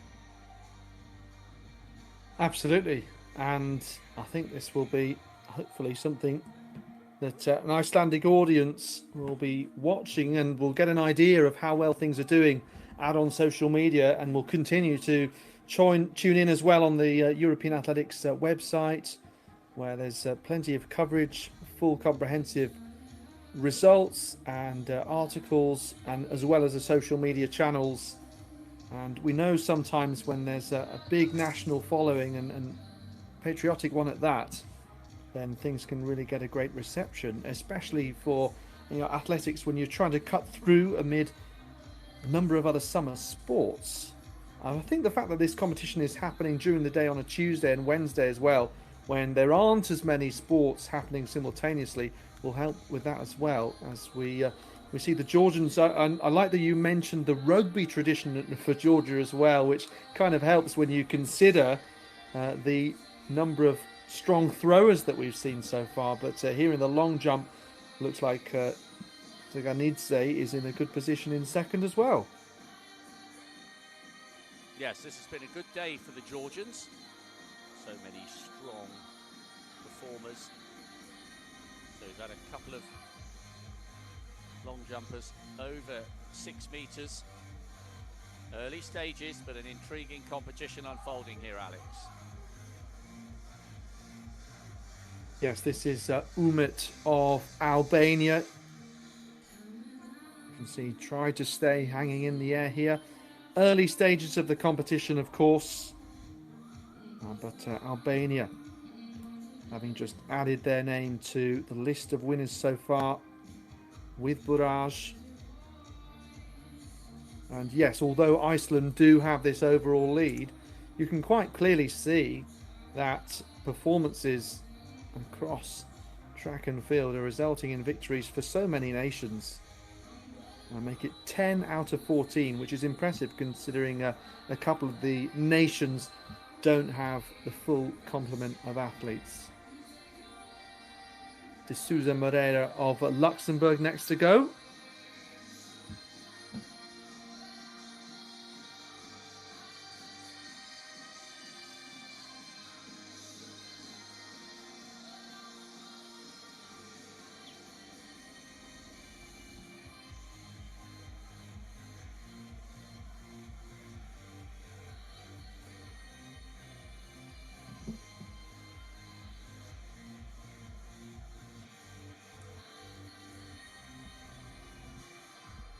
There's been quite a number of simultaneous field events going on. We just saw Arsalsdottir in the pole vault winning for Iceland at the same time as Emilianov was going strongly in the discus, consistently over 60 meters, and then Mujaridze in the men's shot put getting Georgia's first victory. So yeah, it's been a strong couple of hours of field action. Started off with the men's hammer and long jump as well. Of course, Andreas Trachowski in North Macedonia retaining his title, if you like, having been first with 7.73 in the Horso. It came down to the final round. And Hilmar Orn Jonsson also winning in the men's hammer. All the results, as I say, on the European Athletics website. Plenty of space there on the board for Yunuzi, the Kosovan teenager, putting herself in 13th place. So obviously she needs to be in the top 8 to progress following the end of the third round. And the order is obviously reversed from 8th to 1st. And then the top 4 at the end of the 5th round will get one more final go.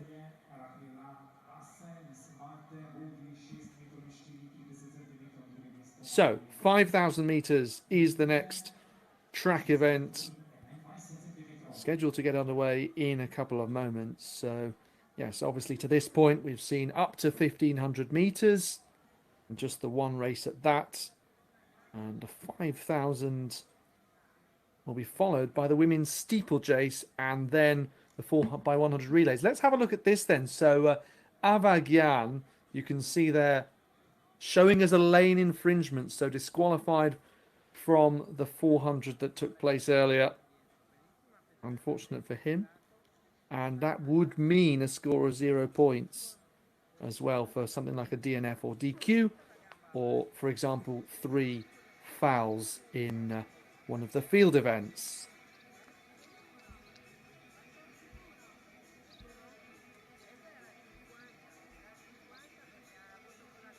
So, looking forward to this one, Alex. I think it's an intriguing race and the first distance race we've seen of the 2 days, and many people say that's where the athletics really begins. 12.5 laps of the track. It's the big one.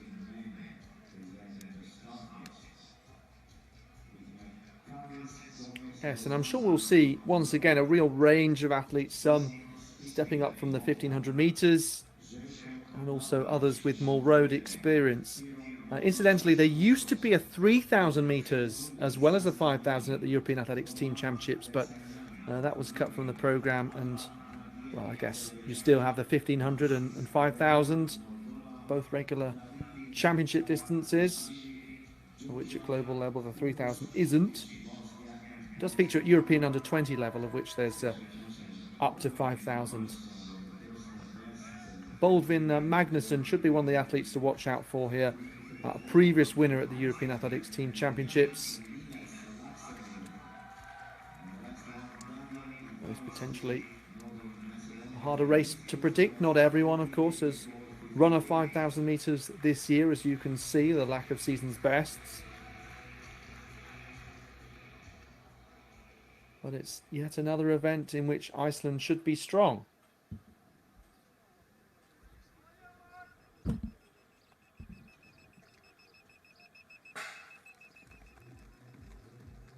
Baldvin Magnusson, who has a personal best of 13:20:34. Only athlete to get near that is who we saw introduced last, Dario Ivanovski of North Macedonia. 13:54:58, and he has the early lead here and is keen to push on, and I just wonder how Baldvin Magnusson might react to this. And yes, look, Iceland are out front in the standings, but I think this comes down to, the individual strengths as well. He'll be looking for a victory here and for a chance to make the most of this international opportunity. And I was talking about when being the kind of Icelandic distance runner is your territory and where you've often proved a point in the past with a previous victory, and you want to stamp your mark again. So the Macedonian, you can see there, Ivanovski leading the way from Magnusson, and then in third place at this early point is Carlos Gomez Lozano of Andorra. But yeah, interesting little bit of mind games perhaps, Rob, with Ivanovski leading the way early on. Hey, listen, Ivanovski is an absolute beast. He's a national champion over the 1500, the half marathon and the marathon. He's got massive range. And I think Magnusson's got his work cut out here as we once again turn our attention to pace for Malta. Second round, hoping to improve on a solid start, 6:34, almost using the 5,000 metre runners as a pacemaker. No improvement with that effort. It's solid, but no further centimetres to be added to that 6:34. I really like Ivanovski, and he's determined that Magnusson is going to have to work very hard if he's going to beat him.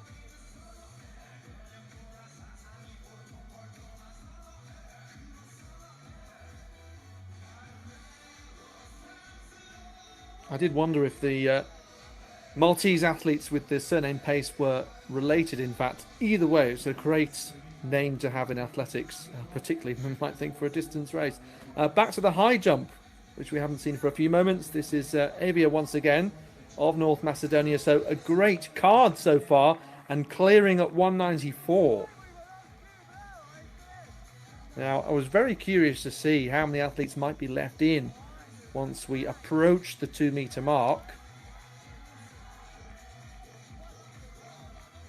And just looking at the moment, obviously we do have these two groups. I can see that in Group A, Marko Sukovic, one of the favourites of Bosnia, is over at 194, as is Charles Gaspar, Luxembourg, and Avia, the third of these clear in this group. And then the other group, Group B, no one has yet cleared 194, but the bar has only just moved up to this height. Ilariani will shortly attempt it for Georgia. This is Piva in Group A. That was pretty close there. You can see he almost had the height that he needed, but just bringing the bar down. So don't forget, a maximum of 4 fouls available across the competition. That was his second foul, but his fourth across the event. So he's out of the competition, the athlete from San Marino. Back to the 5,000 metres though, Rob. And, well, since we last looked, the gap has really grown significantly between Magnusson and the rest of the pack. This is a huge, huge, bold bid by Ivanovski to run the sting out of the finish of Magnussen behind him. Ivanovski, let's give this some context. Ivanovski's in the red, now just top left of picture. His best time in the 5,000 metres is 13:54, but he was in the Olympic marathon last year. He's also a former national champion over the 1500 and the half marathon. Magnussen ran 13:20 for the 5,000 metres at East Michigan University last year. That is a world-class time, but frankly, he's having to work quite hard to stick with the Macedonian. And as far as the chasers are concerned, it's Spiteri who ran a 1:07 half marathon in Milan and ran a PB of 14:26 on the 14th of June for 5,000 metres. This is about whether the stamina man can run the sting out of a quick finish from the Icelandic athlete in second. But this gap is sizable. What's that? 30, maybe 35 metres. That's from first to second, Alex. The gap from second to third is absolutely massive. These two, without question, are in a class of their own. Yes, just under 8 laps to go now. It was in 2021 that Baldwin Magnussen won the European Team Championships, what was actually the second league in Stara Zagora in Bulgaria. So therefore, third division at the time, but third out of 4. So it was still very strong competition. And he was also third in the 1500 metres that year as well. He's a former European under-23 medalist. Also that same summer, so that was a bit of a breakthrough season for him 4 years ago. As you mentioned, Ivanovski has had some incredible range, including that 2:08 marathon performance, and he's looking very strong, a little sweaty as you might imagine, but very much cool and calm out front. Magnussen, well, I wonder whether he knew that he'd have to work hard against the North Macedonian for this, but it is still great to see when there are two athletes out front and you feel it is a real head-to-head. 7 laps to go now, Rob. I don't think Magnussen's out of this yet, but he cannot afford that gap to grow any bigger. It's that invisible elastic band. You can stretch it so far and the athlete behind still has the belief that they can get back. But beyond a certain level, it snaps and the athlete in second loses his or her self-belief. And is that a little telltale sign by Magnussen looking over his shoulder? Well, I mean, he's going to need telescopic vision because those in third, fourth and fifth are miles away. He's younger than me, so his eyesight's probably better. But Magnussen is at least 150 metres clear of the athletes in third, fourth and fifth. This is metronomic from Ivanovski. 69th last year in Paris in 2:28, but that was a brutal course and he's probably better value than that. The gap's opening. I thought momentarily Magnussen was closing it, but once again the Icelandic athlete is looking over his shoulder. I think he might be, in his head, settling for second. 3 times in the last lap he's glanced around to see where third is. Third is Spiteri and all the rest trying to battle for bronze. Ivanovski has got one hand here on a victory and maximum points for North Macedonia. He's just grinding the spirit out of Baldwin Magnussen, who won the 3,000 metres in 21. As you mentioned, the same year that he got the European under-23 bronze medal. He's a bit of a heartthrob hero in Iceland, but he's being severely tested here by a man who's older and arguably with more stamina. I think Ivanovski's got this.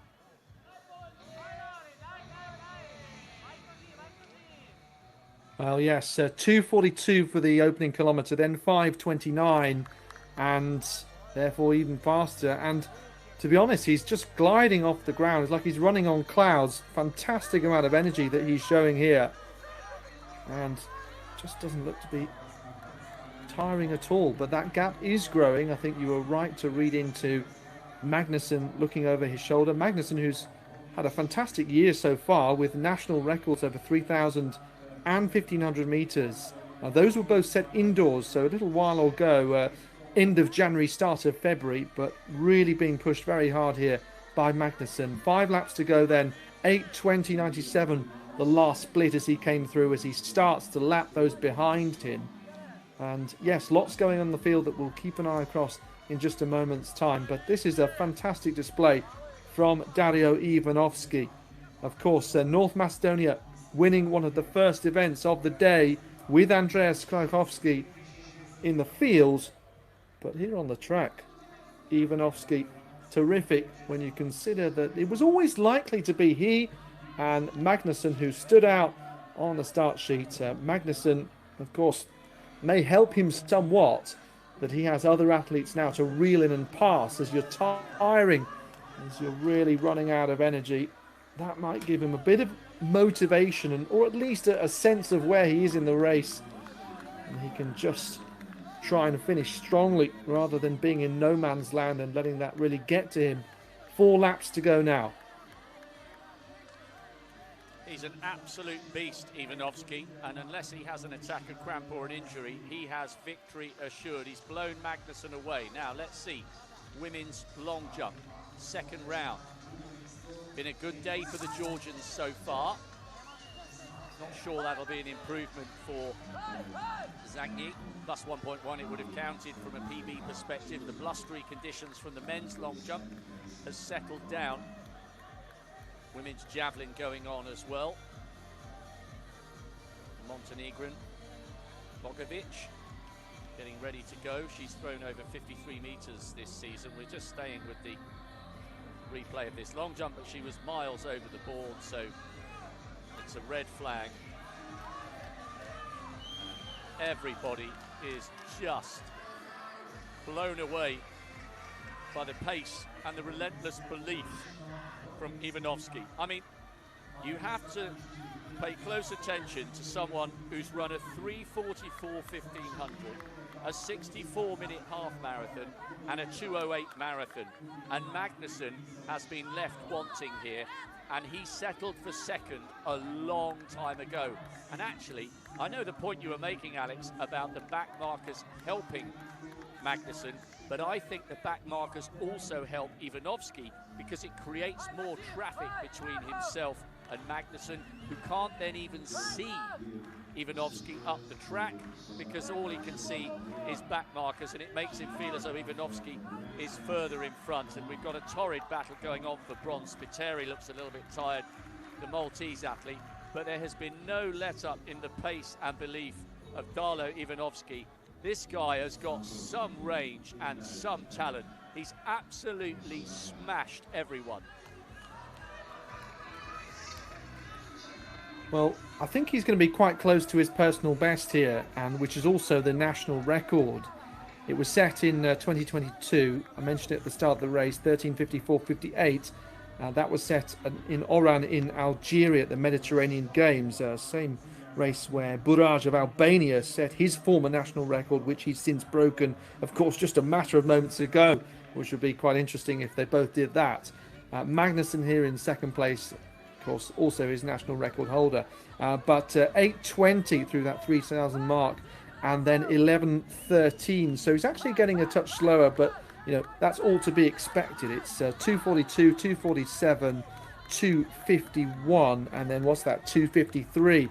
But that's still kind of eking out those kilometers in quite a similar fashion.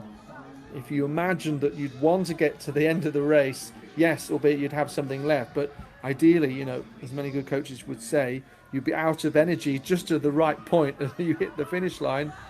And obviously he has the race wrapped up. Let's see though if he can get that personal best at 13:54. He's running so well. I mean, look at his cadence and his body language. Ivanovski takes the bell in the final of the men's 5,000 metres. It's the European Athletics Team Championship 3rd Division. That's Baldvin Magnusson, who won the 3,000 4 years ago. No disrespect to a world-class athlete, but he has been blown away by a North Macedonian out for history. He will be second, but there's no doubt who the champion is. It will be Darlo Ivanovski. The marathon man has not wilted under the searing heat here in Slovenia. This has been an incredible run. Sensational, isn't it? And he's worked so hard from the very get-go, overlapping here Yannick Linus of Luxembourg. Dario Ivanovski, he has just been glued to the track, floating his way along, and seemingly hasn't tired. So here he comes. It's just going to be outside 14 minutes in the end. But what a solo running performance from Ivanovski to beat Bolvin Magnussen. Again, a faster athlete on paper, but this man has such incredible range, such great marathon form, and a half marathon of 64 minutes as well, 2:08 for the longer distance. Magnussen going to pretty much stroll in second place, but what a race that he has run as well. A decent time in the end, 14:30, and there should be quite a gap back to third place. It'd be very interesting to see the latest on this gap. As you mentioned that Spiteri was fighting for it, but here we can see the Andorran then coming in third place. Carlos Gomez Lozano, it looks like, in the end got that third. So more good points in a distance race for Andorra, of course, following what we saw from Carabagna in the 1500 metres. Well, Ivanovski was absolutely superb there. Relentless, metronomic, unforgiving, whatever word you choose to use. He grabbed the initiative right from the start and was not to be denied by a man whose PB on paper is more than half a minute quicker. And Magnussen is a brilliant 5,000 metre runner. You don't get down to 13:20 if you're not. But Ivanovski proving he's still got a little bit of speed left in his legs. He's not just a 2:08 man. There were glimpses there of the 3:44 he ran all those years ago for 1,500 metres. I think there's a case to be said for that being the performance of the day so far. I could be wrong, but that was mightily, mightily impressive in really tough conditions against a world-class opponent. Nobody had an answer other than Ivanovski. Yes, it would certainly be one of the headlines, just the manner in which he did it. And look at this, you know, fighting over every position, leaving something till the end. And this is the Montenegrin athlete coming through here, Zelko Dabovic, right at the end. And, well, he might have wished that he had some of that early in the race.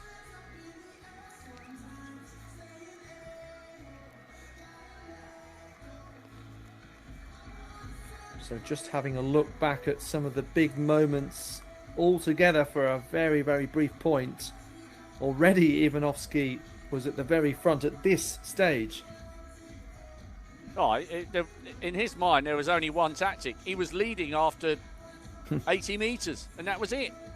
By the way, we should pay tribute to whichever male or female camera operator has been in charge of the drone coverage that we've had this afternoon. It's been absolutely brilliant. Almost as brilliant as Ivanovski. Hope you're enjoying our coverage here on European Athletics. Don't forget, you can see Division 1. Log on to the European Athletics website. You can find it via Eurovision. It'll be Tim Hutchings and Phil Minchell at the weekend. It's myself, Rob Walker and Alex Seftel on Division 3. And it'll be Ellen Ellard alongside Alex Seftel for Division 2 when the Slovenians try to bounce straight back into the Team Championship Premier League. But what a race and what a win for Darlo Ivanovski. Yes, Ivanovski from Magnussen, North Macedonia from Iceland. You can see a decent personal best there from Carlos Gomez Lozano, just behind Aureliano in third place there. So yeah, decent points for Andorra and Moldova. Once again, we'll have to have a look hopefully at the latest standings.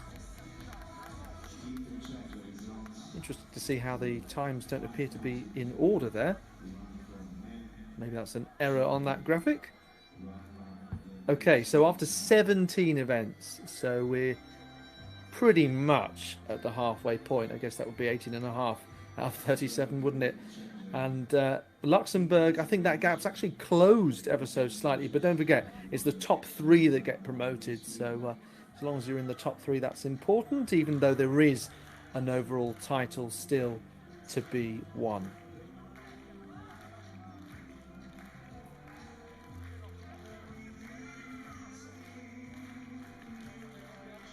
for the women's javelin then, this is the lineup. We're going to see, again, a decent opportunity for Liechtenstein with Julia Rohrer.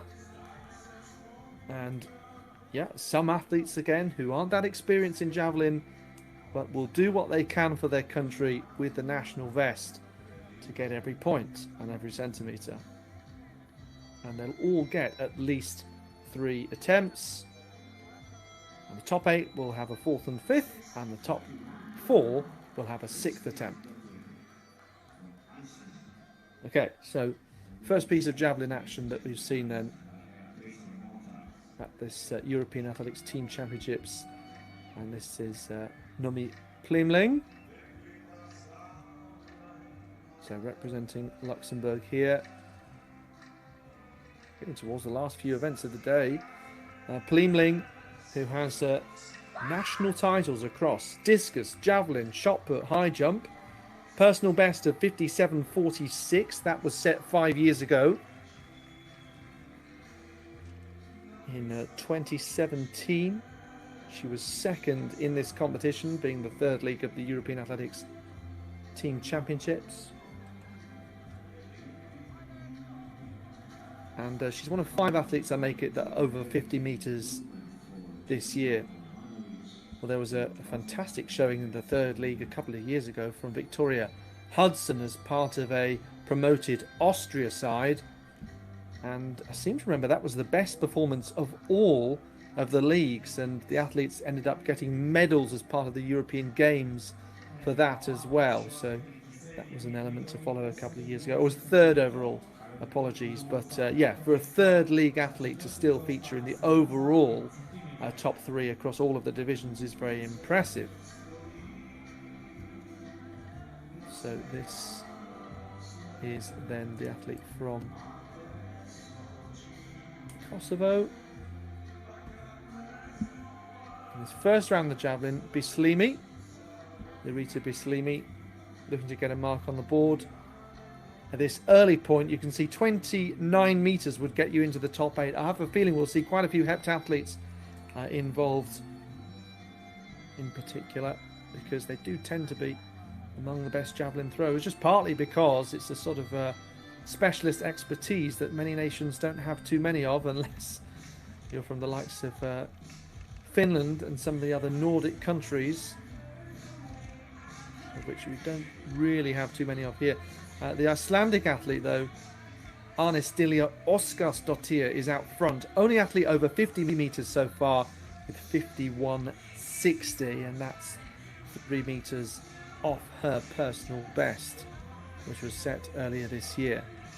Martina Muricini, who's waiting in the wings shortly to go, is one of those who doesn't appear to have any experience in the javelin, but has done pole vault, long jump and shot put, and in the first of those events she's another who has been second in the past, and that was also in 2017, the same year that Plimling of Luxembourg, who we just saw, was second in the javelin. But yeah, talking of doing a bit for the country, a 4.14 long jump in 2013, Muricini, and an 8.45 shot put at this event in 2021.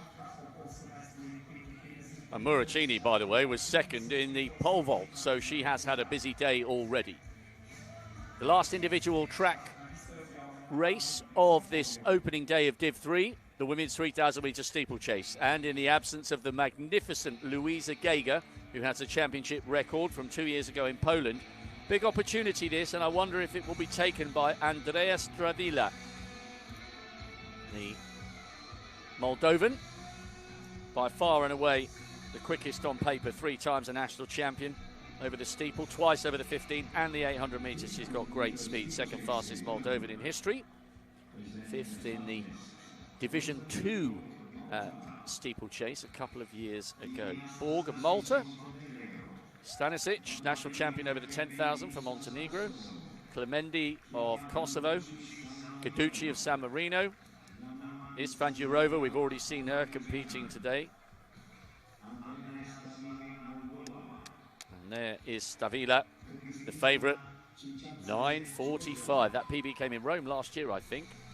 Shitaji of Georgia, a 2:20 indoor 800-meter runner. Hassan Basic, national champion last year. PB's got to go here, surely.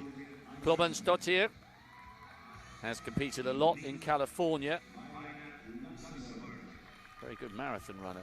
Liz Vela of Luxembourg. Ristiki of North Macedonia, PB at the national champs. And Cross of Andorra on the inside, national champion over the steeple and also the 5,000 metres. So, Stravila will be the favourite here. Watch out as well for Borg. The Maltese athlete on the outside is the 400 hurdles champion, so her technique over the barriers will be absolutely flawless, you would think.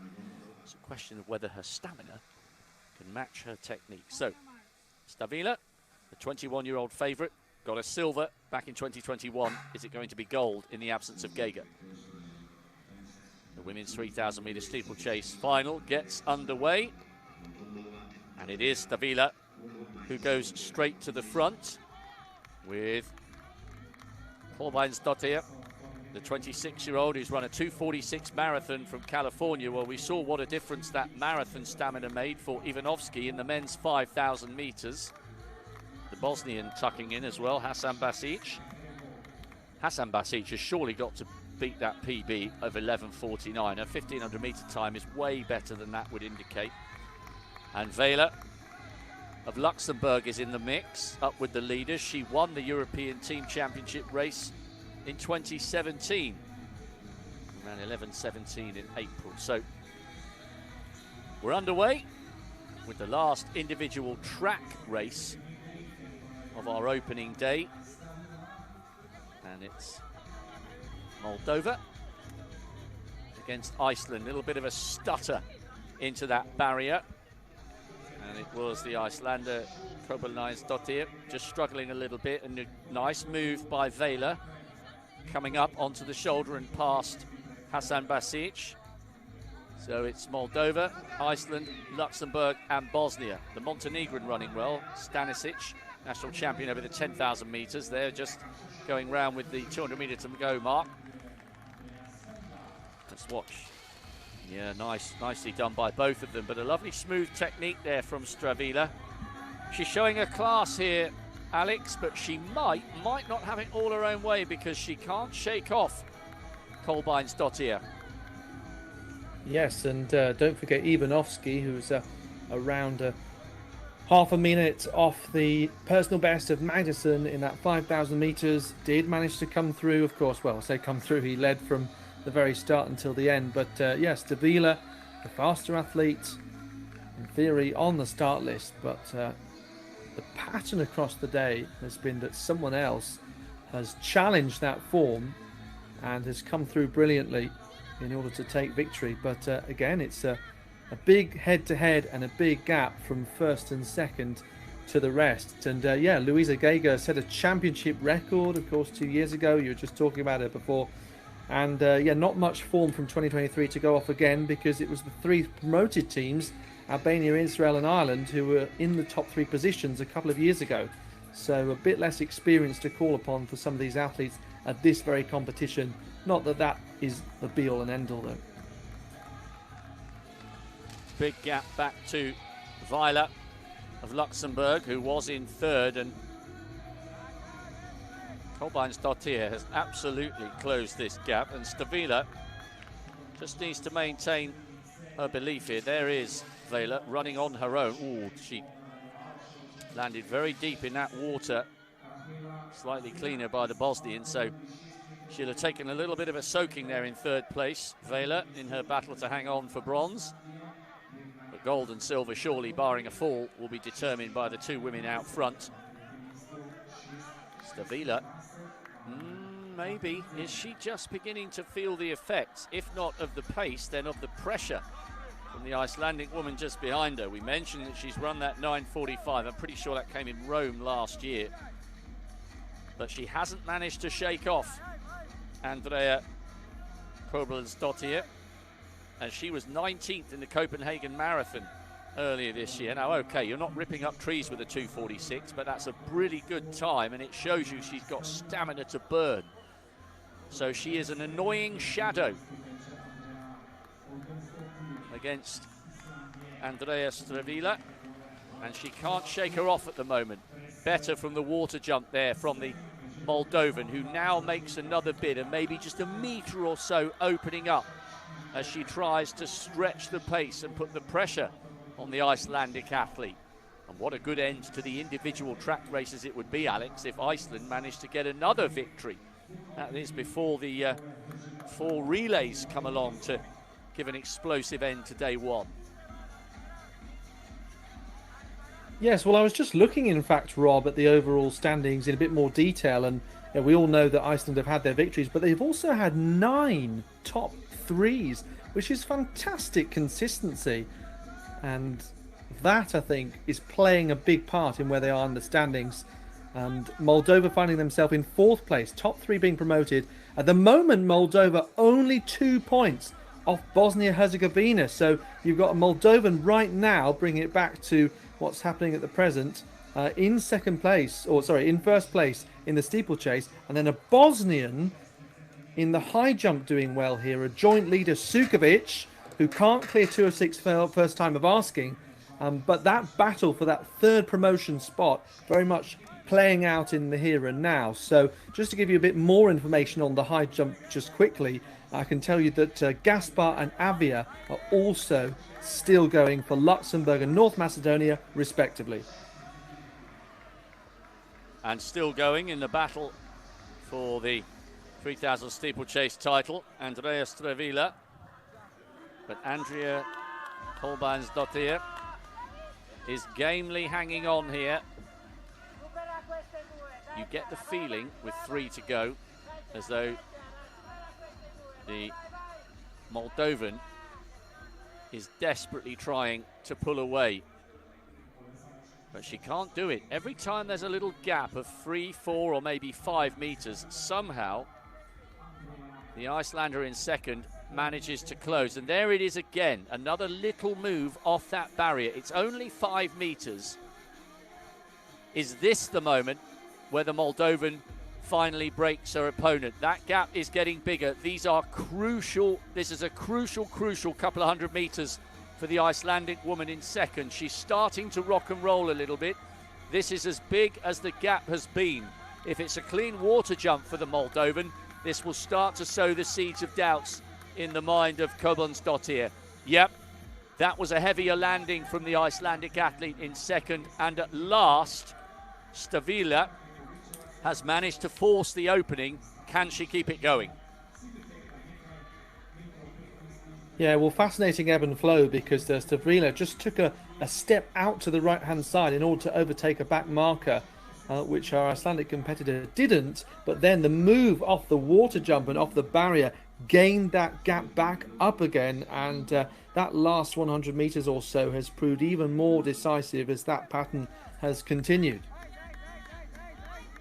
Yeah, she's definitely broken the spirit of Kolbeinsdottir. It was just, it was the 2nd or 3rd time she'd probed with a 5 to 6 to 7 meter lead, and the way it unfolded off that water jump gave her the opportunity to metaphorically turn the screw, and all of a sudden 10 meters has become 20, has become 30, and there are now numerous back markers blocking Kolbeinsdottir's view of those up ahead. And this, presumably, we haven't seen, this is still Vela in 3rd place, a long way clear of the best of the rest. And well, she did really well, the Icelandic marathon runner and European team champ, bronze medalist of the past. She did brilliantly to stay with the faster Moldovan, Andrea Stravila, but the gap has opened up. She's had to work ever so hard for this. But Stravila having a look around.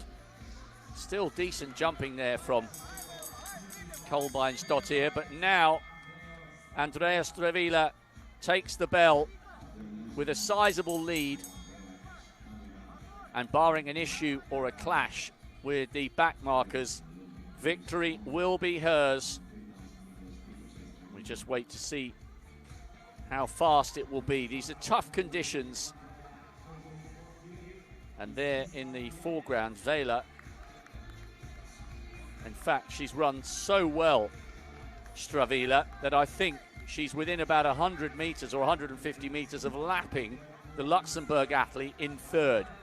There is the Icelandic woman in second place, the 26-year-old Kolbeinsdottir. This is not the leader, that's Vela of Luxembourg, currently in third. But coming through in fine style to take this is the brilliant Andrea Stravila. Yes, there was a gap left by the absence of Luisa Geiger, but this has been a really classy replacement from the Moldovan, lumbering her way towards the line. She's tired. It's going to be quicker than 10 minutes. She's smashed the rest of the field.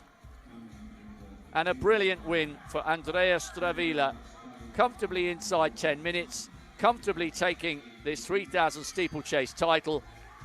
And a spirited burst for the line from Andrea Kolbeinsdottir. A worthy second place from her. A great race, but when the Moldovan made her move and broke the spirit of the Icelandic athlete, there was no way back for the marathon runner from second.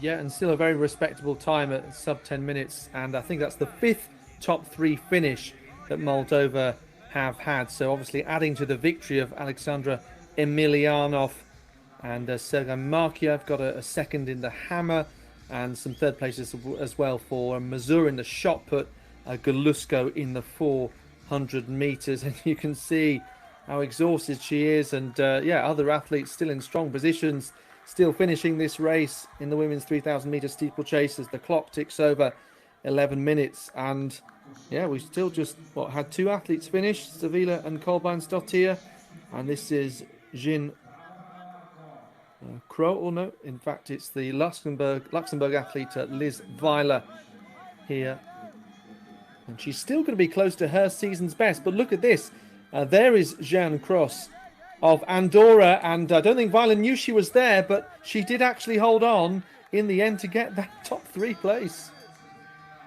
She didn't realise that the Andorran was closing. Jean Cross, national champion at the 5,000 in the steeplechase.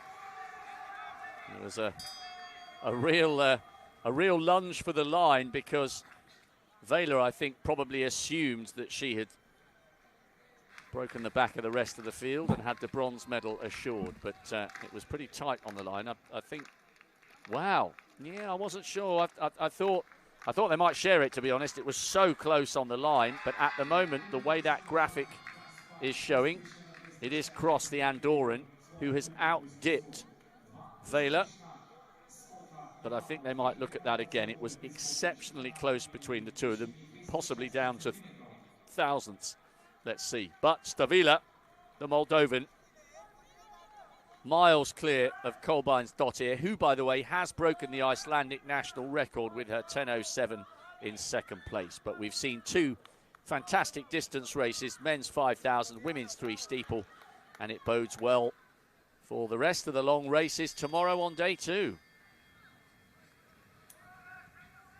Yes, you don't often see the top 3 all finishing with a different minute at the start of their time. 9, 10 and 11 for the top 3, Stravila, Kolbeinsdottir and Cross. As we have a look here, obviously the top 2 then sped away. Moldova and Iceland, those 2 vests. And you can see it's Bosnia and Luxembourg, Weiler and Hasan Basic behind, very much strung out. But great technique all the way through from Stravila, where we so often see athletes tiring and losing momentum. Look at that power to get up for that water jump late in the race. And look at that, just touches the edge of it without being bogged down. And you can see the difference there. Kolbeinsdottir having that extra step through the water. And that was one of the moments, I think, where we commented that Kolbeinsdottir had just closed that gap because of a back marker and Stravila stepping out. But then the gap was made bigger as a result of that difference through the water jump. and Stevila therefore had more than enough to come home with a margin of 11.5 seconds in the end. Hey, by the way, I thought that was close. They've both been given tied third, Jean Cross and Vela, because Vela was coming back at her. I couldn't separate them to the naked eye, and down to the 1,000th of a second, they are tied third with 11:25.11. I'd love to see the graphic on that. There we go. Andrea Stravila with an excellent win, a national record for Kolbeinsdottir, and Jean Cross and Liz Vela. Well, Cross thought she'd nicked it on the line. Vela thought she'd rescued it. They were both right. They share the bronze and the points.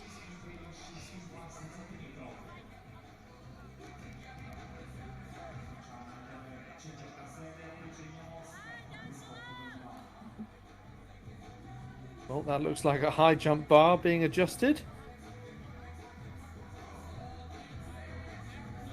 And, well, last time we looked, we had 3 athletes remaining, and that still appears to be the case. So to recap, it's Marko Sukovic of Bosnia and Herzegovina in the blue and white, Cheryl Gaspar of Luxembourg, and Brian Avia of North Macedonia. So, well, at this moment, they all appear to have cleared 2:06 at the second time of asking. So following each other in suit, and therefore they all move up to 2:09. We're now going up, of course, by smaller increments. And the only difference between them is that Avia is carrying 2 failures compared to the others who have just the one at the previous height.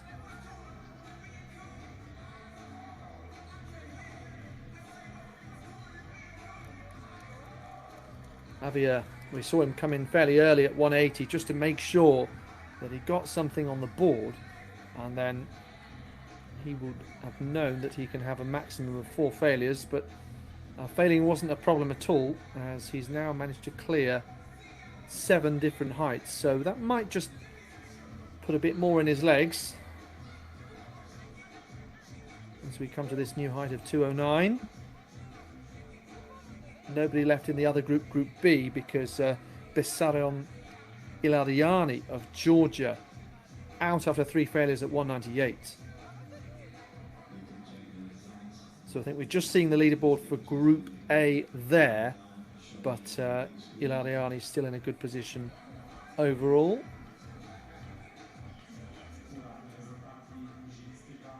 I think 5 other athletes have cleared at 194 along with him. So Bosnian team watching on, but we're going to cut to the Plemeling and the javelin for Luxembourg. Yes, javelin carrying on in fine style. It has been a good day for the Luxembourg athletes. Plemeling has gone over 57 metres. She's over 50 in terms of her season's best. The lanes are out for the men's and women's 4x1s, and we've got some mouth-watering races to come. Andorra, Georgia, Malta, Luxembourg, Iceland, Bosnia, Moldova and Azerbaijan go in Heat B for the women. Big points on the line. The last 4 track races, men's and women's A's and B in the 4x1s.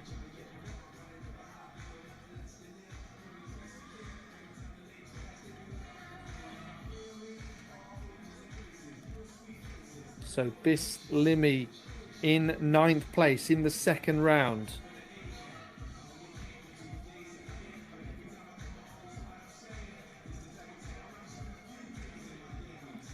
So 30.95 to this point. 33.93 is now needed to make it into the top 8. That's a position held by Anja Stevic of Bosnia-Herzegovina. And her compatriot waiting in the high jump. So he's our joint leader at the moment with Charles Gaspar of Luxembourg. So, yes, I think good moment to focus on the leader, even though the javelin she was about to throw. Wow, look at that. 2:09, another clearance from Sukovic. Although we did see him, we cut to him at a point that he failed at 2:06. That's the only time he hasn't cleared a bar, of course. So some misfortune in that, but the long figure leans over. Look at that beautiful technique, and looks so easy when he does it like that.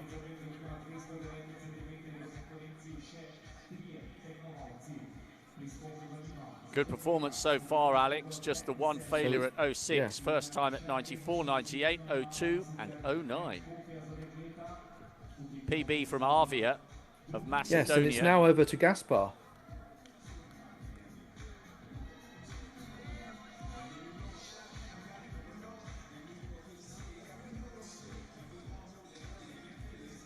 So 2 rounds to go in this women's long jump. They're pretty consistent, the Georgian, hasn't she? 3 jumps in the 620s. But can she find any more?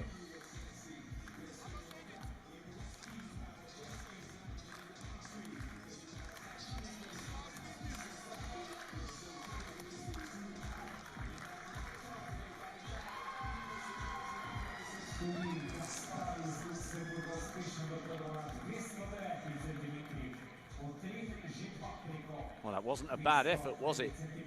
Pace still leads with that 6:39 from round 3. Christian Stottier, 6:31 in second, also from the 3rd round. And what about this highly consistent Georgian then? Waiting, watching. 6:21, 6:26, 6:27. She's got better and better. And she closed the gap. Needs 4 centimetres to turn a 3rd into 2nd in this penultimate round with Christian Dottier in 2nd. Meanwhile, we'll get back to that.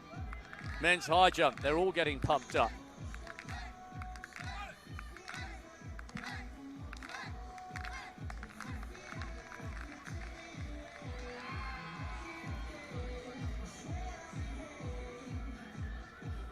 What a performance as Gaspar follows exactly what Sukovic had just done.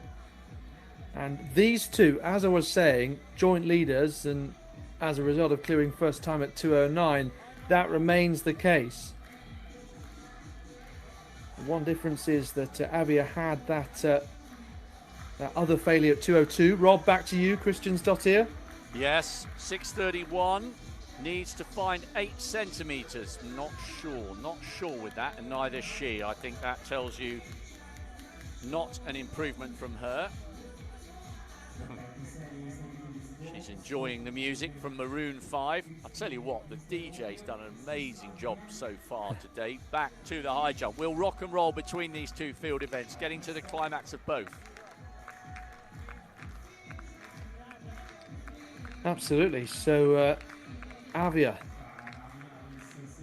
going clear at 2:09, and now believe up to 2:11 that we're going to see. He's already got a personal best then.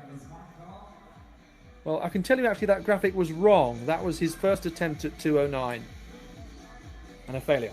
Back to you, Rob. Pace, a 6:34 in the opener, a 6:39 in the 3rd, 6:26 in the 4th. Pace, such a good athlete. She's been so consistent so far. Could she put this out of sight?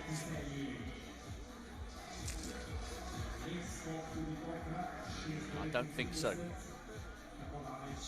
so the drama goes on just a fraction in this women's long jump.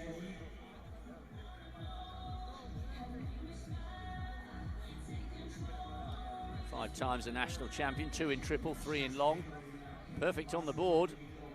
She's a 13.46 triple jumper, so arguably even better at the triple than she is at the long. That's 6.48 PB in Charlotte. She's in pole position, but victory is not guaranteed yet for the Maltese jumper. 1 round to come in the early evening sunshine of Slovenia. Men's and women's 4x1s, and that'll be us done. Day 1 of 2. Hope you've enjoyed the coverage on European athletics. You've been listening to Alex Seftel and myself, Rob Walker. And the big man will be taking control of Division 2 with Ellen Ellard. And then Tim Hutchings and Phil Minshall are currently winging their way to Madrid. 40 degrees, so Phil Minshall has bought himself a new fan that he attaches to his laptop. So don't worry, he'll be keeping nice and cool in the commentary box.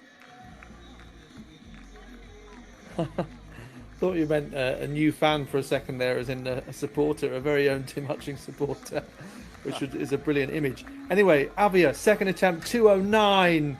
Oh, I think it's a little closer. He really reached for that to try and pull himself over. Now he's applauding there. Yes, he's only had 2 failures at this very height, but 4 in total. 1 at 2:02, 1 at 2:06, and now 2 at 2:09. It was an incorrect graphic that duped us a little bit before because he hadn't cleared 2:09.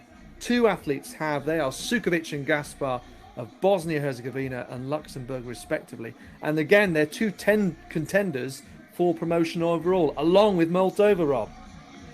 Yes, Senchiv, she's in 4th. Loads of height on that in-run. 6:17 her best from the 3rd round. Not sure there's an improvement there. Straight to the javelin, and this is Maria Bogovac of Montenegro. She's in 3rd place, and you can see she's very much knocking on the door of 50 meters.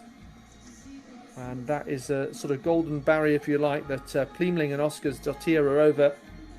Now, at the very top level, we quite often see throws over 60 meters, and I'm sure that would get you a prize. And that's what Victoria Hudson did a couple of years ago for Austria to help them get promoted. But still, 50 meters is proving to make a real difference here. And yes, it's just whatever you can extract on the day. Back to the long jump. This is a 27-year-old Zagnidze. She's absolutely smashed her PB. PB was 6:10. That, by the way, was 11 years ago. She has been absolutely inspired by the setting here in Slovenia. Not only that, 6:27, but backed it up with a 6:26 as well. So a memorable way to secure a PB. So we always look forward to the relays, don't we? And of course we have therefore 4 relay races to come today, and therefore 2 more tomorrow. So all of the 4x100 meters A and B races, men's and women's to start with, and then it'll be a mixed 4x400 meters rather than men's, women's and mixed. Of course you get the Olympic Games, for example, and obviously it was introduced the mixed relay at the European Championships in Rome last year, won by the Irish quartet. And so going here on the outside, Kosovo. Now really hope to see the pooling together of athletes here so everyone gets to put out a team. I know it's not possible in all the individual events, but yes, we will see kind of heptathletes brought in and others who've been busy throughout the day. We see Macedonia alongside, and then Armenia. Just before that we had the Albanians with Paula Sheila leading them off, who was impressive in that 100 meters earlier on. So you may see some familiar names. Gasparelli, the winner of the 100 meters, who got that national record. She will bring San Marino home. You'd expect nothing less. And Montenegro from lane 3 with Hubanic, Jablan, Djokovic and Drobniak. And then Lichtenstein with Fiona Matt, another who we saw a little earlier in the individual race. Alina Lucy, Athena Ruth and Anne-Marie Kindle. Talking of Kindle, you can read all about it on the European Athletics website. The reports afterwards, a recap of the full day. You can also watch back the stream as well. So, yeah, don't forget European Athletics website, your place for everything. Social media content as well, right across Facebook, X, Instagram. So, Heat A of the women's 4x100 meters relay with Liechtenstein, Montenegro, San Marino, Armenia, North Macedonia, Albania and Kosovo.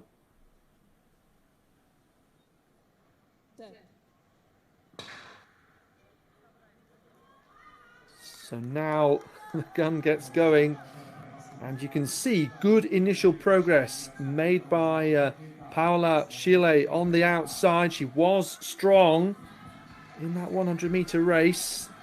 Onto these second legs, still Albania going pretty strongly. Watch out for the Armenians as well as we wait for this stagger around the lap, and we watch for the home straight, but it's a decent gap here by the Albanians. Watching out for those changeovers as well. San Marino, I'm sure, will start to come through on the final leg. But what position are they going to be in down this home straight? It's in around second place.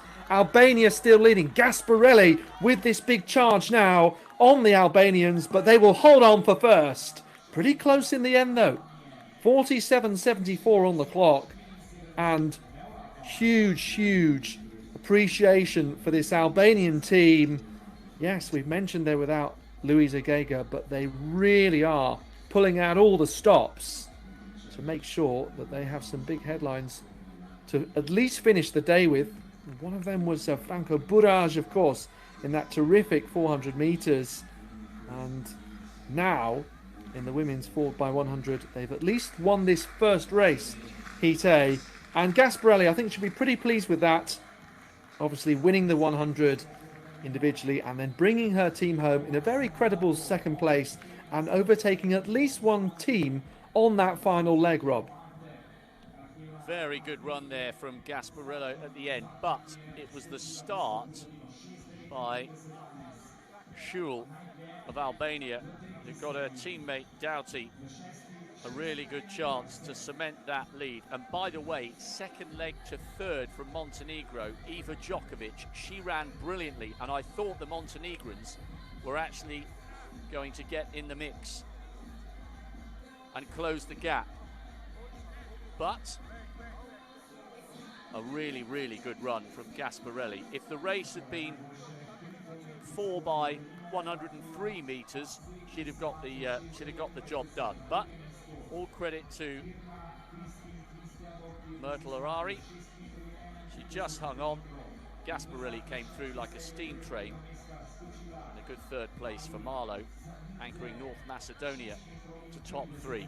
But it was a wonderful anchor leg from Gasparelli, but the damage was done for the rest of the field when Paolo Scheil ran the first leg and ran the steam out of everybody else. Too good from the Albanian quartet, too good.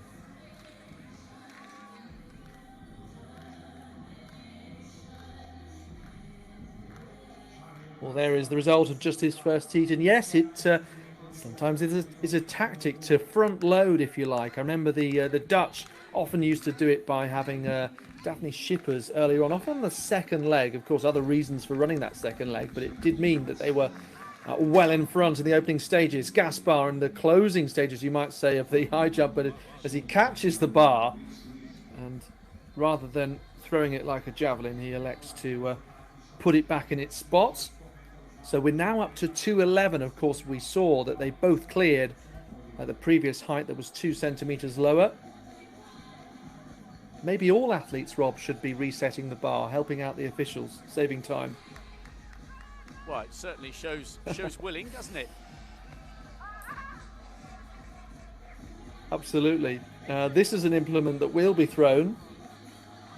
And Pleemling, who is in second place. So, yes, big handful of points then, you might say, for the Luxembourg team.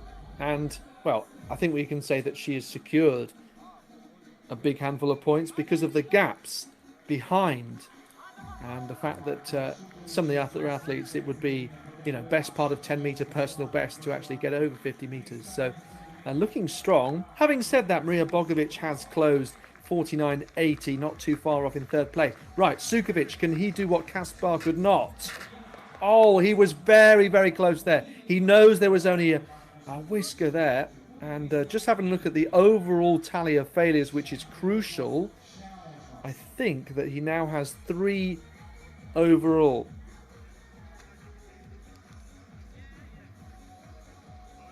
So by both this current format and conventional methods, well, either the result was wrong before we saw the graphic just before he jumped, or it's yet to update. Either way, nobody's over 2:11 just yet.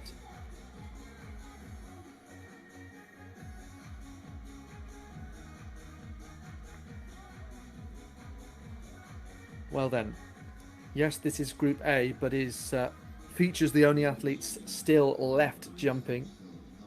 And there has been an update now to show that that was a second failure at 2:11 on the result system. So I'm going to go with that. And it means that Gaspar would, of course, go into the lead outright if he can clear at 2:11. So nice long run up here. Let's have a look. Accelerates, curves, and controls the run up and pushes over that bar. But I think that Sukovic was just a little bit closer there, Rob, than Gaspar. Yes. I'm really enjoying what the Luxembourg athletes are bringing to this party. Of course, all the headlines were being generated by Iceland and Moldova in the lead-up. And we know that one or two Luxembourg athletes have retired. Bob Bertims, he was around for so long in men's shot put, and Van der Vrieken is running really well in the 100. I'm sure she's going to go inside 11 sometime soon. But that was a little closer. Luxembourg battling for every possible point come the business end of day one. Well, the first race was good.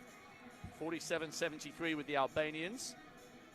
Who is going to take the honours in Heat B? We will find out shortly, but first, another attempt in the high jump.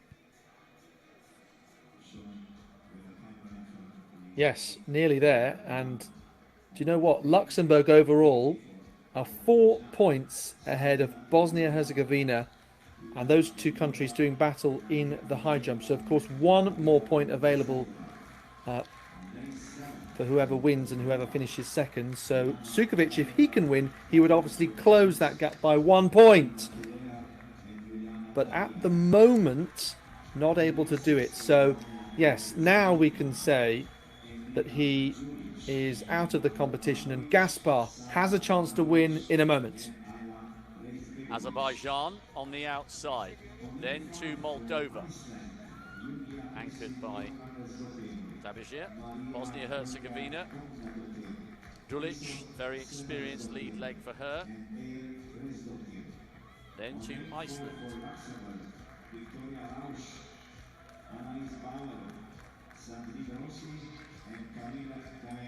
Luxembourg, that's Rausch. She looks pretty relaxed. Very experienced squad from Luxembourg.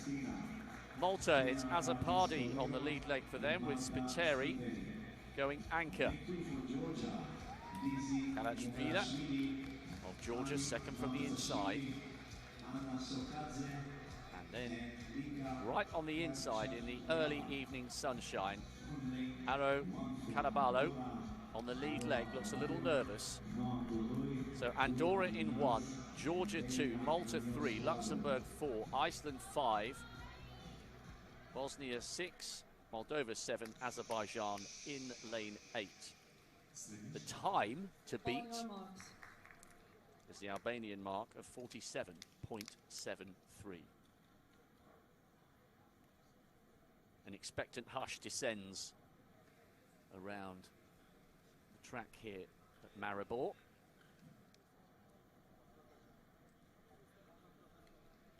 On paper, the quicker of the two women's 4x1s, with just the men's still to come and a few field events to wrap up. Cracking first day in Division 3 here in Slovenia. Right, so who takes the early initiative here? Watching for the breakaway. Pretty good running by Rausch of Luxembourg. We go to the aerial view. Iceland going well, just in the middle of your picture with Luxembourg and Bosnia. Oh, a little bit of a dodgy changeover with Iceland, which allows the Luxembourg quartet to come round. That's Rossi on that third leg for them. On to Gaing. Iceland from Luxembourg. Camilla Gaing, is she going to hang on? Or can Helsdottir take it? Iceland from Luxembourg. And over in lane 3, it was Malta, 46.04. So it was significantly quicker than the Albanian time in the first heat. Luxembourg also inside that mark. Well, it was a fabulous run from Gaing. Camilla Going, who looked like she might take it for Luxembourg, but Helsdottir came through wonderfully well in the lane outsider. Cracking duel, and you can tell how excited the Icelandic quartet are. They are strengthening their grip at the top of Division 3. Well, that was tremendous, Rob, because Gudborg Jonna Bjarnadottir, who's the Icelandic national record holder over 100 metres, wasn't in that quartet. She was in the 400 metres earlier, and maybe she'll be in the mixed 4x4 tomorrow. I guess you could say that Luxembourg are without Patricia van der Weken, but a phenomenal performance.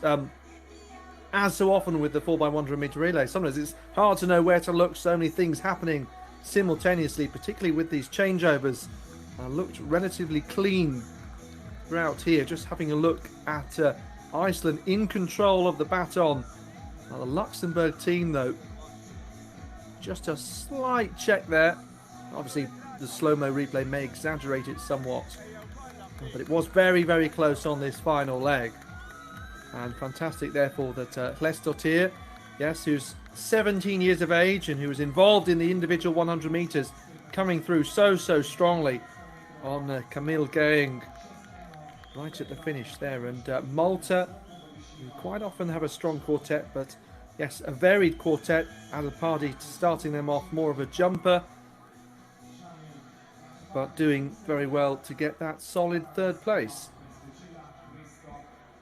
Well, the Maltese quartet were over the moon because they just dipped inside 47 seconds with a 46.99. But once again, the best points of the day going to the team from Iceland, who are looking a safe bet to bounce straight back to Division 2. Iceland from Luxembourg. Malta, a national record for Bosnia and Herzegovina in fourth with 47.12. Moldova fifth. Azerbaijan in eighth place with 51.07. Overall, the first four from the second heat take maximum points. Albania, a brilliant win in Heat 1, puts them fifth overall. Azerbaijan and Liechtenstein subsequently disqualified. Disappointment for them, which means no points whatsoever. Just the men's 4x1 still to go, and then we wrap up the last few field events. It's been a non-stop day one, and we hope you've enjoyed the coverage on European athletics. Confirmation of the disqualifications. Liechtenstein dropped the baton.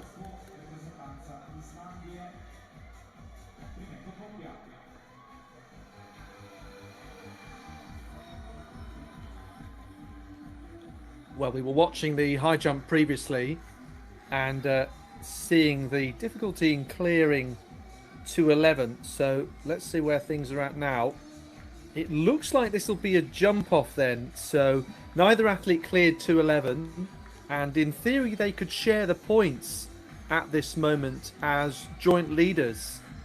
But I guess how it works is that we then continue at 211 to see if anybody can clear. Well, he was a little bit hesitant there. He just checked his run up. Different to how he had that better acceleration in approaching beforehand Sukovic. Just a little unsure. Have a look here. Sometimes that can be effective, but you can see that he really had to work hard athletically to try and put an attempt to make it over.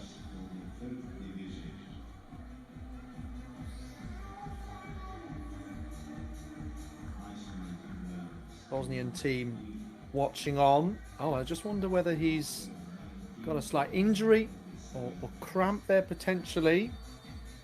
But, well, it would be a shame if that was his end to what's been such a great competition.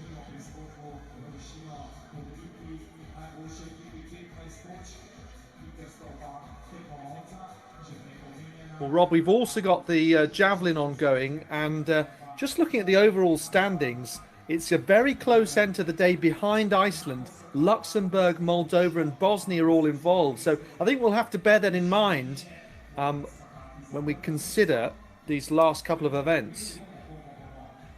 I really like the fact that the Moldovans are not having the top of the leaderboard all to themselves. No disrespect, it's not that I don't like the country, it hasn't been predictable is what I mean. On paper, it was all about Iceland and Moldova, but the reality is other nations have risen to the challenge, and that's why there's real intrigue towards the end of this halfway stage, towards the climax of day one.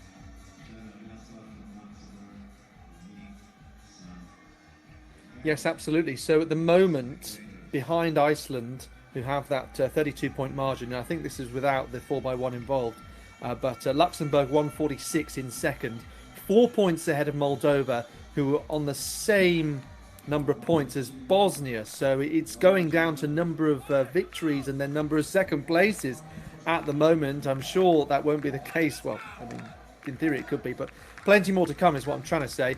Gaspar, let's see if he can clear then in this jump off at 2:11. Certainly being cheered on by teammates and others. Has a personal best of 2:13 from 2019. Very experienced. Oh, and he was also pretty close. You can see better acceleration. Now it'll be interesting to see what happens next. So, of course, they both have the maximum of 4 failures across the whole competition. They both have the conventional number of 3 failures at one particular height. They've failed each in a jump off initially at 2:11. Now, what happened at the Olympic Games last year, I think with Hamish Kerr and Shelby McEwen, they went down to the height before. Well, they were adamant they weren't going to share the Should be gold 2:09. like they did in Tokyo in 21.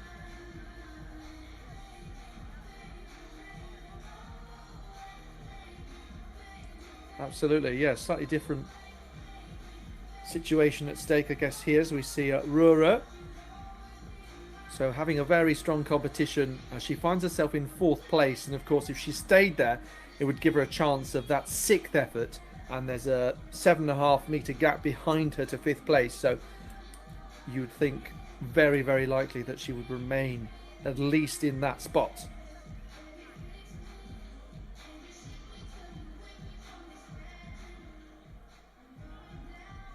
Well, this is the last track action, at least across Heats A and B of the men's 4x100 metres, coming right up.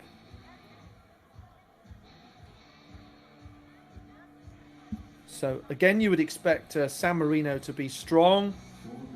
Again, similar to Gasparelli, they have a great sprinter in Sansevini, Francesco Sansevini. It was beaten and finished in 2nd place in the individual race. Looking here at the Montenegrins with Marsenic, Jakovic, Rosenovic, Victor earlier, and Vojvodic. On to North Macedonia, Tchaikovsky, Alexovsky, Petrov and Stoyovsky. Again, we saw him in the 400 hurdles, I think it was. The Andorrans with Dylan Ben Ahmed, Arderu Villanova, Blasi and Hereros. Armenia, Guxian Hovakimyan, who was at the start of the day desperate to get going in that long jump, if you can remember back then, seems an age ago. Avagian and Gevorgian complete their lineup. And then from lane 4 alongside them, as expected, Francesco Sansevini will bring the San Marino quartet home. Before him will be Francini, Golini and Bolini. Now, Albania have had some really strong sprinting today, winning A and B races. Kako, Vila, Kadeku and Kardaku, who won that initial first men's 100 metre heat earlier. The personal best of 10:85 will bring them home. And then Kosovo on the inside, Telaku, Batiki, Ukaj and Ahmeti, completing their lineup. So, a heat of supposedly faster athletes, or nations if you like, to come in a moment.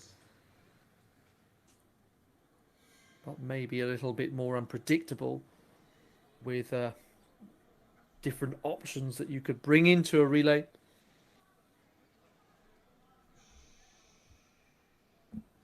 Let's see how they go here. Kosovo, Albania, San Marino, Armenia, Andorra, North Macedonia, and then Montenegro.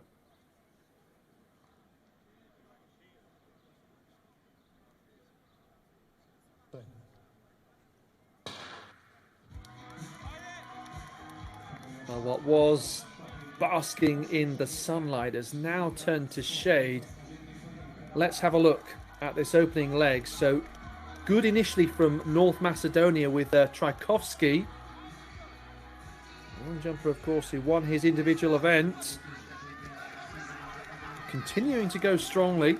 Andorra also having a good run in the navy vest from lane 6. Let's have a look as we come towards the home straight now. Real stretch from the Andorrans.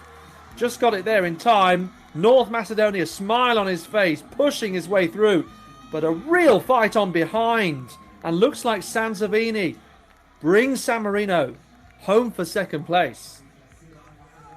Oh, look at that celebration, though. In front for North Macedonia. And Jovan Stojowski, 40.89. A second ahead of San Marino, Rob. What a finish for the North Macedonians. There was a very, very late changeover for the Andorrans, who in the end ran out of the top 3. Lovely finish from Sansovini to come through in lane 4 for second place. Great finish for San Marino. But Northern Macedonia, a little bit like Albania in the first of the 2 women's 4x1s, they established that lead early on, and it was a lead they were never to relinquish. But boy, oh boy, was that Andorran change from 3 to 4 very, very late. So, watch on the left. Montenegro were there or thereabouts. The Andorrans here were beginning to close the gap with RDU Villanova, but still it was North Macedonia, Aliskovsky to Petrov. That looked a decent changeover. But watch here, the Andorrans. There the baton is safely in the hands of the North Macedonians.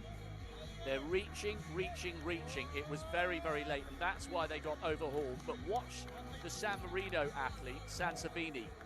He's gone past the Armenian, and then he comes sweeping past everybody to grab them second place. But a brilliant celebration at the end for Stojowski. Boom! We've taken it. And they'll be in the shake-up for some decent points because, yes, they're in the second, the slightly slower on paper 4x1 relay, but the times will count. I'm not quite sure what he was saying there, but he was very happy about it. Good run from the North Macedonian quartet. Yes, they were started off by a long jumper and brought home by a 400 hurdler with a couple of sprinters in between, more conventional sprinters, you might say. So North Macedonia with a national record to boot as well, 40.89. Good margin of victory from a fantastic finishing San Marino team.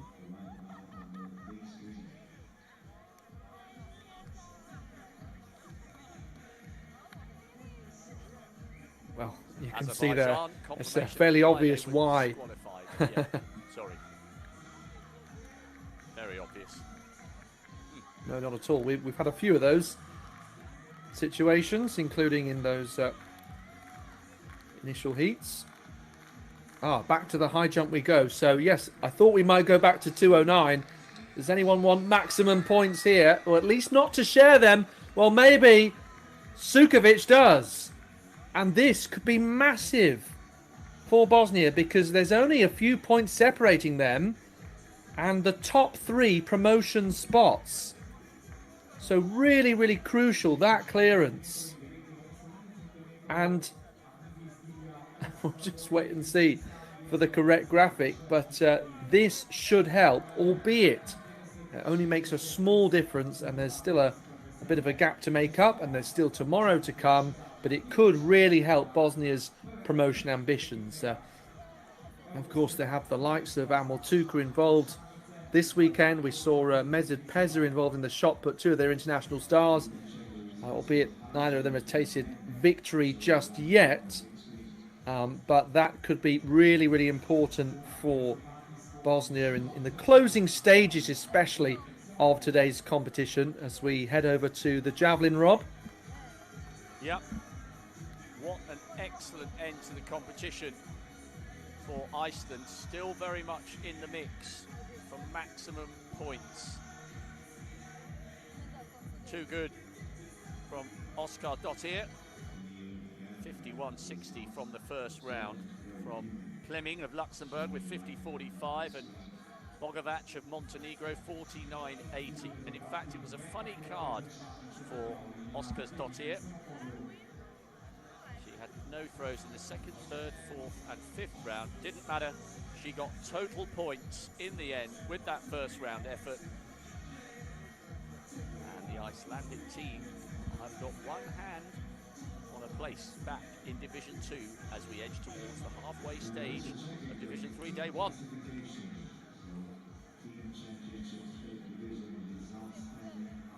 Yeah, so looking there at the overall javelin result, you can see there, including Lizzie Muglashvili, who had no javelin experience and is doing quite a few events this week, this couple of days.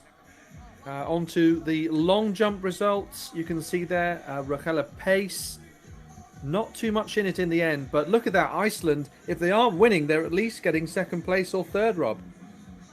And that's what's making the difference, isn't it? It's not just the victories, they're backing it up with other podium positions, and it's a relentless march back to Division 2 at the halfway stage of the competition.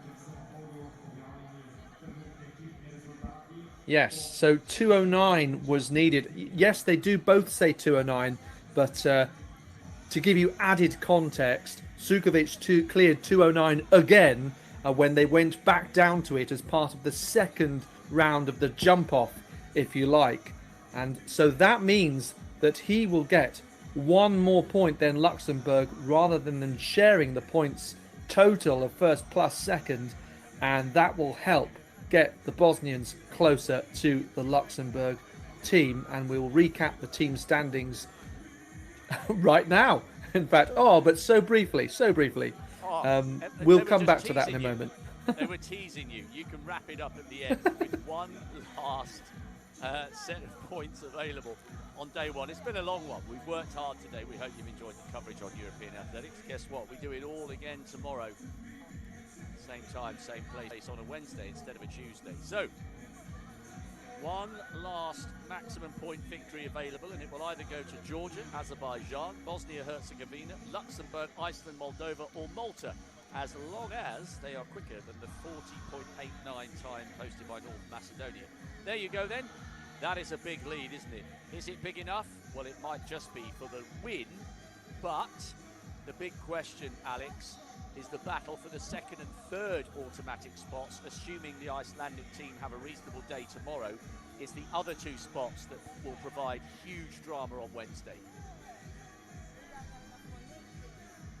Yeah, brilliantly poised. Luxembourg, Moldova and Bosnia-Herzegovina really seem to be the teams fighting. And yes, 3 spots available in total.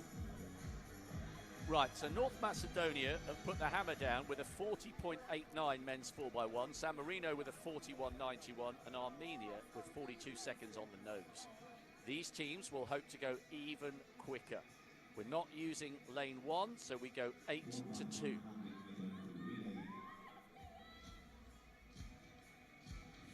Division 1 at the weekend from Madrid. You don't need to miss a single beat. It's all been sorted. Go to the European Athletics website. You'll find access to the coverage on Eurovision. And we will be here tomorrow on exactly the same platforms, giving you live, uninterrupted coverage of Day 2 on Division 3.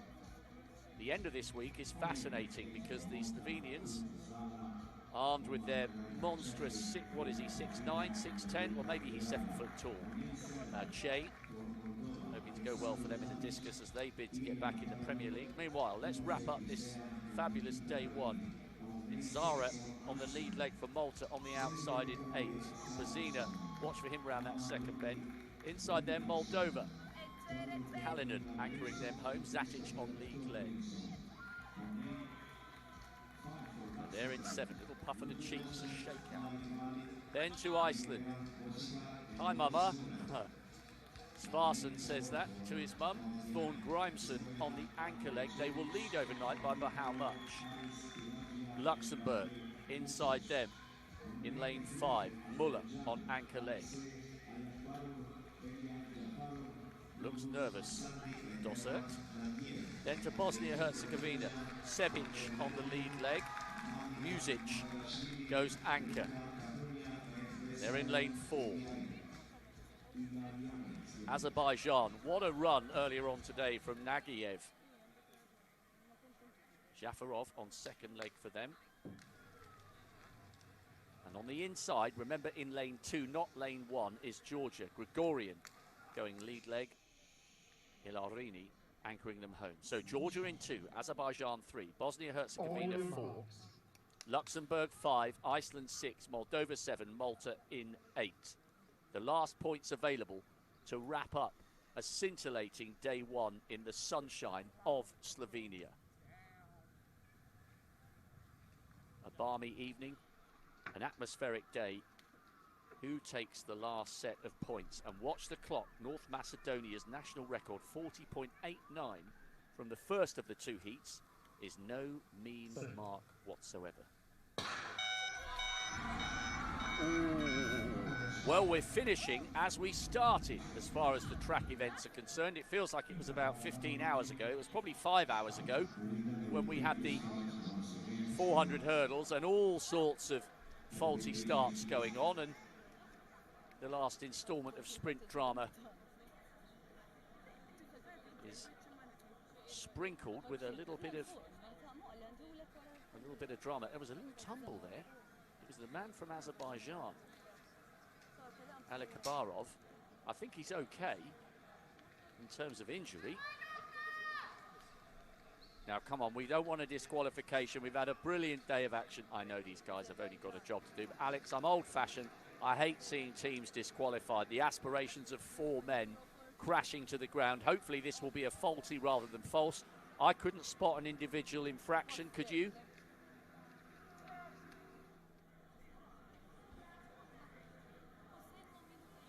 No, couldn't there. And we have seen a fair share of green cards, though. And I feel as though there's been a degree of understanding, for want of a better word. Okay, an understanding once again. Well, 2 things here. Hopefully the man from Azerbaijan will stay on his feet after the gun goes. And most importantly, let's get no recall. Georgia in 2, Azerbaijan 3, Bosnia-Herzegovina 4, Luxembourg 5, Iceland 6, Moldova 7, Malta on the outside in 8.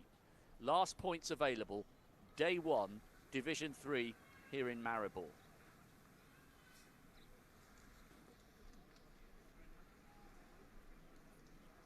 The same power that rose Christ from the dead is living in you. Personal motivation for one of the athletes. Okay, it's a clean start this time. Who takes the first edge? Good running from the Icelandic athletes for Varson. Luxembourg with a little bit to do. Iceland trying to close the gap on Moldova, just on their outside, and Malta running well on the outside. Oh, terrible exchange there. I think it was the Moldovans running out of room. Iceland now coming through with Luxembourg on their inside.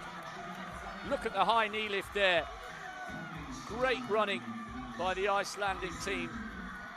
Thorn Grimson takes it, Luxembourg second, 40.86. Wow, only a few hundredths quicker than North Macedonia in the first of the heats. There was a terrible changeover from second to third there, I think, for the Moldovans. Iceland came through brilliantly. Luxembourg in second, but remember it's done on the aggregate times, so North Macedonia will in fact take the points for second place with their national record from Heat 1. Azerbaijan in third. Well, Iceland's lead just gets bigger and bigger and bigger.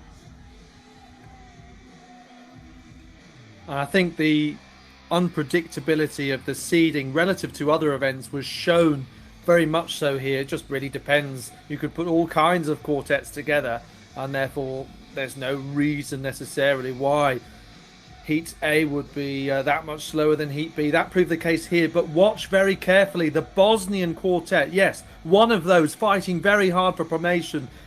They drop the baton early, and it looks as though they will not score a single point here. So have a look here. Bosnia, they are third from the right, and it's a sort of slap into the hand of that baton. Does not make it. And you can see a Bosnian athlete here in the foreground of your screen, and he knows at this point, head in hands, that they will not score points. And Moldova, just when they had a chance to build an advantage maybe over Bosnia, they had a slightly suspect changeover that meant that they were at least further down the order than they might have otherwise been. All the while, Luxembourg was strolling to second, and Iceland out front, first in this race and indeed overall. So it just tells you, I think, why, as we head into the finish overnight, that you will sometimes need a big lead, especially coming into something like a relay where you can drop a baton and not score points at all.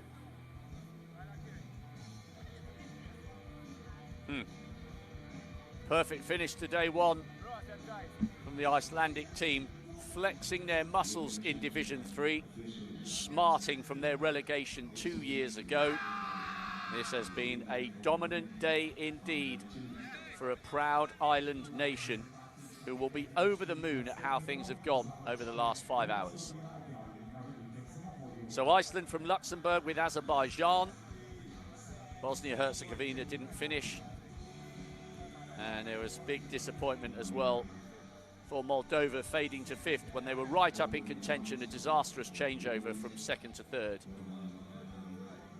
Iceland with maximum points, but overall, North Macedonia, with their national record from the first of the heats, takes 2nd place overall, relegating Luxembourg to 3rd. And how crucial will that drop baton prove to be tomorrow for Bosnia-Herzegovina? 0 points from the last event on day 1 in Div 3. Right, so where are we, Alex, in terms of yes, the just waiting for those final standings? scores. Yes, well, last time we looked, Iceland had a 32-point lead, and then it was Luxembourg in second, 4 ahead of Moldova, level with Bosnia-Herzegovina. That was the last update that we had. Certainly that's the live picture at the moment, but it will have changed quite considerably. So still those 4 positions intact, but you can see there Luxembourg are now some, 23 and a half ahead of Bosnia. So that makes quite a difference compared to something like half an hour ago, whether it was really within one event's distance. And obviously Luxembourg are looking to that margin compared to 4th place in order to be promoted. So still very much all to play for between those 3. Malta and Georgia, Azerbaijan a little bit further back. But that last event of today has helped Luxembourg out. It most certainly has, and they've been very impressive today, haven't they? They've had some great performances. Iceland, we knew they would shine, but Luxembourg have really taken it to the best of the rest. And it tees us up, Alex, for a brilliant day 2. Yes, certainly does. And don't forget, we've got loads to come tomorrow, finishing off with the relays, of course, but starting just before 3 o'clock local time.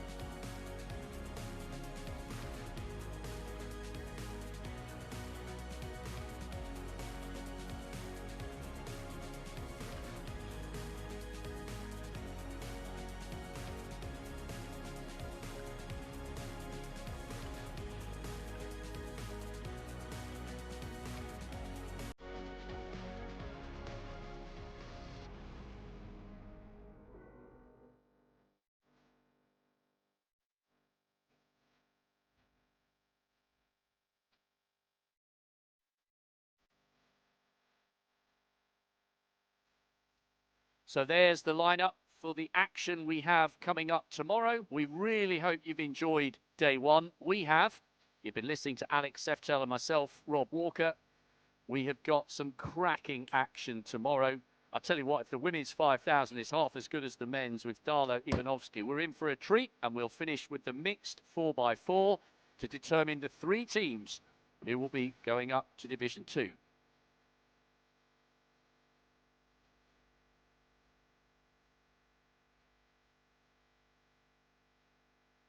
Well, it's a picture of calm now, Alex, as opposed to a hive of activity for 5 hours.